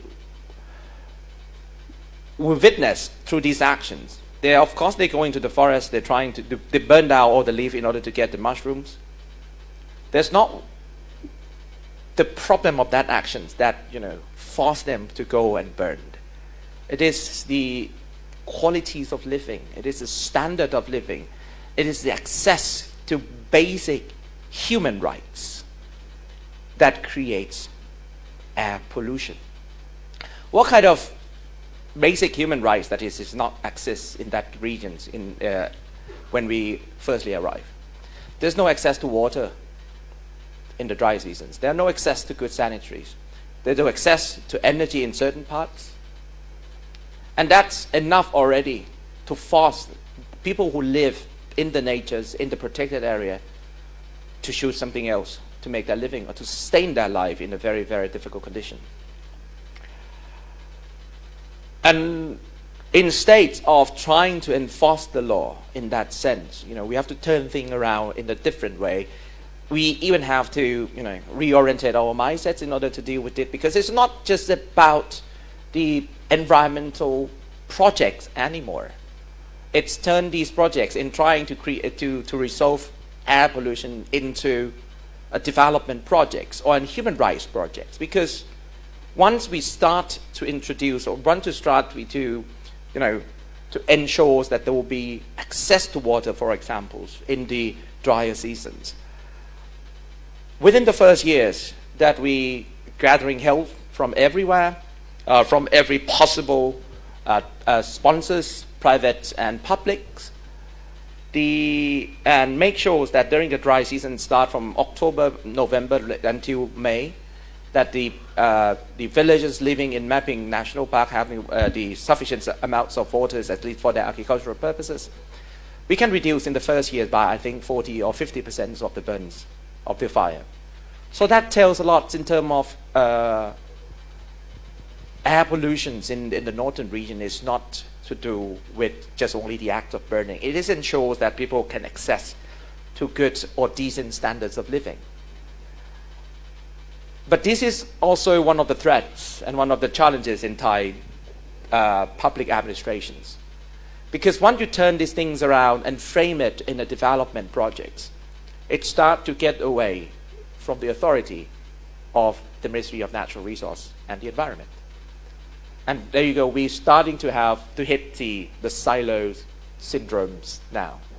Because, while we are committed to a broader, political public policies like sustainable development, which require integrations of, all the sectors or the relevant government departments in order to gain the countries towards sustainable development, ensuring there are a fine strike balance between environmental protection and development.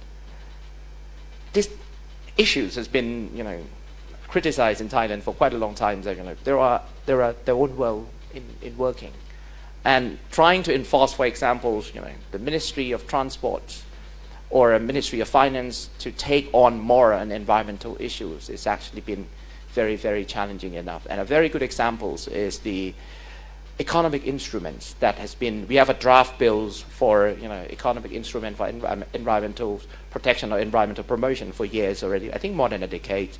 And it is still a draft because it's had nothing to do with the Ministry of Natural Resources in, having an authority to adopt economic instruments, be it a negative one or the promotions of these measures, the promotion measures. So these are one of the things that we have to take into account. Because solving the northern problem would require not just about the environmental issues, because if you can ensure, sustainable development in the local community, in the either at the local administrations, at the provincial levels, giving resources, giving authority, giving enough capacities to the local, I think this problem can be released. And there are many good examples. There are success stories in this region. There are very good success story from, I think, Mae On district in the land management that also helped reducing this. There are our ongoing project in mapping national park, and there are elsewhere that the local is very, very strong and having a very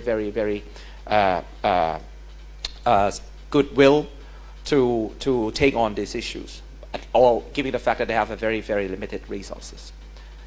So that is on the domestic side of the issues.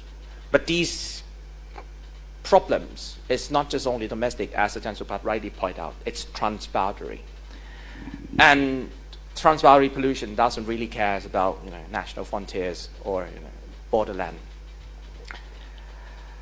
I've got asked quite frequently as an international lawyer that is it possible for us to adopt economic instruments or economic sanctions for the goods that is actually involving in burning sectors. That is, we are looking towards, for example, like agricultural lands producing corns or sugar canes in our neighboring countries and sending to Thailand.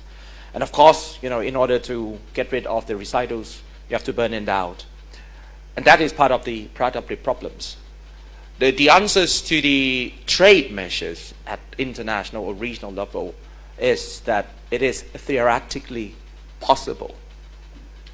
But we have to do it with an extreme caution and care. Because so long as we cannot really make sure that we have significantly reduced our pollution to the level that no one's, can argue that we are part of the problems, trade measure would never work because it would U-turn it to yourself. Because that is the rule at the World Trade Organization laws. So there are other ways that we have to look at that particular issue. If you want to adopt economic instruments, and not trying to, as Ajahn Supat mentioned, point finger on the neighboring states, you got to perhaps looking at our nationals that is actually involving in these malpractices. And that is something I hope, at least, that the Clean Air Acts, if it is implemented, would have these kind of measures, at least rules and procedures that deal with Thai nationals that involving in creating significant haze pollutions, and damage the countries. Singapore is a very good example, given the fact that the enforcement, the implementation of the Trans-Boundary Haze Pollution Act is slow.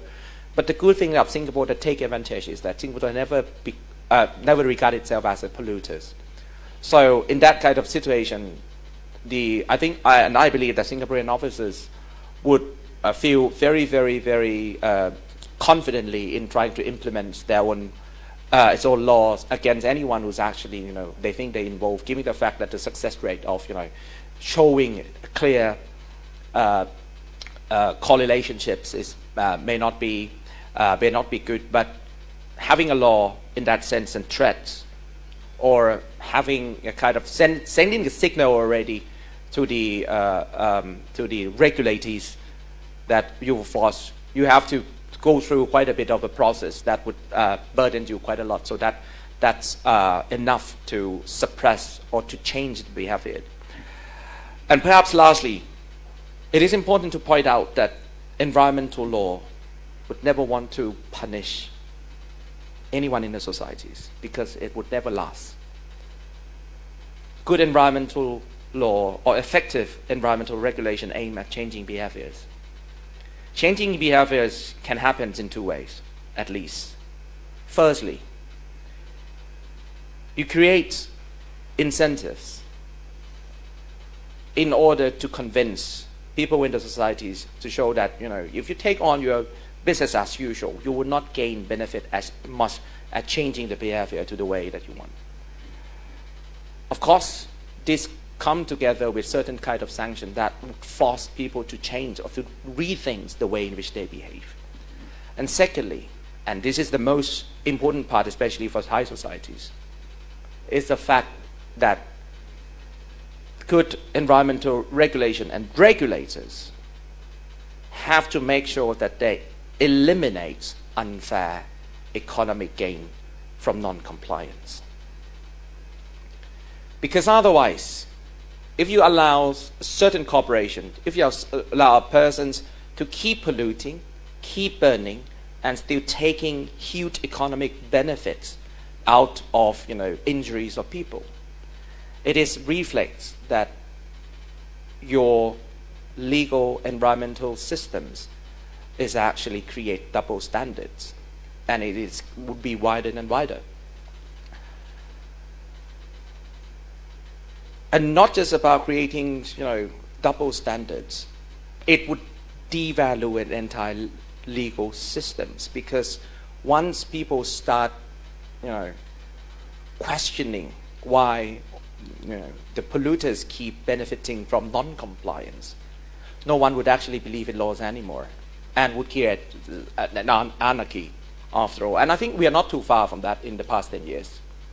It just on what kind of incidents that would show off the anarchies from the environmental problems. I think it's something that should be avoided. Hopefully, in the extraordinary parliamentary committees that considering the draft of the Clean Air Act would take into account some of these at least concerns or observations as part of the way in which they consolidate and create an effective Clean Air. I hope that answers your question. Thank you.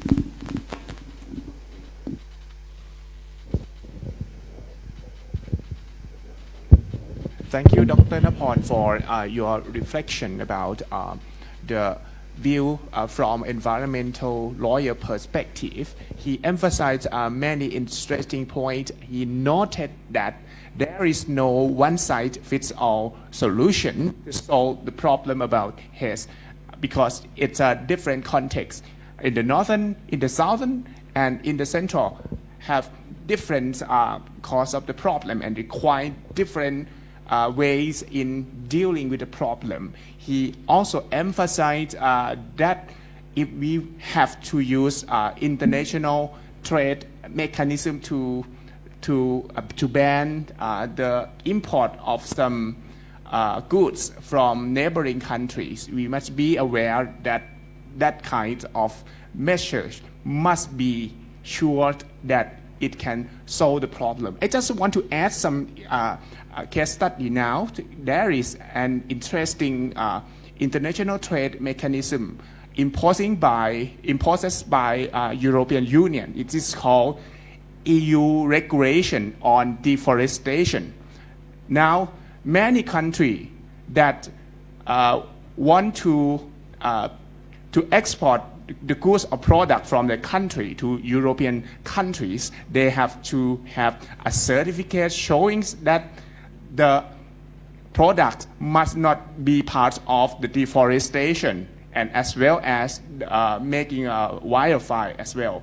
So in the near future, I think the international trade mechanism like EUDR regulation might require the Thai authority and Thai companies to take into account whether their product originate from the deforestation and wildfire or not. And it just gives some example. So now we got the reflection from Dr. Supat and Dr. Naporn to show some cause, effect, and views about how to solve the problem. But now we will turn to international context. อาจารย์กิ่งแก้ว sorry, I forgot your name. Okay.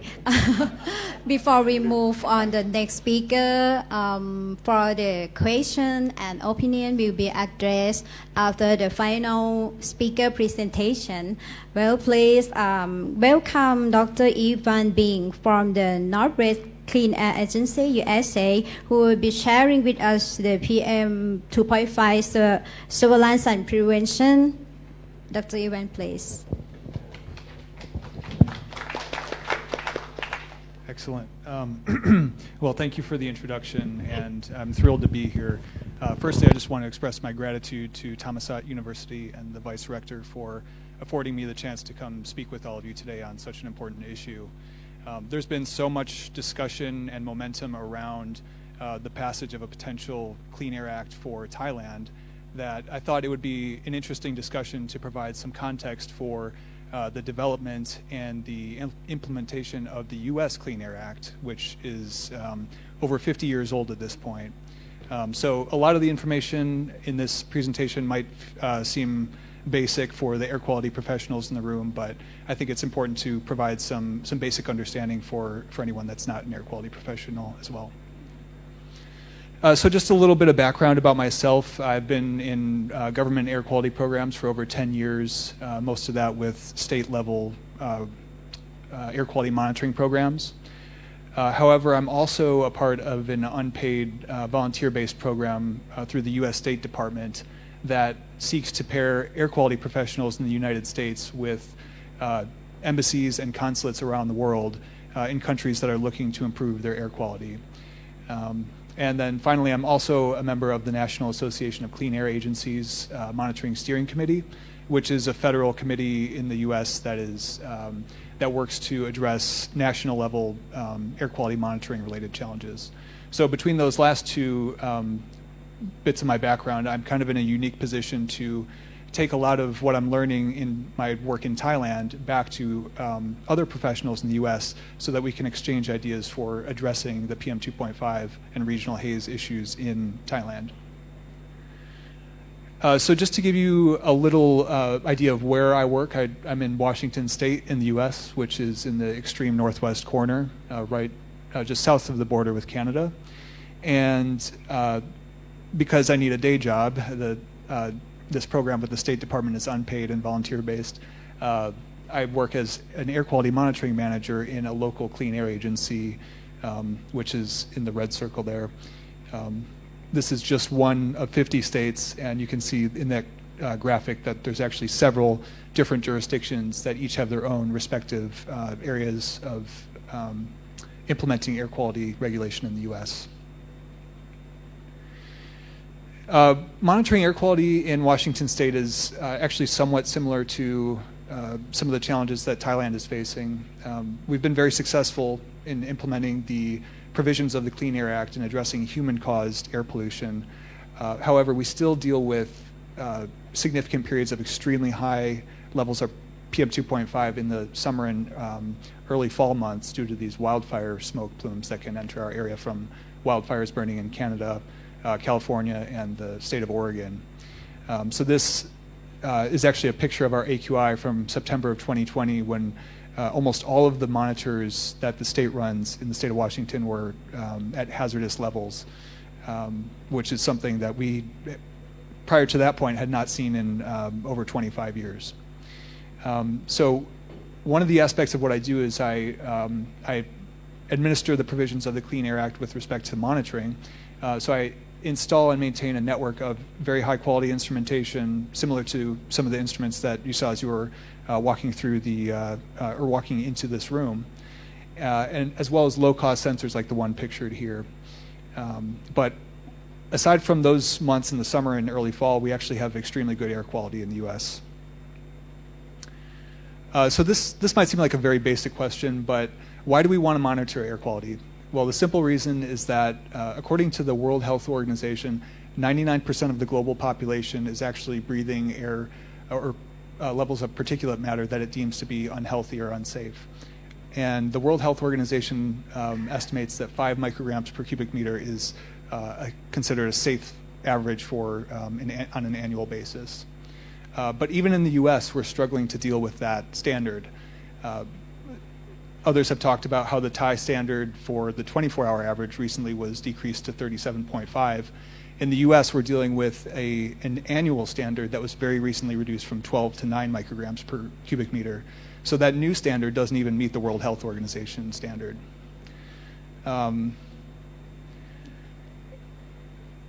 Importantly, in the U.S., the EPA and the Clean Air Act specify that states and local clean air agencies must monitor the air quality and report that information to the public in real time so that they can make decisions about their environmental health and risk. Again, air pollution in the U.S. is similar to air pollution in Thailand in that we have a lot of the similar sources. So we experience elevated levels of PM2.5 due to wildfires, industry, motor vehicles, agriculture, and transboundary air pollution. And the development of the Clean Air Act and even the EPA came about in a very similar way to the way it's coming about in Thailand. Just happened really more towards the middle of the last century. And it was in response to a large increase in industrialization and motor vehicle usage. So we were getting these more and more noticeable and extreme air pollution events, and there was enough grassroots momentum to motivate politicians to bring the issue to Congress, which ultimately led to the creation of the Clean Air Act in 1970. And importantly, one of the original provisions of the Clean Air Act was that it outlined or it established what we call criteria pollutants. And criteria pollutants are simply air quality pollutants that are found widely throughout the United States and that have been demonstrated to have significant impacts on human health and the environment. And of course, one of those is PM2.5. Additionally, another important provision in the Clean Air Act was the establishment of what are called National Ambient Air Quality Standards, or NAAQS, but many of us just simply refer to them as standards. And the standards are basically just air quality concentration levels that should not be exceeded for a given period of time.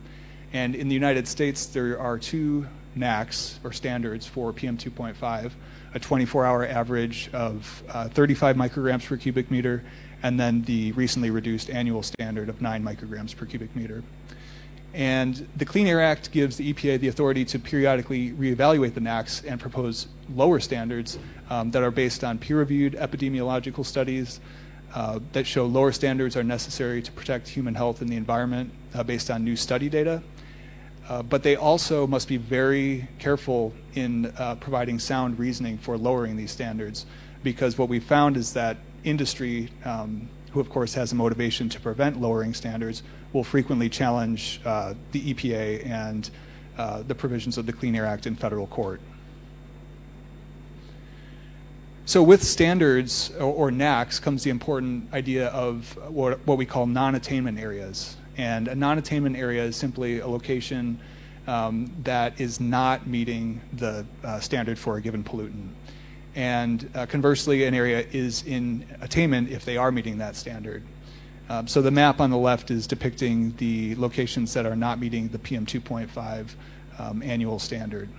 And the significant concern here is that the areas of non-attainment are actually subject to higher regulation, which makes economic development more difficult, because proposed new industrial facilities in non-attainment zones would further put those locations past the National Ambient Air Quality Standard.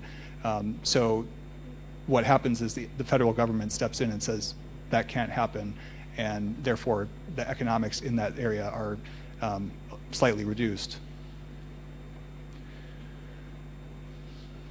So after the EPA designates non-attainment areas, the states are required to develop what we call state implementation plans, or SIPs. And these basically outline how the individual states expect to address the fact that these locations are in non-attainment. And they must submit the plan or the SIPs within 18 to 36 months of designation, which varies by the pollutant. And the plan, like I said, has to demonstrate how the area will achieve the standard by the prescribed attainment date, which also depends on the severity of the pollution levels and how far over the standard that location is. One of the most important aspects of the Clean Air Act is its enforceability, because without any teeth to the Act, it really doesn't have much effectiveness in curbing pollution. So giving the EPA the ability to pursue violators that are knowingly violating the standard is one of the most critical elements of the success of the Clean Air Act. And also, citizens are authorized under the Clean Air Act to bring civil suits against the US EPA if they feel that the EPA is not meeting the health and environmental concerns of the public. So like I said, there's kind of a delegation of authority to the different states and even at the sub-state level to administer the provisions of the Clean Air Act. And this is the hierarchy for how air organizations are organized in Washington state. So the top level environmental authority in the US is the US EPA, which is followed by, in Washington state at least, the Washington State Department of Ecology, and then that's further subdivided among 8 separate authorities that then administer the provisions of the Clean Air Act based on their localized expertise and knowledge of their jurisdiction. These are some of the other core elements that are attributable to the success of air quality regulation in the US. A lot of these, again, are very basic, but just to cover them briefly. Air permitting is when an industrial facility would like to pursue installation of a new source or construction of a new facility, and they know that they are going to be emitting some sort of air pollutant into the atmosphere that will potentially cause the air quality conditions to degrade. So the industry must submit a permit application to their respective governing air quality agency, which can then be assessed based on the metadata that the industry submitted, and the permitting authority can decide whether or not they should issue a permit based on the information that the permittee has submitted. Importantly, industrial air pollution sources have to adhere to very strict standards to ensure that pollution control equipment, or PCE, meet pollution capture technology requirements that are specified in the Clean Air Act, something that we call best achievable control technology.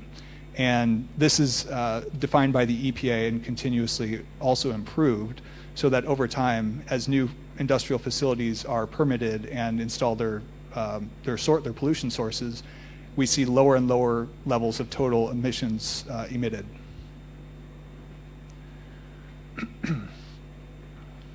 And also, just on the note of industrial air permits and the National Ambient Air Quality Standards, the U.S. EPA classifies areas that are attaining the NAAQS as Class 1, 2, or 3, depending on the type of area that they are. So Class 1 areas include parks and wilderness areas where we would like to see very little deterioration of current air quality.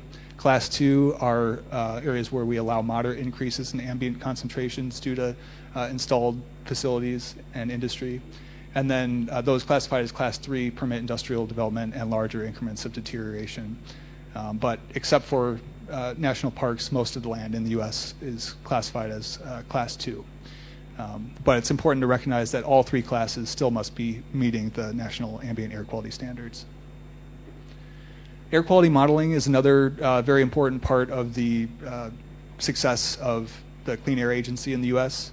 And for those that aren't familiar with it, in an air quality model, this is again related to permitting, the proposed facility owners submit information to the permitting authority, including the height of the air pollution source, the dimensions of nearby buildings, the emission rate of the pollutant, the type of air pollutant that they expect to emit, and then they combine that metadata with a three-dimensional topographic model, and they add in meteorological data to basically determine what the expected ground level concentrations will be just on the exterior of the facility. And that would be the proposed amount, or the amount that the proposed additional source would impact the ambient air quality concentrations. Of course, monitoring air pollution under the Clean Air Act is one of the yet another critical element. So accurate and precise data records are necessary to demonstrate the efficacy of clean air legislation. The Clean Air Act requires municipalities to monitor pollutants with very high accuracy, what we call federal reference monitors or federal equivalency monitors, and make the data available to the public on a real-time basis. This is just a diagram depicting the general U.S. air quality management philosophy. So it starts with establishing the goals, which in the context of this diagram would be determining the national ambient air quality standards that would be protective of human health and the environment, determine the emission reductions that are necessary to meet those levels, develop control strategies, and then actually implement the program, so force industry to comply with those new standards, and then finally to undertake ongoing reevaluation of the entire cycle before starting over again, and then evaluating whether the national ambient air quality standards are still meeting human health and the environment based on new information and research that is being conducted. So at the center of this scientific research is really informing and driving all parts of the process along the way. One criticism of clean air legislation that we frequently hear in the U.S. is that it can't coincide with, or cleaning of the air can't coincide with economic development and a growing GDP. But based on independent research that the EPA has commissioned, it's actually the reverse that's true. So the Clean Air Act was enacted in 1970, and this graph is depicting, at least with the purple and magenta colors, the reduction in overall aggregate emissions for the criteria pollutants. And then in dark green, we see the gross domestic product, which you can see has continued to rise while all the aggregate emissions have continued to fall in that entire stretch of time. And so really it's a very straightforward process for why this works. So it starts with establishing tighter air quality standards, which leads to reduced emissions, which in turn leads to a healthier and happier population that's more productive and loses fewer lost work days due to being healthy. And that overall contributes to a better economy and a higher GDP.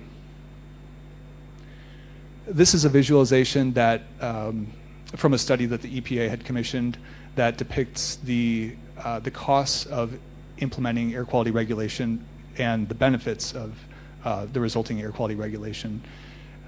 So the costs have been estimated at, I believe that says $65 billion, while the benefits are estimated to be about $2 trillion.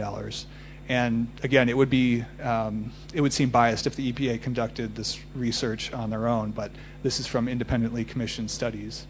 And again, the reason for this primarily is that healthier Americans are able to work more when the air quality is cleaner.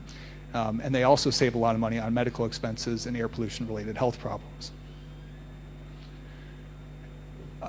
So I'll wrap up, but I just wanted to emphasize that even though there's still a lot of uncertainty with respect to how the potential Thai Clean Air Act versions might integrate, considering all the different fragmentation of ministerial responsibilities, I think it's a great foundation for progress on air quality going forward. And really in the U.S. it was a similar circumstances that the U.S. Clean Air Act has been amended several times since its inception to account for data from new studies and to continue to meet current trends. So I think there's a lot of promising signs that a Thai version of the Clean Air Act could do the same for this country. And I think we'll save the questions until the end of until the next speaker. But thanks for your attention.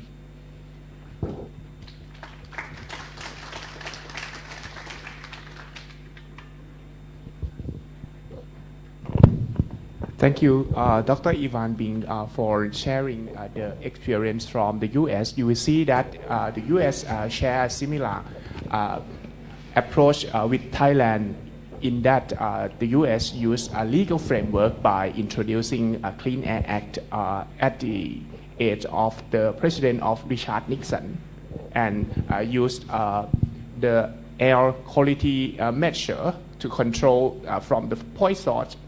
But I just have some question about the non-point source pollution. How the government in the U.S.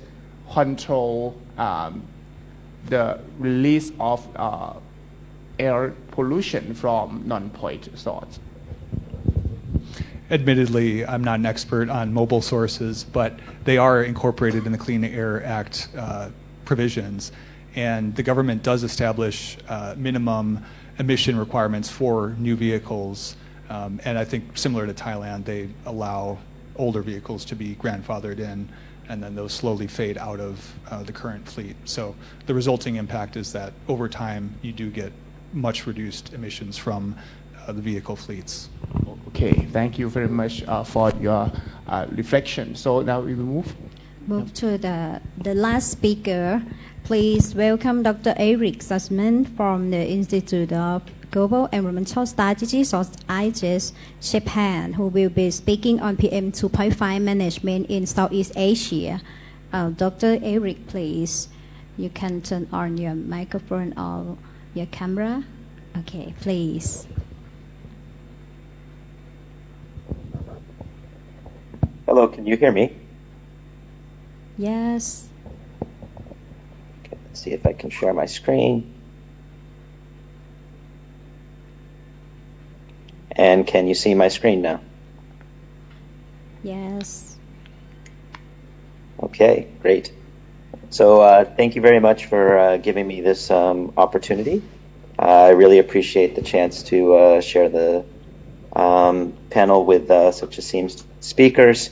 And I think this was a really good opportunity to not only learn what's happening in Thailand and Southeast Asia from a policy perspective, a legal perspective, but also learn about my home country, what's happening in the Pacific Northwest.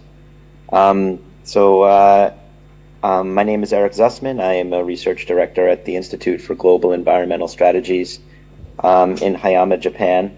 As noted previously, I'm originally from the United States, but I have lived in Japan for about 16 years now, and most of my work is focused on co-benefits between air pollution and climate change in Asia. And so my presentation will look a lot at these issues, especially in terms of some of the challenges to implementation of key measures that are fundamental to the Clean Air Act, as well as some of the provisions in the Transboundary Haze Agreement, and also I think related to some of the work happening under this new cooperative framework between Thailand, Cambodia, Laos, and Myanmar. Okay, so let me proceed here. So what I'm going to talk a lot about are key measures that have been, initially underlined in a report called Air Pollution in Asia Pacific, Science-Based Solutions, that our colleague Zig Climont helped develop maybe 5 or 6 years ago.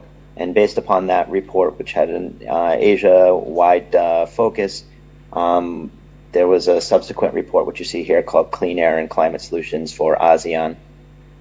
This report is published by UNEP, the Climate and Clean Air Coalition, and ASEAN, and it draws heavily on the Gaines model, as well as some qualitative case studies on 15 key solutions that could help bring clean air to ASEAN by 2030, helping much of the region reach, I believe, interim 3 air quality standards for PM 2.5.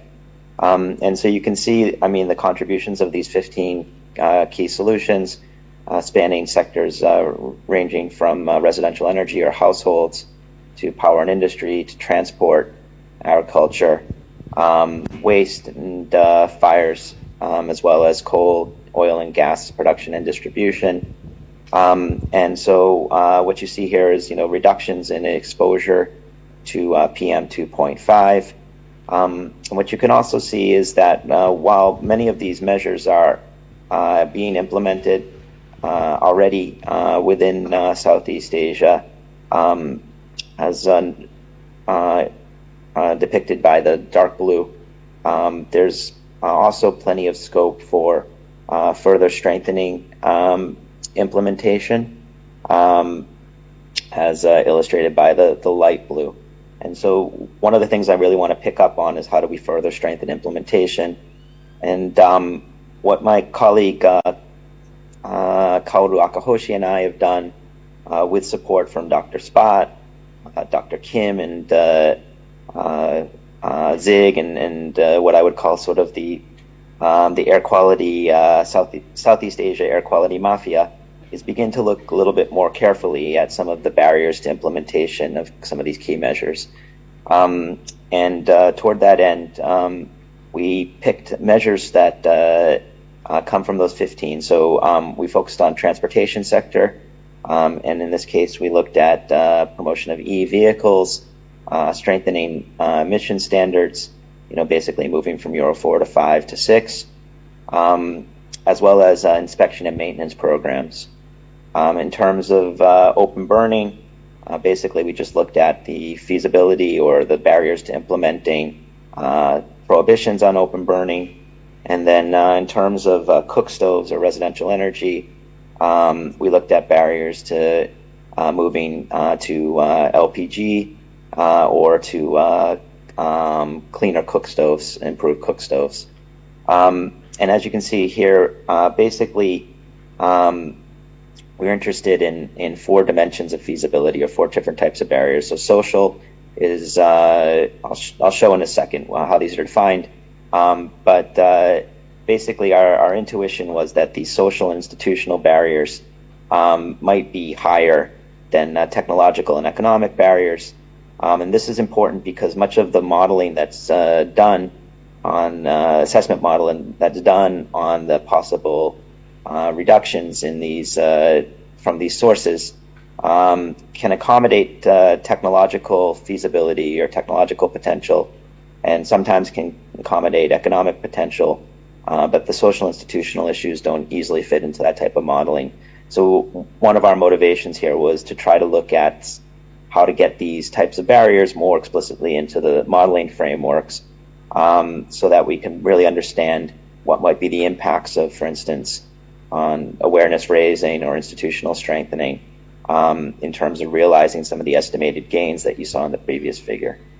So in terms of the description of these different barriers, basically we're defining technological as access to cleaner technologies or fuels, and as well as the availability of the enabling technologies. So for instance, when we talk about e-vehicles, this is not only sort of the maturity of the technology and the existing penetration of the technology, but whether or not there's charging stations in place to support its uptake. Economic barriers refer to the cost of the technology, as well as policies that might artificially deflate the sort of dirtier alternatives. So in this case, we're talking a lot about subsidies. Institutional barriers refer to the lack of interagency coordination or capacity, as well as design flaws in policies. So sometimes there might be loopholes or caveats in the policies themselves that promote sort of the dirtier alternatives. And then social is whether or not there's acceptance or awareness of the benefits of the cleaner options. And this might also refer to awareness raising, mechanism shortage of awareness raising, or stakeholder engagement, participation mechanisms. Okay, so these are the four sort of sets of categories. These are not perfectly differentiable categories. They're not watertight divisions between them. They do overlap in important places. And I have to say this is one of the limitations of the work that we're doing. Nonetheless, we felt it was important to make some distinctions, especially as we were trying to sort of quantify the impacts of some of these things.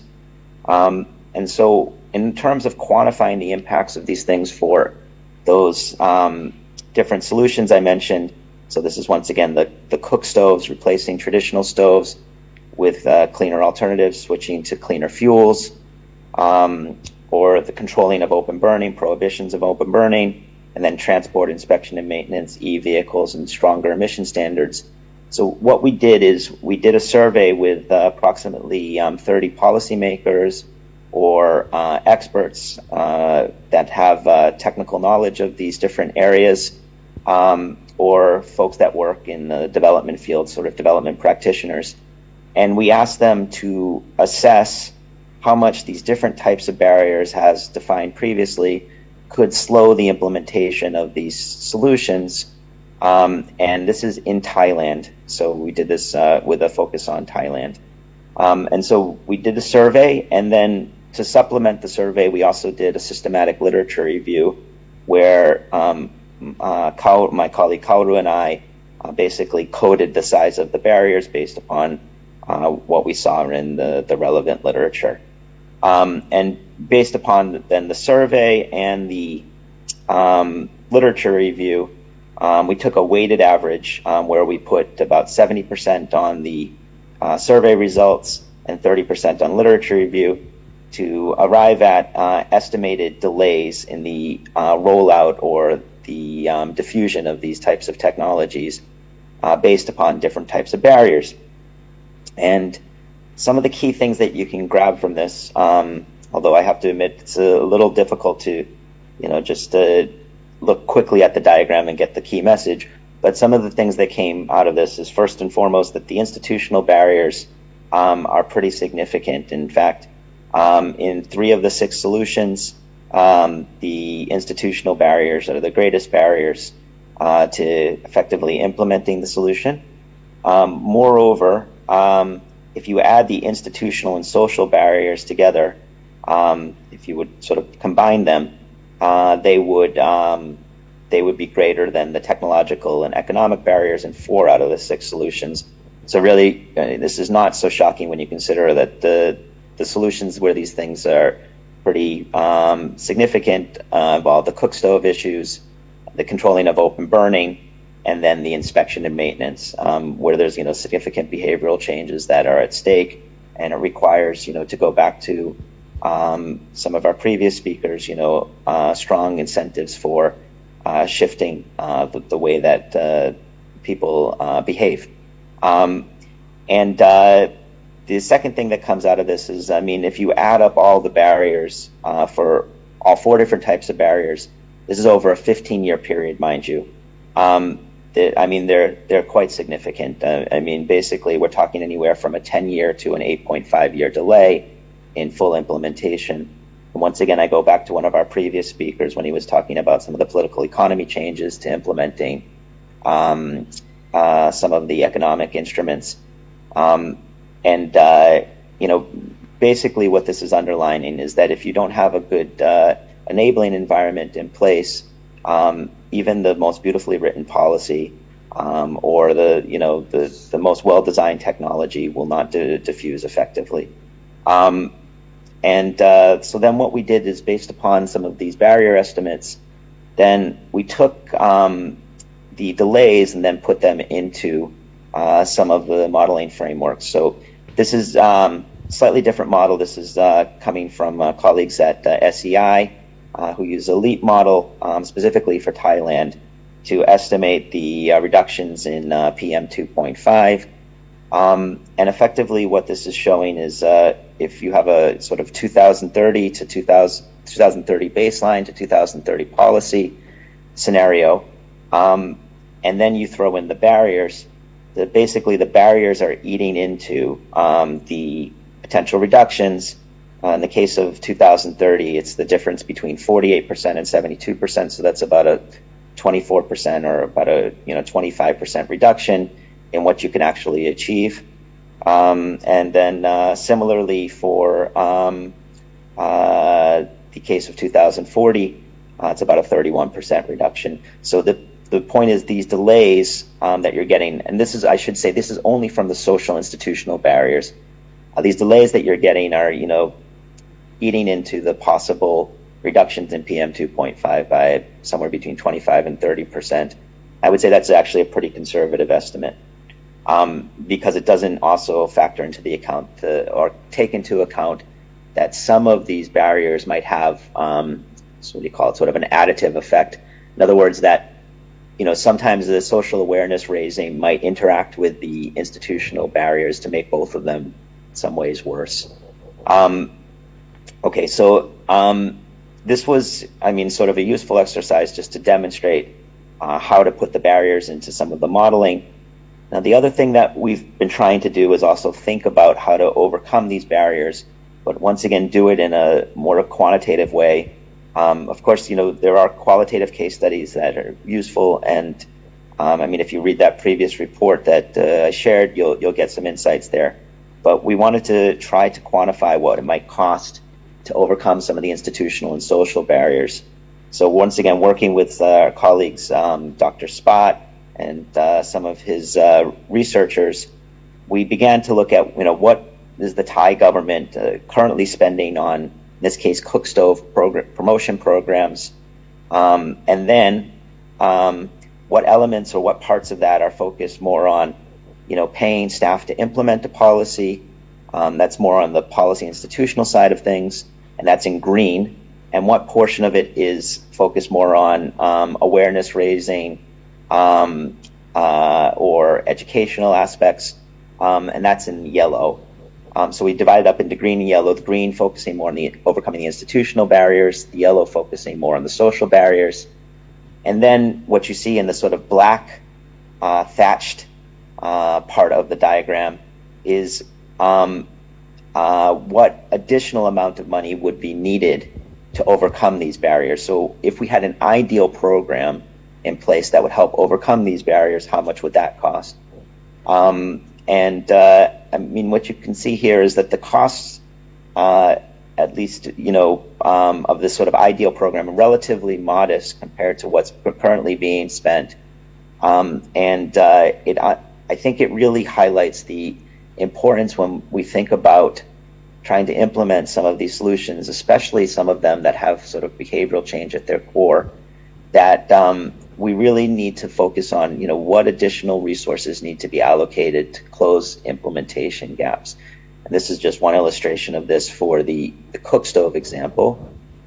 And then we also did the same thing for transportation, three different types of transportation measures here, where once again you have sort of the existing program and then in the thatched color is the ideal program.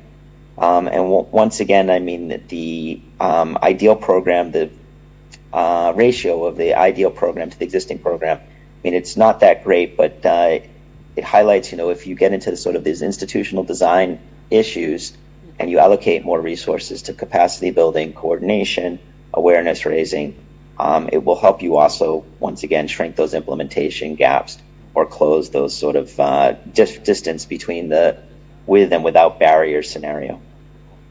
Okay, now where we're going with this,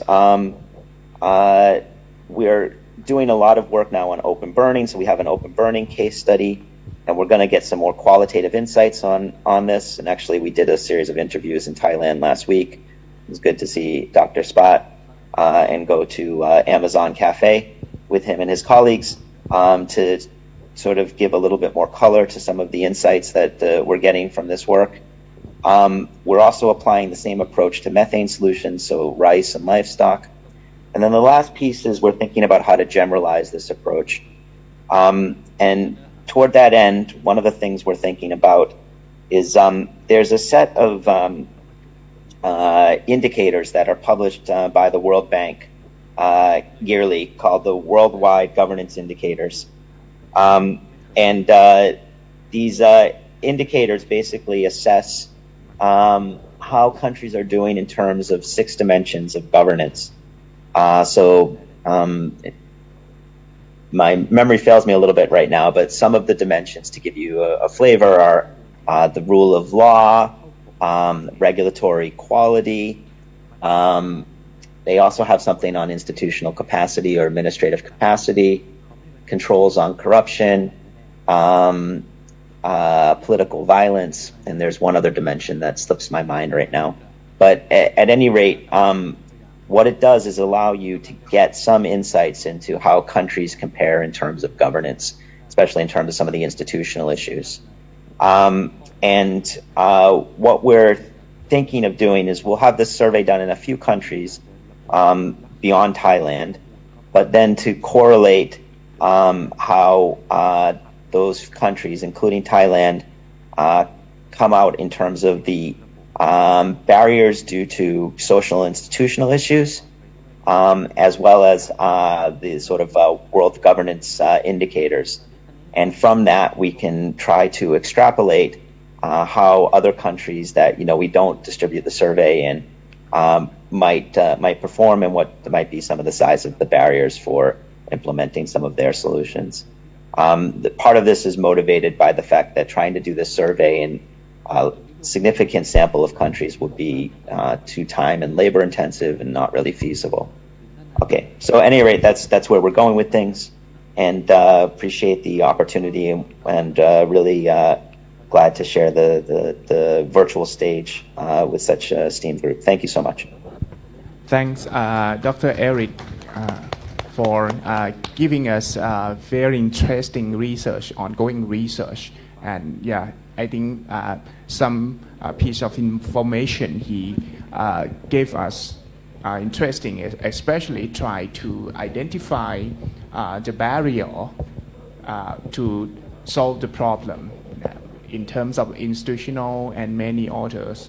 And I hope that this research will be continued and can apply to solve the problem, not just the problem about PM.5, but many others, including global warming and climate change.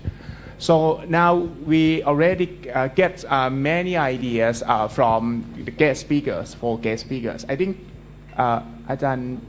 okay, from now on we are opening the floor to be a discussion, and if the attendants have the question or want to express some ideas, please tell us, maybe raise your hand, and then someone will give you a microphone.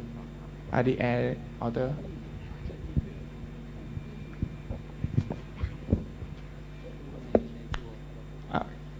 Ajahn Warawan. Yeah. ขอบคุณค่ะ Thank you for very informative talks. I got my eye opened, actually. I'm Borawan Dias Caballo from Faculty of Science and Technology. My work is high performance computing, so I'm far away. Well, I might be integrated in the modeling and scenario field. But what I think I would like to ask the panel is about the law enforcement on protecting human who exposed to the hazards already. So what I see in Thailand is just moved here for 4 years, and I've been to the local hospital, Lampang hospital. Doctors and nurses are working without any air purifier rooms. So what they have to face is when the pollution is very high, they just have to give the treatment to patients with only one mask. I'm just wondering if is there any way that we could probably improve the quality of people who works in the government. Is there any measures in the future law, the clean air law in Thailand? Is there any right for the person who work in public sectors to claim for their clean air at workplace? Or is there any regulation in the United States that you can share with us, which we can probably see how could we protect those, vulnerable group to allow them to work but still have the health in the clean air? Thank you.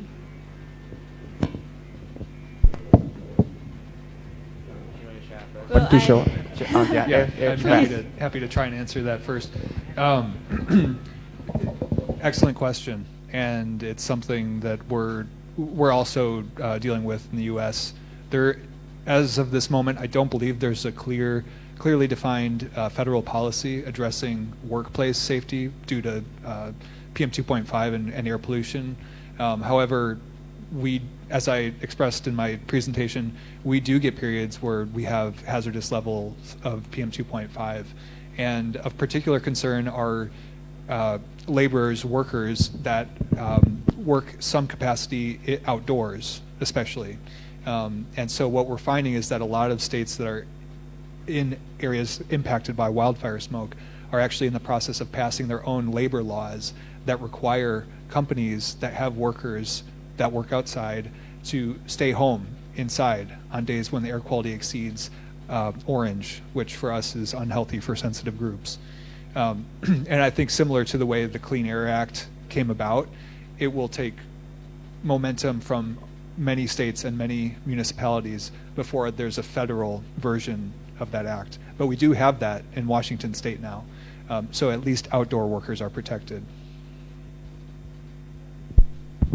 Okay, thank you, Ivan Bing, for sharing the experience from the U.S. I do agree with him that one of the piece of the legislation dealing with this point is about the Occupational Health and Safety Act, dealing with the factory or the building by requiring the owner or the entrepreneur to look after many aspects about the airflow or the condition for working, but I'm not sure whether or not when we talk about the Thai officials, the state or authorities, this type of law apply with the government agency or not.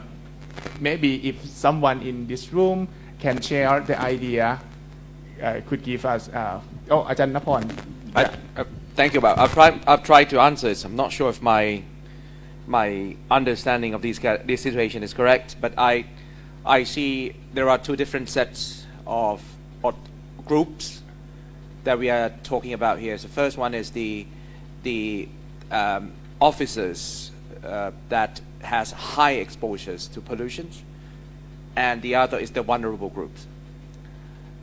Speaking of the first one first, I think, be it the purple in the public health service or in the public education service, there are no difference. Have a look in our room. We have a very, very good air purifier here, and it is the same laws that the hospital can get the same air purifiers. We experienced this through COVID time, and we need these kind of devices in order to protect ourselves. There are laws in place, and there are budgets either from the central government or the one that had been assigned to each and different departments. What is different is the awareness and perception of the leader of that particular organization itself, unfortunately. Because that is the one who's actually decide whether or not you want to spend money or spend your budgets on these kind of devices in order to protect or to enhance the standard for working condition within your workplace. So I think that is something that can be done at not far distant times, given the fact that there might be some budget issues that you have to manage and work around. But I think there are ways in order for a public workplace like the hospital to get this kind of thing, apart from getting its sponsors elsewhere. Secondly, talking about the vulnerable groups, we have seen quite a lot, and this is quite depressing, especially for the past months, that we've seen a lot of youngsters. You have the children, they sneeze, and the sneeze is not really, it's blood. And I think that is something that has been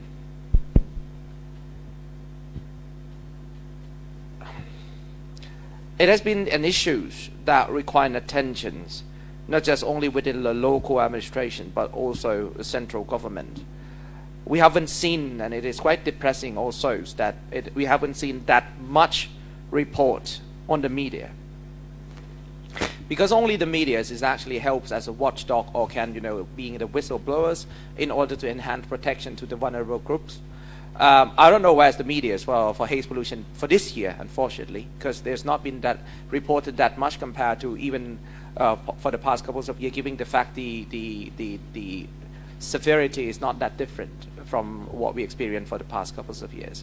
So hopefully, at least, if there were more reported, if there were more calls, it would help the assignment of the budget to protect vulnerable group. It will be more effective, and of course, the underlying principle is that right to health is a recognized human right for quite a long time, and it is actually there are both positive and negative duties upon the government, not just only to ensure that there will be no costs that create harmful effect upon health, but there are an obligation, a positive obligation for state to adopt measures in order to protect or to ensure good qualities that permit a decent status of health for the public at large as well. And I think that's my goal. Thank you. I just to add some ideas about the right to clean air under the new bill. Actually, there is the provisions recognizing that everyone has the right to clean air, and the state must recognize that kind of rights. But the problem is about the legal mechanism to make it come true. Actually, we already the right to decent environment since maybe 15 years ago under the National Health Act. But the problem is that there is no mechanism providing to make that kind of right comes true. So sometimes it might be a problem about the design of the tools or policy or the activity to make the right come true. But at the part of a lawyer, we just try to make this type of provision. But in reality, there must be the way to implement it to come true. I just want to add some point.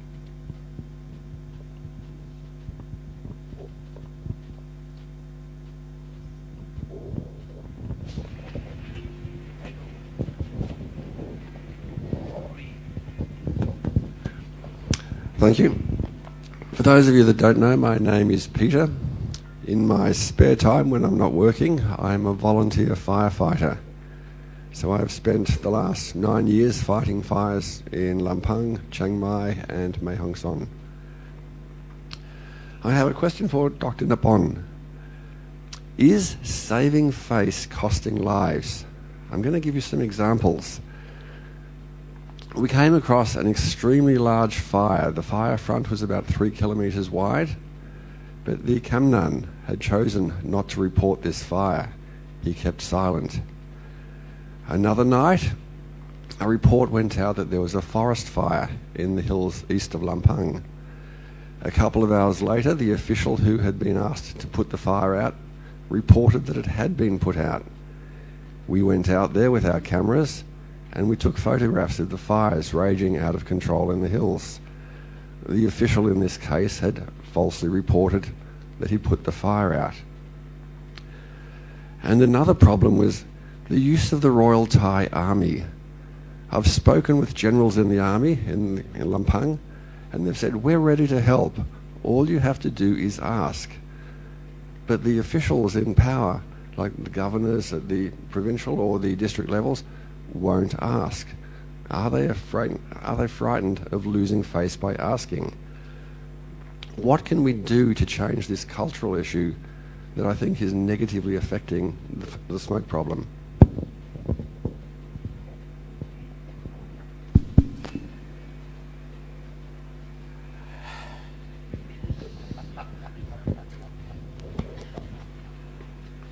Well, it's a very, very, very interesting and depressing question. But I don't think you have not so many choice except litigation against the one who refused to perform their duty. For that Kamnan or for that, relevant officers who falsify the information with respect to firefights, it is a crime of its own. So I guess in order to resolve these problems, it is not just about put down the fines, but also forcing relevant officers to perform their job properly. Of course, I know how difficult it is on the ground when you have to live with them and still have to sue them. But I think that also I think entire society we have come to the point where at times the relevant regulators, the relevant government department left us with not so many choices. Yeah. I'll give you one more example. Your point about taking legal action. Several years ago, there was a very nasty, toxic fire at an illegal dumping site. A group of Thai citizens decided to take legal action and they filed a complaint. Shortly after, they received telephone calls saying, drop the case or we're going to kill your children. What can you do?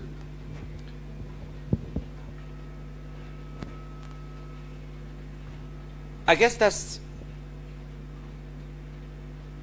that happens really, and in the past it's happened quite frequently,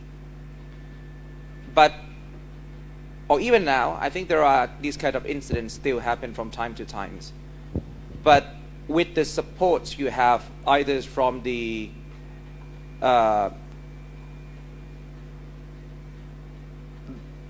civil societies, from the academics, from the person who face or have shared the same fate when it comes to environmental problems, with the watchdogs that have proliferated quite a bit for the past decades. I think things got changed quite a lot as well for protecting our own rights. I know that I'm not standing in your shoes. I can say anything, but I certainly have children, and I know how fair it would be if you are treated with that kind of calls. But I guess, as I already mentioned, one thing that the citizen always win is we win by numbers, we win by quantity. And the more we stick together and the more we help each other, the more we try to protect ourselves or protect each other. I think that is something that has been built towards the civil societies in Thailand, especially for environmental issues. We have a very, very good environmental groups of lawyers that has been doing lots of litigation works, be it the LIPA, I cannot remember the name now, the lawyers, or the environmental laws foundations, which has been actively in suing each and different polluters. In that sense, I think it is, it becomes more arguably safer to do the litigations these days. And in the middle of that kind of threats,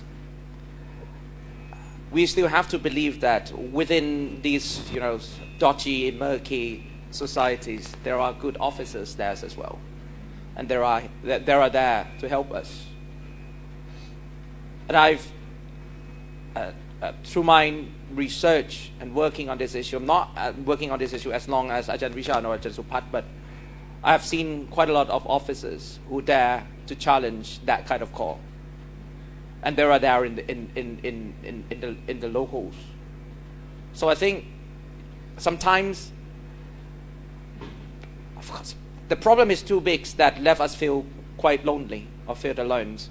But in fact, there are many people still, here to work with us. Legislations in the past, when it comes to environmental issues, create a lot of distrust between the governments and the local societies. But things got changed with different kind of support, with media, with social networks, with different groups of civil societies that help shape, perhaps for the better environment. Also, I think, it is a very, very difficult, depressing situations. But there are also the better equipment, the better group of people, the better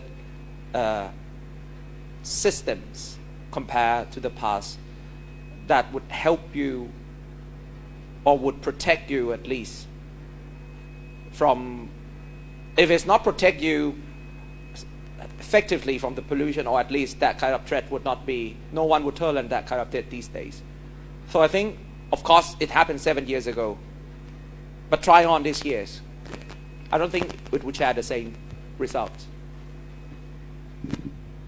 Okay. Change of topic. One of the issues that I've noticed is that charcoal production is quite common, particularly in Lampang, and I think it's one of the contributing factors to the deforestation. What if we made it illegal for the commercial preparation of food in Bangkok to use charcoal? Force them to cut over to gas cookers or electric cookers? You actually basically take away the demand for charcoal as a product, which will help save the forests. Is that possible?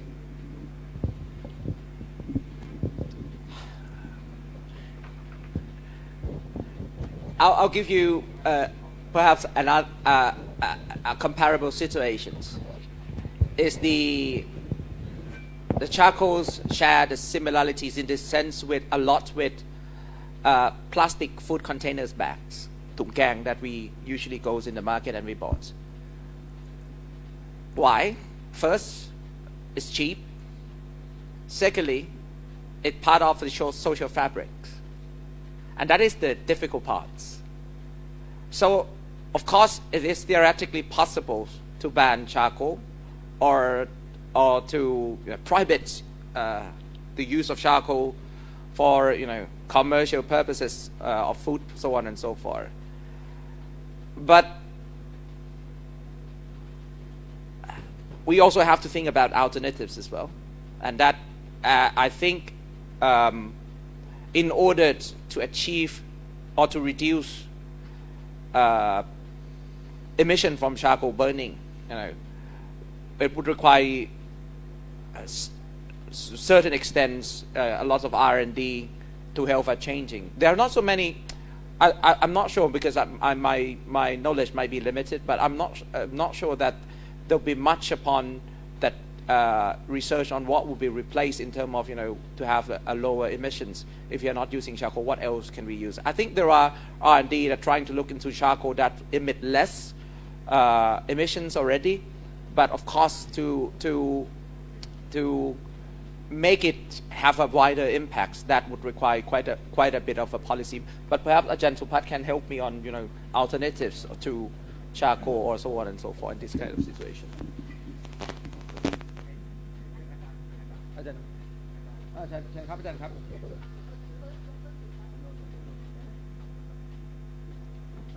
I think maybe Eric would be the one who could answer this, because one of the issue that he is studying is on cook stove. Yeah. If you listen to his presentation, there is a way to have a better or high efficiency cook stove as well. So maybe Eric or Ajahn Savitri might be able to give the answer on that.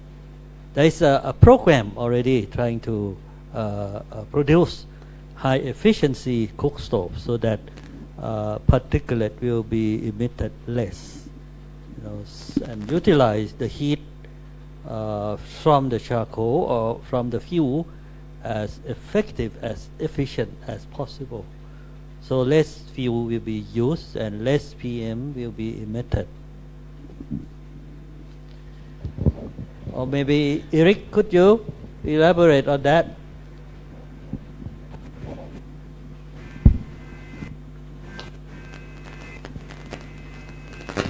While waiting for Eric to reconnect, I just would like to not help the charcoal maker, but in Lampang, it's not. The production of charcoal in Lampang is not totally export to Bangkok, but in Lampang we have another problem as well, is the use of charcoal or wood fuel for biomass, so-called, for ceramic industry. The problem that we have is not that the use of biomass. Biomass is somehow in the policy of our government, the BCG and so on, but the effort that our government or the government put at the moment to enhance the technology that used traditionally. The charcoal making is well known in Africa, in Asia, as the primary resource for cooking and daily life. However, there's no improvement of how we do the charcoal.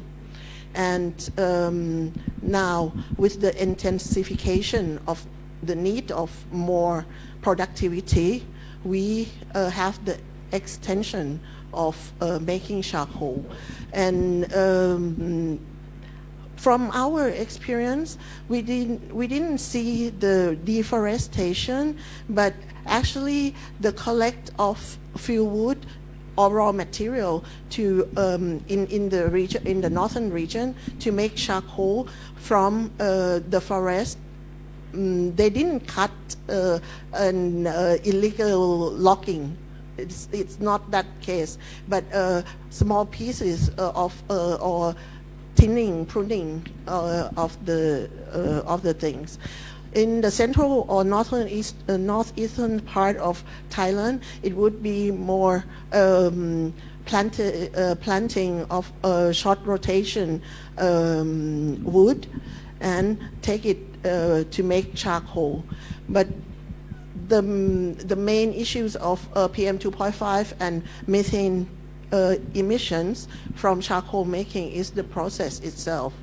We have talked about a lot on the ambient air quality standards. I think we need to elaborate more, or maybe Dr. Evan Bing can give us more about the sense of and the use of emission standards. As shown this morning by Dr. Vichan and Dr. Supat later on, in Thailand, when we start to have the emission standards for lead in fuel, we can see a drop drastically. The same for the poisons. We have the legislation back to the 1992 for SO2 and NOx and TSP, but nothing has moved then. So if we strengthen, we said that we have to put more stricter or more stringent air quality standards. Why not we do something for the emission standards as well? That is one point. The second point that I would like to input also for the Clean Air Act, if it goes through, we said a lot of right to clean air, but no one say about duty to clean air. We as the citizen, we have to also think about, I have in my backyard, my neighbor in the center of Nonthaburi, practice the backyard burning. And this, nearly every evening during February to March. So, and we have sent a complaint to the district administration, but it doesn't make any difference. And when we talk to them, it's, oh, but just to clean up my backyard. It's a really small piece. You see, so the perception and also the collaboration between neighbors and citizens should also be enhanced and support right to the clean air, yes, but also duty to clean air. I think I would like to push forward that. Yeah, I just would like to supplement what Dr. Just said about the cooking. เรียกว่าอะไรนะ about charcoal, I would recommend you to visit the cooking process in Lampang by Mr. Papat Panyai Chatnat. So here, actually, the charcoal process is the closed system. They could use not allow for use from the forest, but they use for the garden or something like that. That they put many lot of tree inside and make a closed system and take quite long. And no PM 2.5 as well, but they can do their control system really good. I would recommend you to take a look, and then you can get insight what the major problem of the PM 2.5 sort in Lampang as well. But when we use charcoal for for barbecue, I think also the minor sort from this area, if we can control the major sort, especially open burning, slash and burn, I think that the problem in Lampang in many area hotspot that you also know where is the hotspot location, something that I would say that I recommend you to take a look. Not that far from here, that they have charcoal production by local people, but also the local knowledge as well. Just why I visit once time last year. I think that's a good system, but how we can maybe expand to other commodity. Also, coming from a specialized institution on energy and environment, I should note that our Ministry of Energy has done a lot, support a lot in terms of increasing efficiency of cooking stove, whether for the gas stove or even the food and charcoal cooking stove. So at the utilization stage, I think we in Thailand we had done a lot, but I agree with you that at the production stage of the charcoal itself, it is not.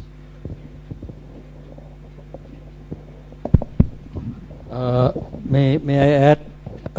Do you know who is Mr. Panya? Papat. Do you know Papat Panya Chadrak? He used to be the former minister, Ministry of Environment, Natural Resources and Environment, and he lived in Lampang. Yeah. So he has recognition in environment a lot. And in fact, he is the president of Agriculture Farmer Association as well. The cook stove, if you go to the market, you want to buy a cook stove for your own cooking, you look for what is called Sethi stove.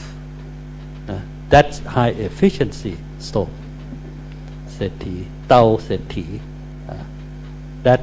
That's been produced already, high efficiency cook stove.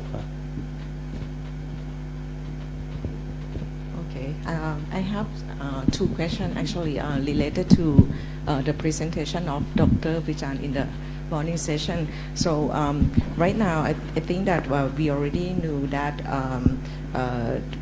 Thai governments and also with many parties, many political parties try to solve this problem by submitting the draft of Clean Air Act, right?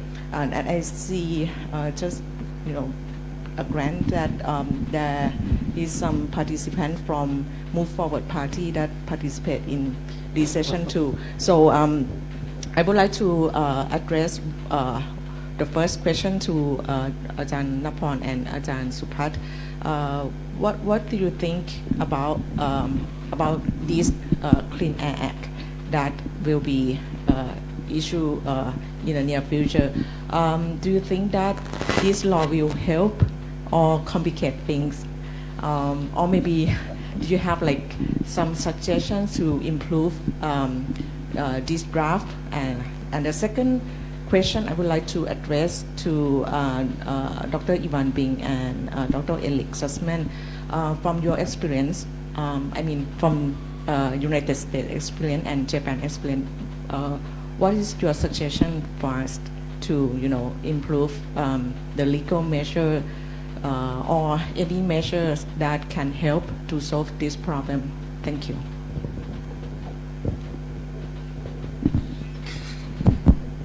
They're always difficult questions.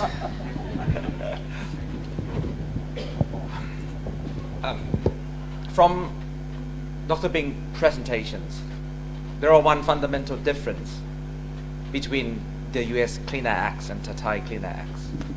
And that fundamental difference was its origins. I think you mentioned that the origins of the US CCA is from the significant increase of industrial activities and motor vehicles and pollution from that. While what we are working on as of today, the focus of Thai Clean Air Acts is on the haze pollution from forest fire, agricultural burning, or even transboundary haze pollutions.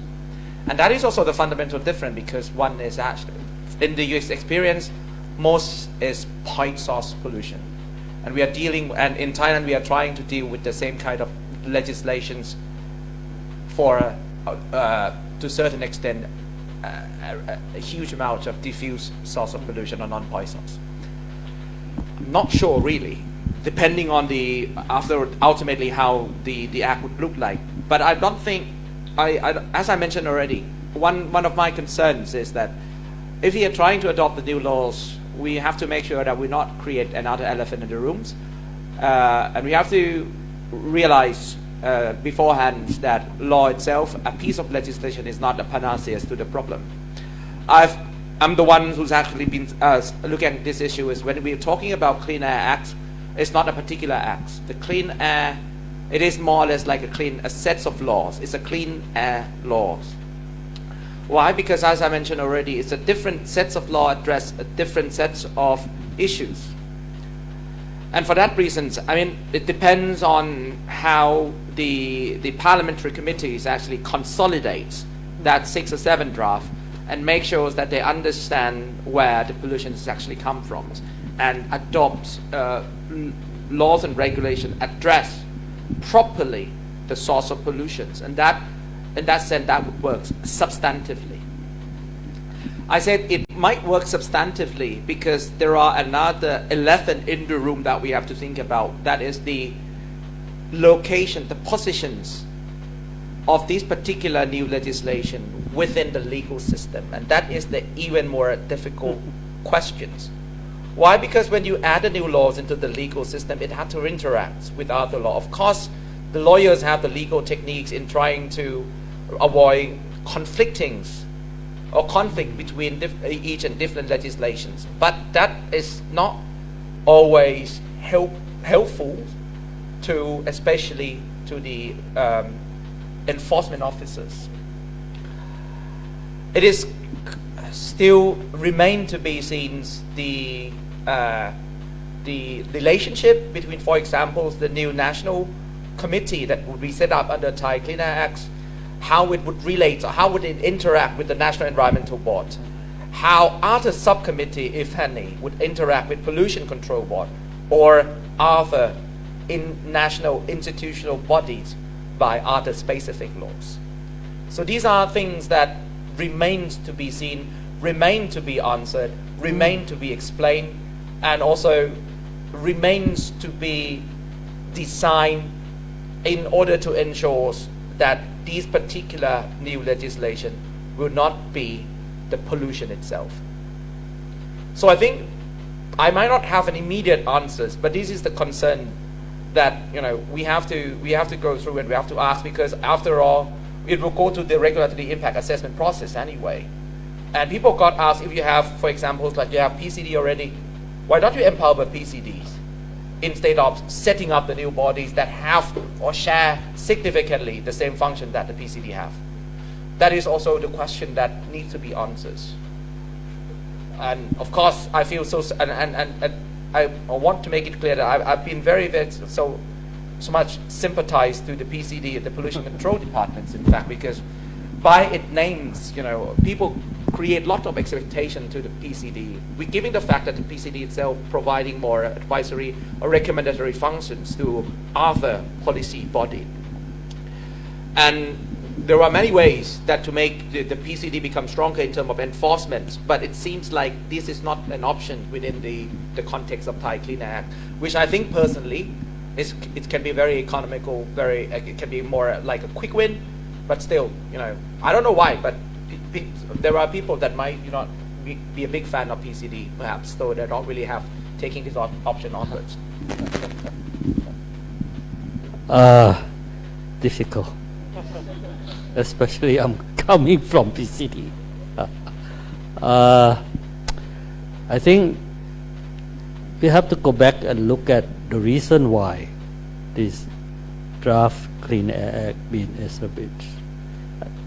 I think it is because of the distrust of the civil society with the current Enhancement and Conservation Environmental Quality Act. They look at the act and see that this act is not very effective in improving the quality of the air. But what I have shown you earlier, we are quite successful to a certain level with the existing act in improvement of the quality of air in the country. Although it might not be what the people would like to see, but at least we see the improvement with all the mechanism within the act. And it's not only this act alone, we have to work with the other act as well. So we have to really go back and see why the Clean Air Act has been developed. Is there any reason? Is there any assessment to see that the current law is ineffective? I don't see that. It's just coming from the feeling that it is not, and we want to have a better one. And when you look at the structure of the Clean Air Act, it's more or less duplicating the Environmental Quality Act. In particular, the institutional structure. You have the Clean Air Policy Committee, whereas the Environmental Quality Act has National Environment Board. And National Environment Board with the current Environmental Quality Act still have the function by law in terms of air quality. Establish ambient air quality standard. And the same in the Clean Air Act has that article for the clean air, not at the policy level, it's clean air administrative level that has the function to establish ambient air quality standard. It's some kind of duplication. But what happened is in the draft Clean Air, there is one article said that whatever not conform with the Clean Air Act, the Clean Air Act has to be taken, will take over, let's say. So if the National Environment Board set up ambient air quality standard at 30, for example, and the Clean Air Administrative Committee under the Clean Air say that, oh, we want 25, then 25 will be implemented. And when you look at the structure of the committee, the Clean Air Administrative Committee is chaired by the minister, whereas the National Environment Board chaired by the Prime Minister. It's still not going along very well in terms of institutional structure. So, my own opinion, it would be better if we compile the law, the existing law, Environmental Quality Act, Industrial Work Act, Public Health Act, and Transport Act. We compile the laws and then later on come up with a codification of law. Codification of law. That means we put every law dealing with environment into one structure, knowing what to be done with what law and so on. So in my view, it's better to have the codification of law, environmental law, the same as we have codification of criminal law. And the criminal law, the codification of criminal law, it's also functioning now. That would eliminate all the duplication. That would eliminate all whatever not synchronizing. And there will not be any new agency established.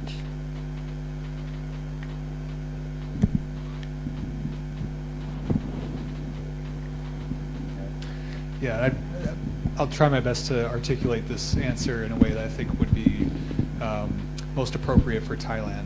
It's really easy for me to immediately suggest aggressive enforcement and financial penalties. But the reality is that industry has a lot of power in both Thailand and the United States. That's just a fact. So I think just as in the case of the momentum that's building around the possible passage of a Clean Air Act for Thailand, the power really lies with the people. And in the case of the U.S., air regulatory authorities are required by law to turn over any information that's publicly requested of them by citizens. And there have been many cases in the U.S. where the public is experiencing health impacts due to some air quality problem, but they can't pinpoint what it is. They're experiencing it in the general area.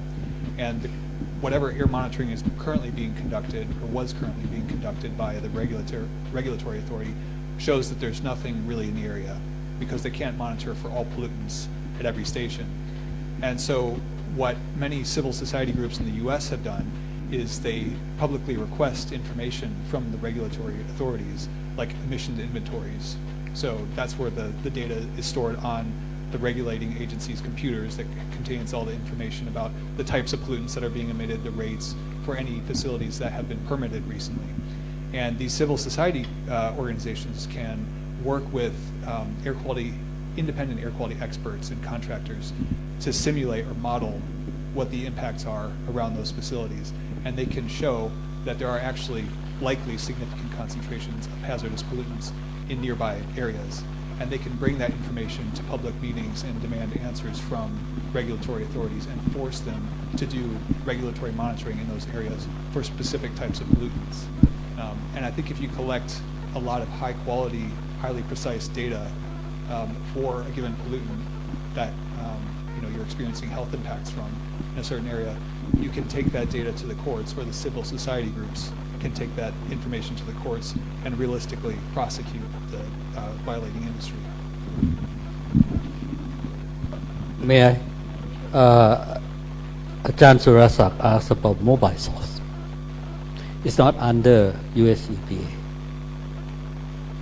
In the Clean Air Act of US, as even mentioned, is created because of the industrial source. So a lot of provision in the law focus on stationary source, new source performance standard, prevention of significant deterioration, and so on. A lot on that. But on mobile source, nothing. You will not find that. Mobile source emission belong to the state. The state has to take care of that.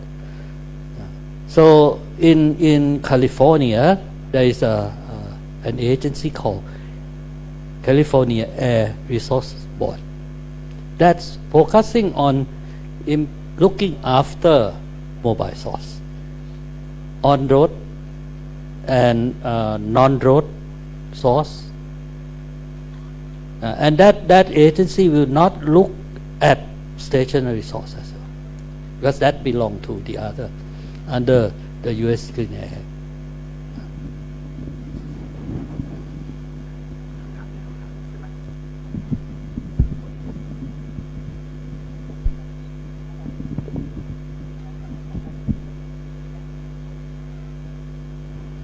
Are there any other one who want to share the idea or ask some questions? We still have time because according to อาจารย์วรวรรณครับ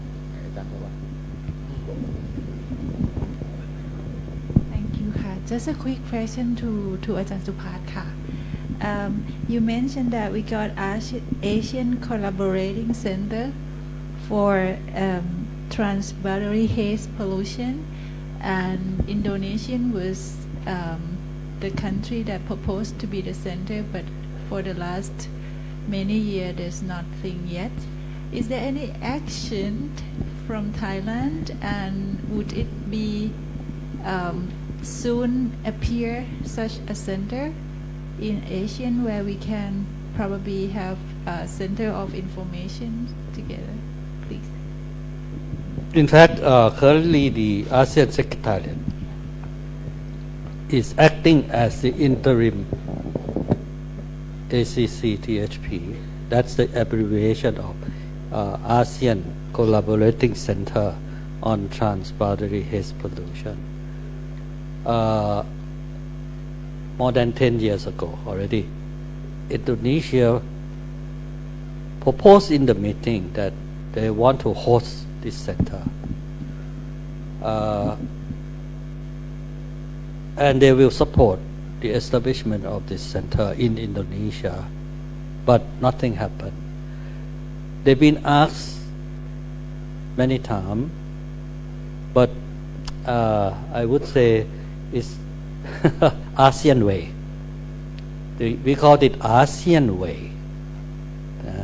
Compromise. That's the problem. Compromise with each other. In fact, and this time, I think Indonesia is quite serious on the establishment already in the second roadmap. Yeah, they in fact say that they will this time to establish the center. So we will see. And one of the strategy in the second roadmap is the establishment. That's in the center circle. The most important strategy, the first one, the establishment and implementation of the ACC-THP in the center. I don't know, you have to understand how ASEAN works. It's not easy. It's not like EU or other. We have to also consider the other country as well. That is why it is called ASEAN way, and it has to be consensus. There is no voting so far. It has to be consensus on a basis. So if one country say no, cannot move further. And in fact, the ASEAN agreement on trans-boundary haze pollution is more or less voluntary basis so far, on a voluntary basis. There is no penalty clause. There is nothing. Ask for collaboration, cooperation. But there is one article which nobody touched. It's Article 21, Protocol. It is possible to establish protocol under the ASEAN Haze Agreement. And this protocol means you have to specify what country need to do in order to improve the situation, and that will be enforced. It will be some kind of obligation that the country will have to do through the establishment of protocol. But no one touched that article. Because once you touch it, there will be one country say no, I won't support that.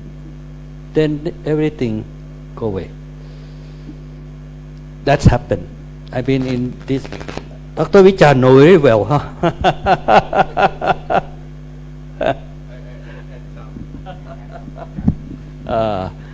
Dr. Vichan attend many senior official meetings and know how ASEAN work. Yeah, thank you very much. As Dr. Supat just mentioned, ASEAN way, not like European way. Since European, they have like very strong commitment, regulation, or by voting. But ASEAN, we have no voting. Every country have to say yes. We can go ahead. Even the center that just mentioned, Singapore is ready to support Indonesia, especially Singapore already set up the center, ASMC, ASEAN, I can't remember the long name, Dr. Supat, ASEAN Meteorological ASEAN Meteorological ASMC, yeah. ASEAN Center on Meteorology, ASMC. Yeah, support not just only Singapore, but for the whole ASEAN. that the early stage that we are implementing the transportatory heat pollution, we use information from Singapore that use satellite image. But Singapore also point out in the meeting if Indonesia not ready for the center, Singapore can do on behalf of secretariat or something like that. But Indonesia say no. Yeah, Indonesia can do by themselves, but still not yet. But I hope they're going to have the center very soon. I believe that Dr. Supat, since they have no hotspot, not smart hotspot in the southern region, they can consider to have the center. Maybe I would believe that. Thank you very much. If I may add on the ASEAN a bit, I'm sure Ajahn Vijan and Ajahn Supat has lots of practical insights from the experience. But I think ASEAN ways, in the sense, is our region has been quite reserved and very, very cautious about interfering in domestic affairs of other member states, and that has been there since at least 1967, since we have the TAC forming up this regional integration. Well, positively looking at it, it's the ASEAN way has been loosened, in fact, from its strictness, because before 10 years ago or 20 years ago, the non-interference is actually very, very strict. But lately, I think since just before COVID, especially during with the internal armed conflict going on in Myanmar, we have witnessed the political leaders of ASEAN's member states start to actively interfere, especially given the fact it's just a political statement, but it is unprecedented for these regions. So I think ASEAN ways is going to change politically, but of course gradually. It's not going to change, completely different than tomorrow, but ASEAN ways is going to loosen. It's going to loosen in a better way, and especially when it comes to the environmental issue. Why I'm saying this, because I think ASEAN member states also realize that ASEAN ways is a problem. And because of ASEAN way, we have the AATHP written in that particular way. And what is actually been always been the approach of AATHP or ASEAN Transboundary Haze Pollution is that the national acts first. And if the regional want to act, you have to ask that particular states without permission. Even you have $1 trillion, that $1 trillion cannot flow into that particular countries to address the haze pollution, because there were no permission, and that because of the ASEAN's way that shaped the way in which AATHP has been negotiated and drafted. But as Ajahn Supat rightly pointed out, that to overcome this, and hopefully within the years to come, the ASEAN member state will utilize what they have within that particular agreement, and of course through the adoption of the supplementary protocol, like we have the Paris Agreement supplementary to the UNFCCC, which make it even is more or less more effective than the UNFCCC itself. So of course, I think that would be something that for the next generations that would work in this particular field would have to think about. And I know that from my colleagues in ASEAN, there's been talks going on about this, and especially even the younger generation, younger academic generation in Cambodia, in Laos and Vietnam, they are sharing the same fate, and they are discussing already how should we do with respect to the haze pollution in this region. May I add to that?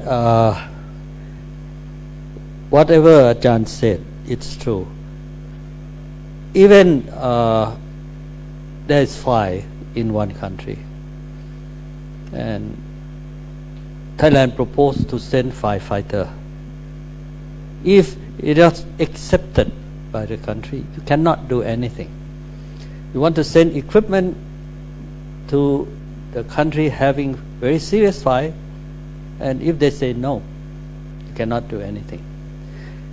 Even with this transboundary haze agreement, cannot do that without any permission. Historically, Thailand used to do that. Once there was fire in Indonesia and so on and so on, it affected the southern part of Thailand. The Thai government proposed to send our firefighter airplane and so on to help.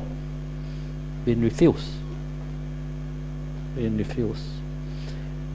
And I think might be the time that the introduction of protocol will happen, because at one time the ASEAN department under the Ministry of Foreign Affairs asked me what can Thailand do with the ASEAN haze agreement, and I said Article 21, but you have to apply that in country as well. And if you are pretty sure that you can do that within the country, then requesting the meeting to consider the establishment of the supplementary protocol.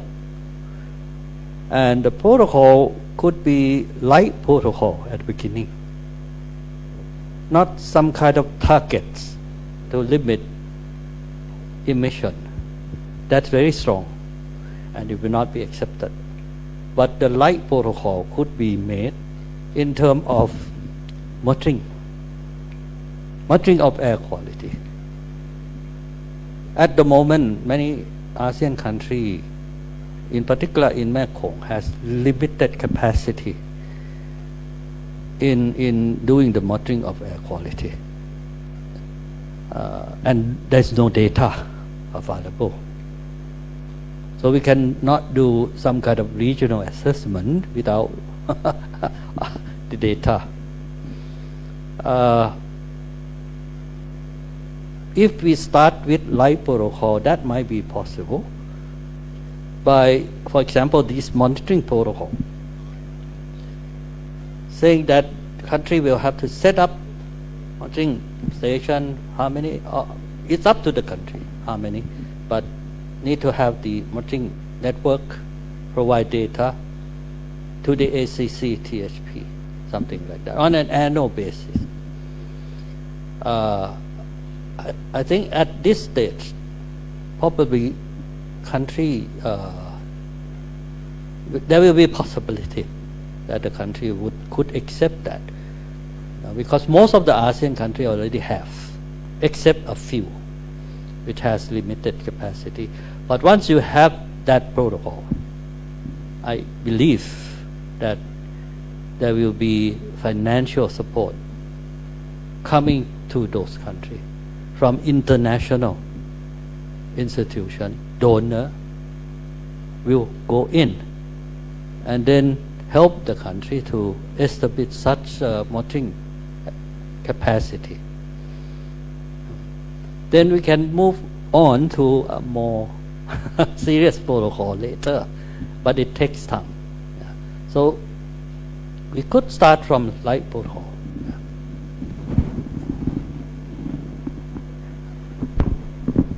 Any questions, please, Dr. Sik have a question. One question. Dr. Sik, one question.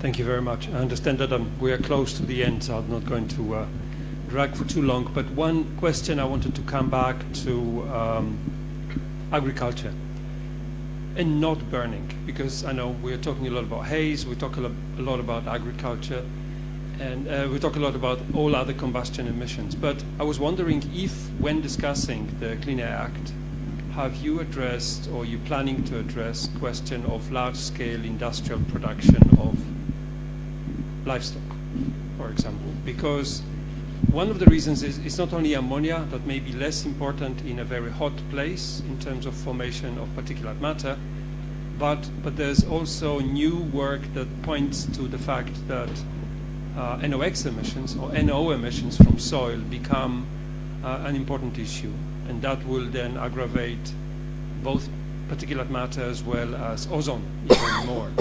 So I was wondering, this is a difficult subject everywhere, it's difficult in Europe, but I wonder if that was or is on the agenda to discuss that. I don't think so on that. But anyway, this clean air, draft clean air act cover all kind of pollution, air pollution, not only PM2.5. It said air quality, emission of air pollutant, and it also give a definition of what is bad quality air. Have means dust, mean gas, mean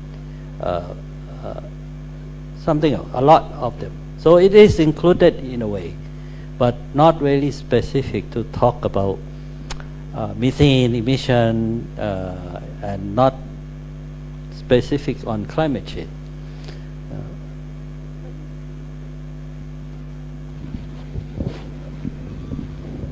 I think you may say that if I'm wrong, but the sense of his question is maybe that in this Clean Air Act, would we consider sector by sector, and within the sector, what would be the priority? For your information, agriculture, large-scale livestock in Thailand, it's very limited. The large-scale industry, agricultural industry, would concern the field crop.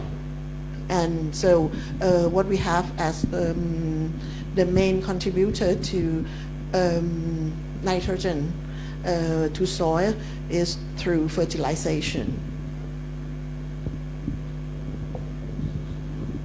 Yeah, but I mean, this can be done if we consider sector by sector, and also within the sector, what are the pollutants that would be involved in the air quality management.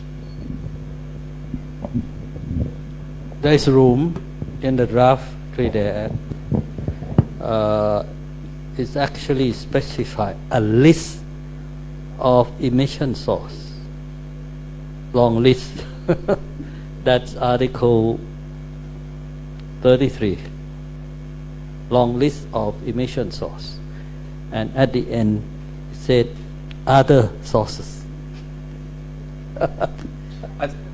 I think it is a kind of an activity that is actually overlaps in one way or another between the Clean Air Act itself and also the climate change law that is also ongoing. But from what I can sense, the priority within the Clean Air Act, unfortunately, not the large-scale agricultural practices. At least if it's not dealing with burning. So in that sense, discussion on emission of different greenhouse gases would be more or less in the context of the climate change law, which also remain to be seen as well. But of course, as Jason Supat pointed out, the legislation or the draft bill is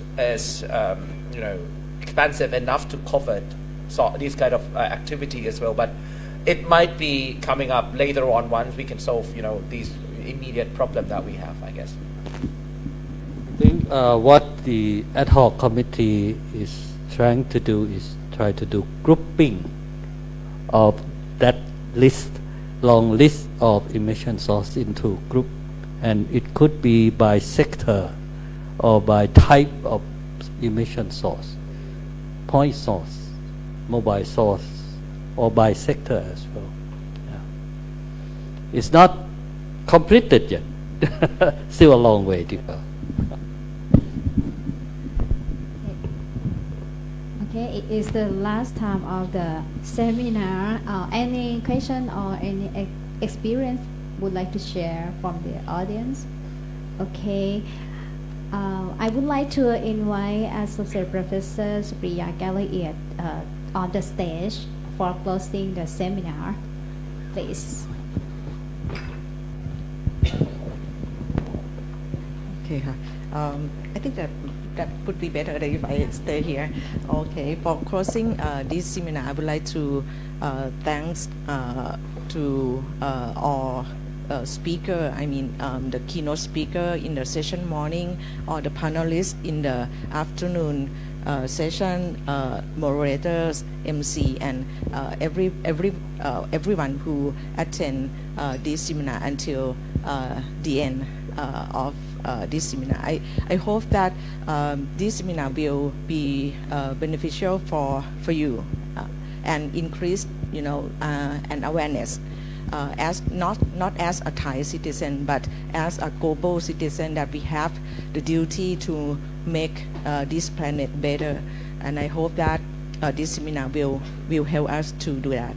And thank you again. And because we didn't break during the session, so we have like snacks and beverage outside. So please feel free to take it. Thank you, and have a good evening.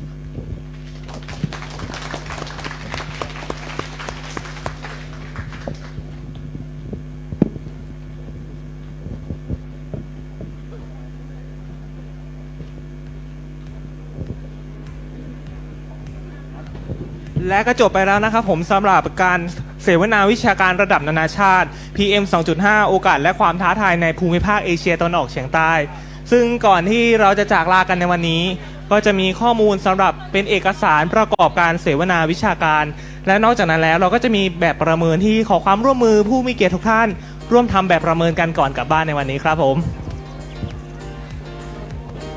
ซึ่งในการนี้ขอขอบพระคุณ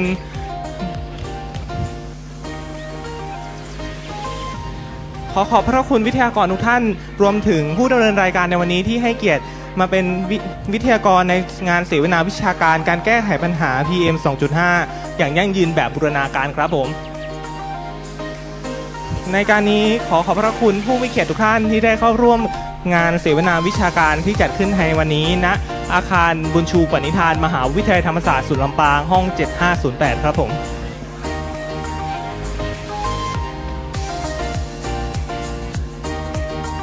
แขกผู้มีเกียรติทุกท่านสามารถดาวน์โหลดข้อมูลที่เป็นข้อมูลเอกสารเกี่ยวกับงานเสวนาวิชาการในวันนี้ซึ่งปรากฏอยู่บริเวณภาพหน้าจอข้างหลังของ MC ซึ่งท่านก็สามารถเข้าไปโหลดเพื่อที่จะทำความรู้จักรวมถึงศึกษาข้อมูลเพิ่มเติมเกี่ยวกับงานเอกสารวิชาการครับและขอความร่วมมือท่านผู้มีเกียรติทุกท่านทำแบบประเมินวิชาการที่จะประเมินงานในวันนี้ครับผมในการนี้ขอขอบพระคุณคณะผู้จัดงานได้แก่มหาวิทยาลัยธรรมศาสตร์ศูนย์รวมผู้เชี่ยวชาญด้านมลพิษอากาศและสภาพอากาศสำนักงานการวิจัยแห่งชาติที่ได้ร่วมมือกันในการจัดสรรและจัดทำงานเสวนาวิชาการระดับนานาชาติ PM 2.5 โอกาสและความท้าทายในภูมิภาคเอเชียตะวันออกเฉียงใต้